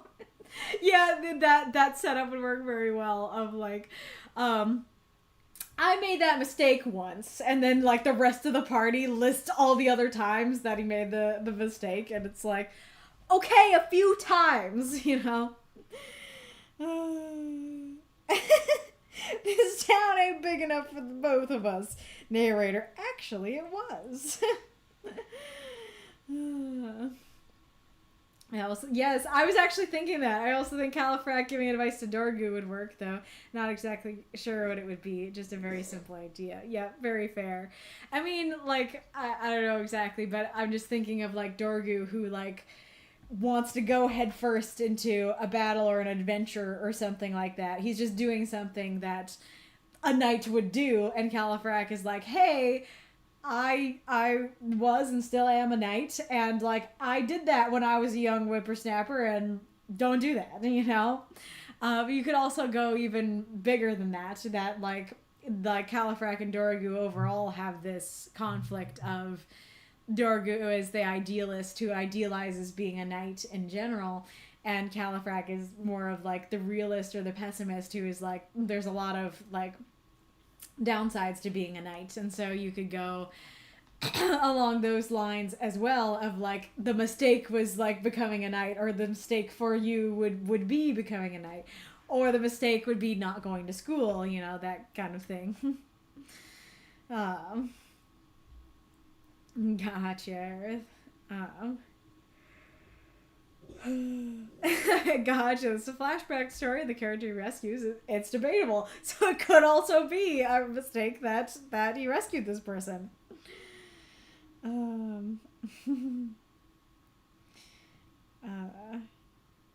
Alrighty, Rue. So I guess I'll ask. I'll try and be quick about it. But I was wondering your guys' stream feedback about a potential Halloween partner event, because there were a couple of ideas that were talked about in the events chat. I'll see how easy it would be to bring them up.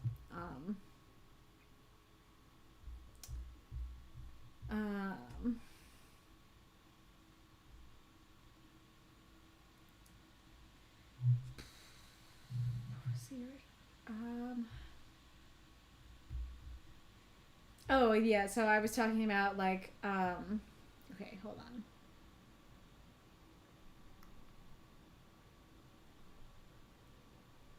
Oh, so Lee said, also, I can't help but wonder what would happen if it's done for Halloween.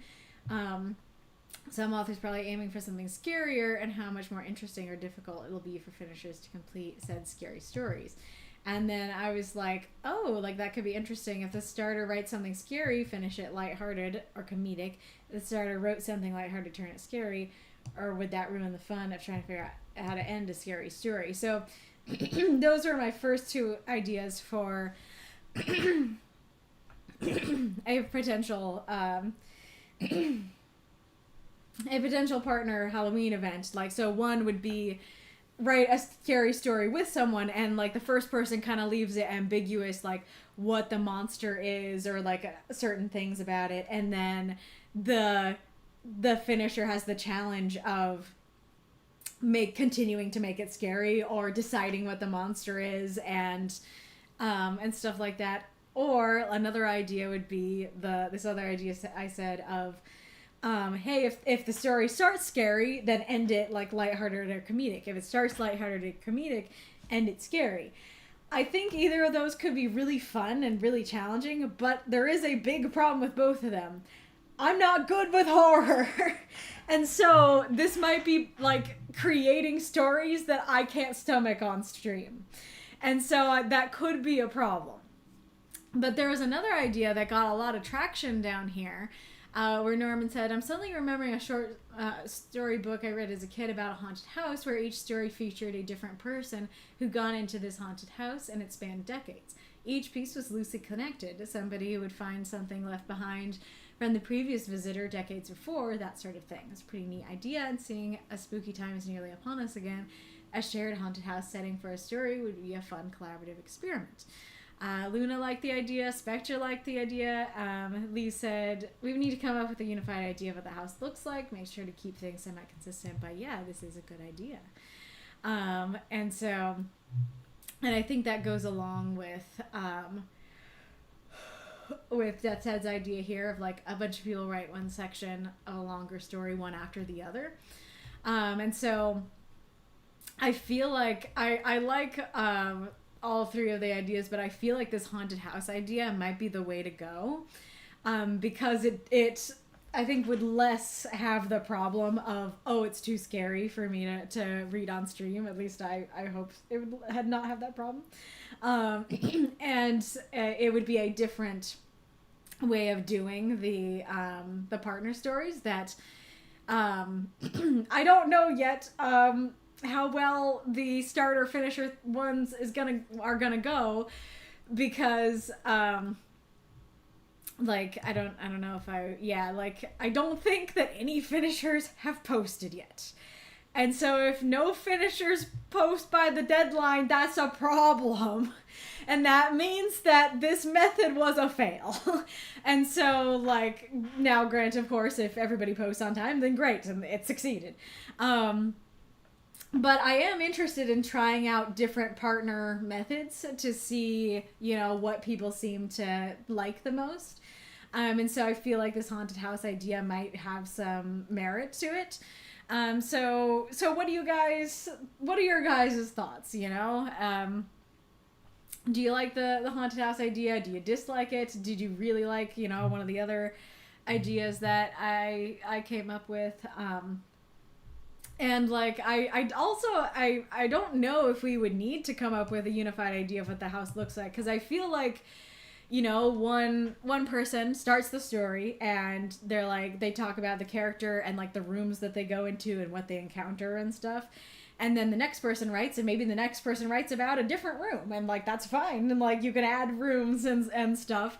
Just make sure that if the first story writes about the living room, then don't contradict, what the first story wrote about the living room if your character goes into the living room, that kind of thing. I feel like that honestly could be a really cool aspect of this, is to literally build the house through the different stories, that like you only get a couple rooms per section, and then you get to like build out what the other rooms and what the house is like in the other sections and everything.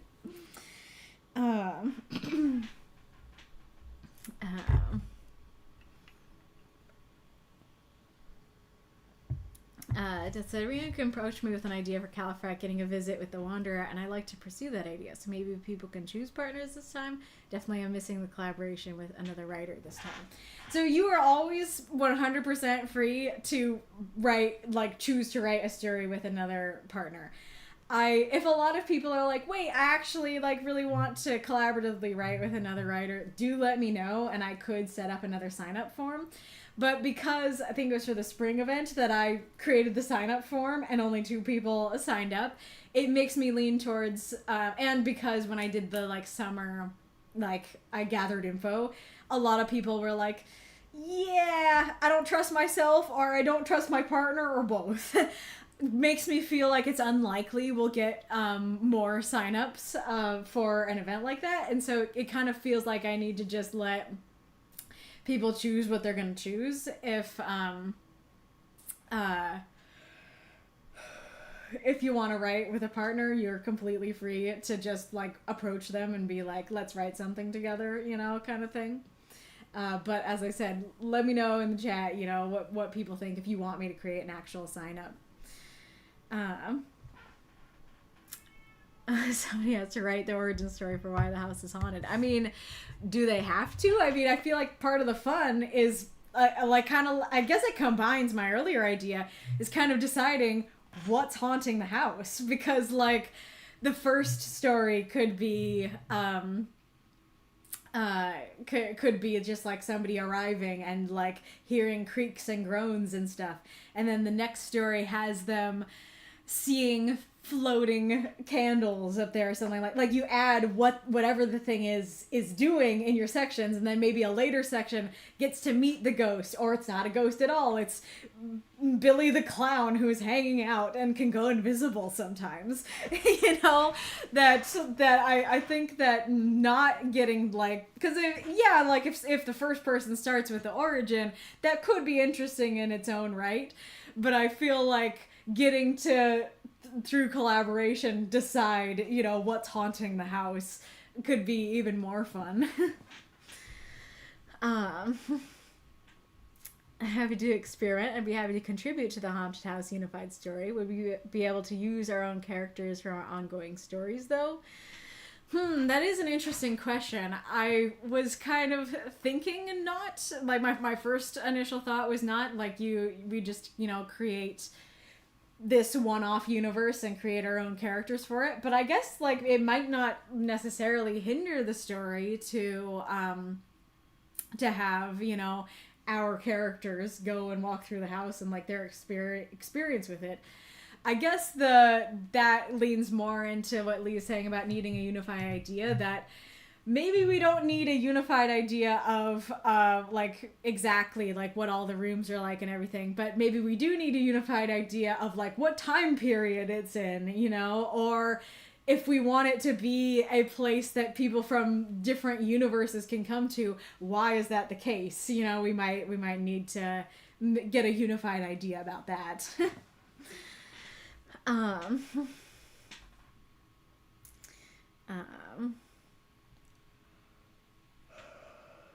One possibility, using the design of the setup like the Japanese film The Grudge, where the murder of a wife and son by a jealous father sets off a spreading evil chain of events where people who visit the house long enough witness the ghosts and are pursued by the grudge, spreading it to others. Interesting.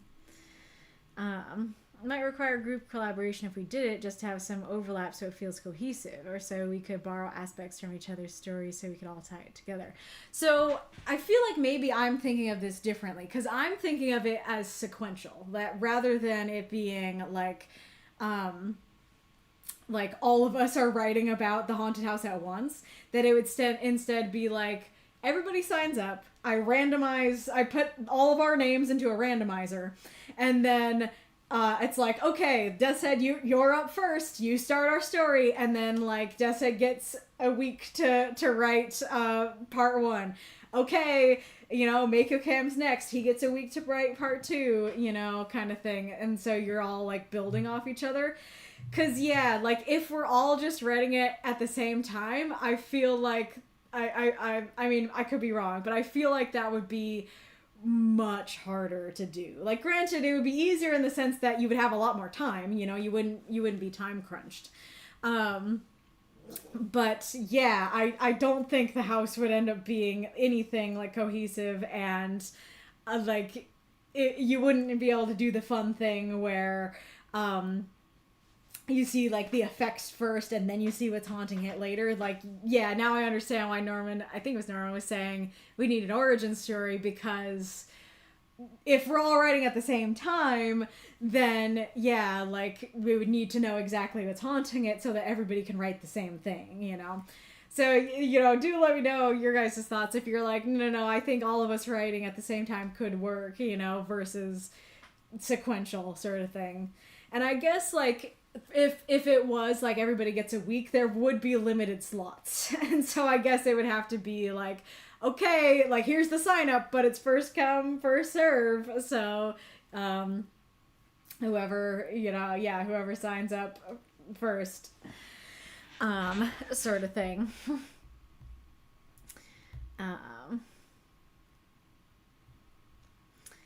Yeah, so Mako was thinking of it on the same lines as I did. Yeah, I think just making sure you don't contradict previous chapters is important, but also making sure you leave plenty of room for future writers.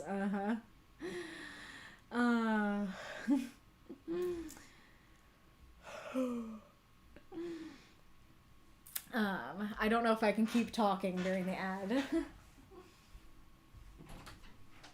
Hi. Cat, I know you want me to come out. Well, we're not done yet.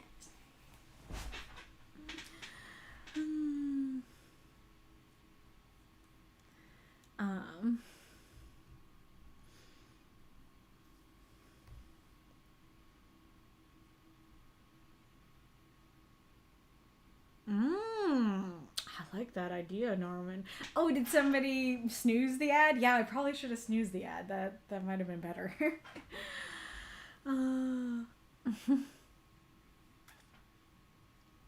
Let me look at like while we're having, you know, I assume our ad break. Let me look at things.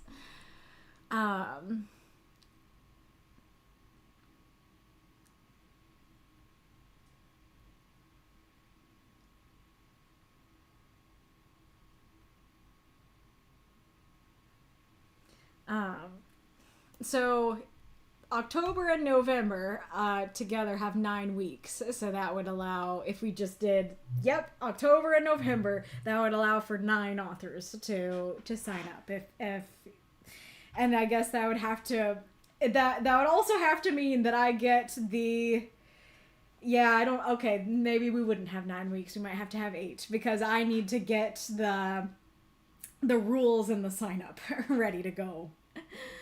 Oh, kitty, you got into the coffin bed.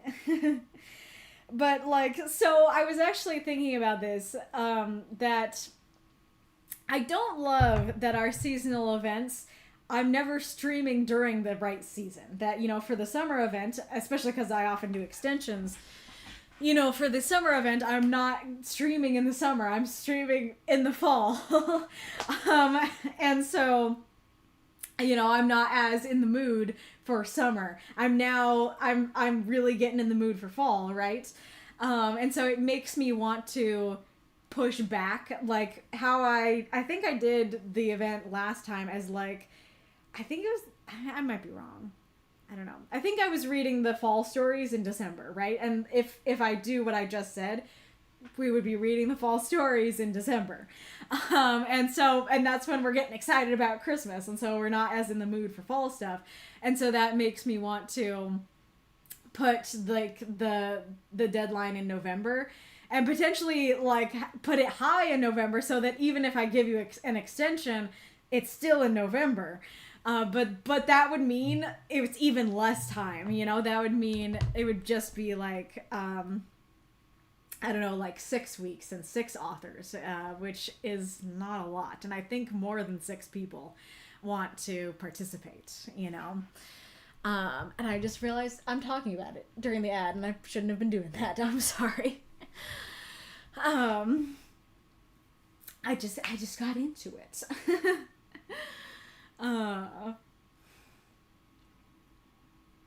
Oh yeah, it wouldn't. It would be. It would have to be for fall. If it was for Halloween, 1 week. Because, like I said, so there's a chance that I could get everything set up by next week, by the 27th of September. But I don't know if I can bank on that because I'm going to be focusing on getting the summer stories ready to read. And that's going to take some time and effort, to get the summer stream set up and ready to go.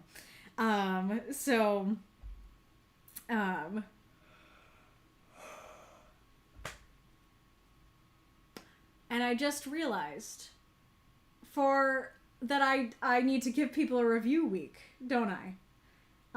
That's what I've done for other holiday events, right? That like you have until the deadline, and then after the deadline you have a week to review. So that is actually, yeah, there's even yet another week on top of that. But yeah, so like if let's say that I managed to get the Halloween's like prompts and sign up and stuff out by October 1st, then okay, I'll like we figure out who's signing up by the 4th, maybe even that's iffy. And then we need, okay, so like, yeah, okay, then you need 2 weeks. You'd have 2 weeks to write, 1 week to review, and then the last week to for me to like get stuff ready to stream. So you would have 2 weeks. So we would only have 2 writers if we were giving each writer a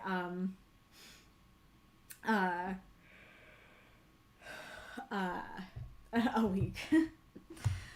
How many words will people contribute for each part? Because that'll add fast. I don't know. That's a very good question. Let's see. Calling dibs on the haunted interdimensional bathroom. Yes. Kind of assumed that you, Antihero, would work on the intro to set things up for everyone. That could work. It could be a wandering evil house, sort of an evil wanderer sort of thing, wandering dimensions into different worlds, not tied to a single world, but spreading evil from world to world. That could be really fun. That could be a great way to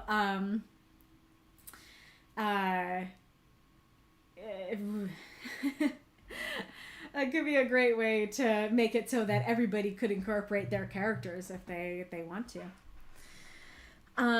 Nora says, maybe we could have a list of things within the haunted house, sort of like the word list we've had in previous contests. I really like that. That's a really neat idea.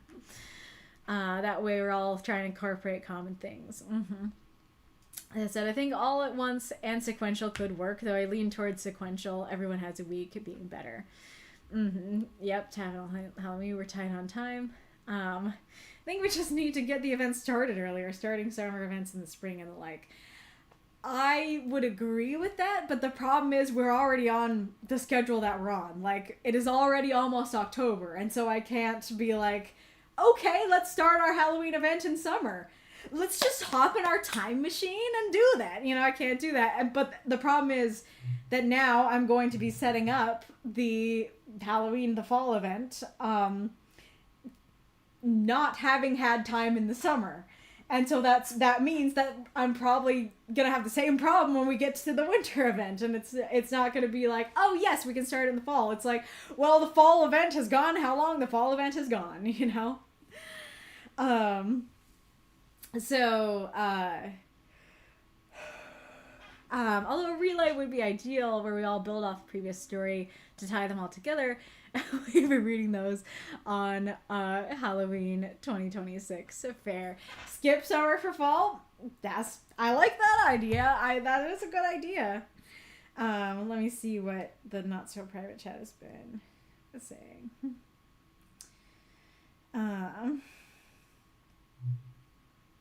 Last story, should we get someone with ADHD and a cat so they never know if they're haunted? Nice. I don't know what Betrayal on the House on the Hill is. Sequential might be fun if we keep it short. the first would go back the furthest, say mid 18th century. Then you'd have each story bump up in the time period. Could also reference horror from that era as well if we wanted. That would be very cool. Like Irving, Poe, Hawthorne for the 18th century, Lovecraft for the 1900s, 1929s. Can we make it less spread evil and more spread fear? I think it'd be better to have the entity that's less black and white morally. You know, I always like morally gray entities. So yeah, I think I might still... It sounds like folks are liking the haunted house idea, but we're a little unsure on how we want to do that. So I might make a poll and have the options be like, do you want it to be sequential or all at once, but we collaborate on like the baseline of what's haunting the house and what the house looks like. And like, do you want it to be like through time or through dimensions? You know, do you want it to be everybody writes one-offs, or do you want it to be everybody gets to write in their universe? Or do we want to have two? You know, that could be another way to get around the problem of a limited amount of writers. We could have two haunted houses. One is a one-off that everybody has to create their characters and stuff for this story, and the other is a universe thing that you can put your characters from your universe in the story. And then like, so, and then when do you want, I guess, like, when do you want the stream to be, you know? And the thing is, like, if we did the non-sequential version, if it was like, okay, we all come together, we decide the basics, and then we all write a story in this setting, you know, in the house, then that, like, it's still very much a time crunch, but that one could work for Halloween. That, you know, okay, we would all have 2 weeks to write something. And then I'd probably skip a writing group for, you know, at least one of those weeks so people can really focus on it. But it would be much more of a time crunch than doing it in November, and I like, it wouldn't have the fun of like, oh, this person wrote about this and like I'll build on that with my story, you know. Would there be room for simpler one-author stories, or would it be everyone must participate in the central event? I'm just rather curious. Oh, of course, like, you can pretty much always assume that for these holiday events that that there will always be the option to write an individual story if you want, you know, if you want to write, yeah, like your own individual fall Halloween-y thing, you know, that would totally be fine. I think it would just be like, there's also, you know, this event going on. Yeah, not having it be evil would be nice. It's not the best idea, but we can move them up slowly and or have shorter writing times. Like, we have a week or so left of October, and then we have a hard deadline of Halloween week, and each author gets 3 days instead of a week or something like that. So it would be like, I'm confused. Do you mean like the starting authors would get weeks and then the ending authors would get days? Or do you mean everybody would get days, you know?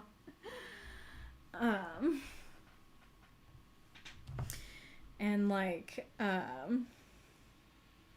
oh, it's a game, a Betrayal of House on the Hill. Interesting. Obviously, I mean, we have a week left in September. Okay, I didn't get it. I didn't catch it. It's not the best idea. We can move them up slowly and or have shorter writing times. Like, we have a week or so left in September, and then we have a hard deadline for Halloween week, and each author gets 3 days instead of a week. Yeah, I still have the same exact question that I did before.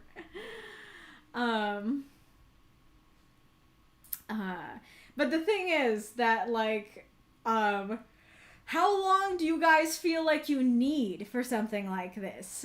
Because I feel like there are some folks who would be able to whip out their piece in 3 days, no problem. And there are some folks who would find even a week is not enough time. So, you know, and then of course it also like depends on how much, I don't know, story you have. And like I'm kind of torn on like how many words you can get, because on the one hand I want to just be like, oh, it's just like 350 for everybody, like just keep it short and sweet. And if there's a bunch of us, then that'll still add up. But on the other hand, that doesn't feel like you're getting to do much. You know, it feels like your character arrives and now they're leaving. You know, kind of thing. So, but you know, giving people like an 1,000 word limit, which even that is not very big. That also, like, if there's 8 authors, that's 8,000 words, and that feels like that would just be the stream. It's just the haunted house story, which is an option, especially if we just want to do like that could be another way to do this, that we could have it be the haunted house thing is for Halloween specifically, and so however we want to make that work and make it so that it's Halloween week is when we're reading this on stream. And then there's a fall event overall that's happening where you can write your individual stories if you want, and then that will be read in November. You know, we could do that kind of thing. What was I gonna say? So then the haunted house thing could be the entire stream. It would just be the haunted house story, and then we could do other fall stories later. And yes, I mean, each writer only has a few days. Nobody gets a whole week. We don't have time for that. Very fair. Yeah, so sounds like lots of things to put in a poll, but you've given lots to think about and lots to be excited about. I'm very interested in this idea. You can probably spot people some of your days. You mean like help them out? And like that is another thing like to be aware of, is that especially if we were wanting to do it on get this read Halloween week, there would be no extensions, no exceptions, no grace. You know, it would be like everybody gets 3 days. Everybody gets 3 days. If you don't make your time, you're out. You know, it's not 3 strikes, you're out. 1 strike, you're out. You know, you don't get on time, you're not in the roster, you know, kind of thing. And in that sense, like, we would have to make it so that none of the other stories rely on like somebody getting their story in. And so, and I guess both could work for that, because if it's a relay, right, and like the author before you didn't get theirs on time, like I guess that's no problem, because you just look at who they were supposed to be writing for, but who you are now writing for is now who you're relaying off of. And then if we're all writing at the same time, then then it doesn't really matter, because we just have the same groundwork to work off of.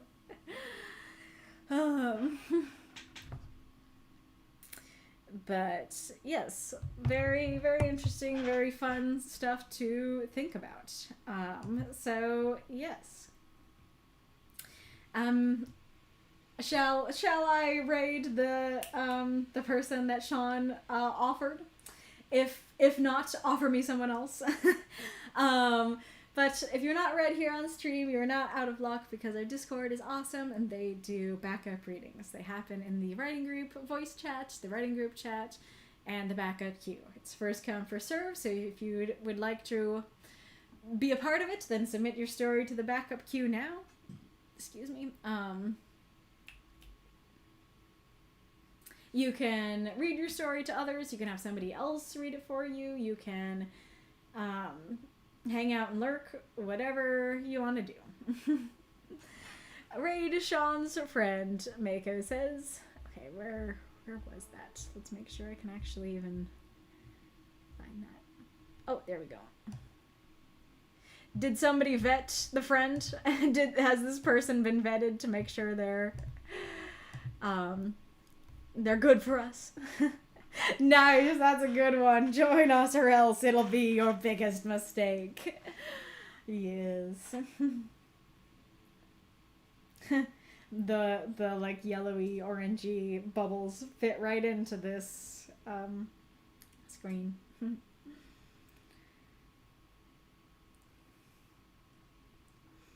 Thank you all for joining me and for your cheers and your discussions and your comments and everything. Really appreciate it. Very cozy. Oh yeah, you must not have seen that one yet. It is indeed. Well, I guess I'm just gonna trust Sean and hope we're good. The channel is intended for mature audiences, though. Alrighty, room. Well, I hope that you all have a good week. I hope you have a good time writing. Yeah. Good thing we're an immature audience. Nice. Alrighty, Roo. Yes, I hope that you go about your week and don't feel like you've made too many mistakes. Goodbye.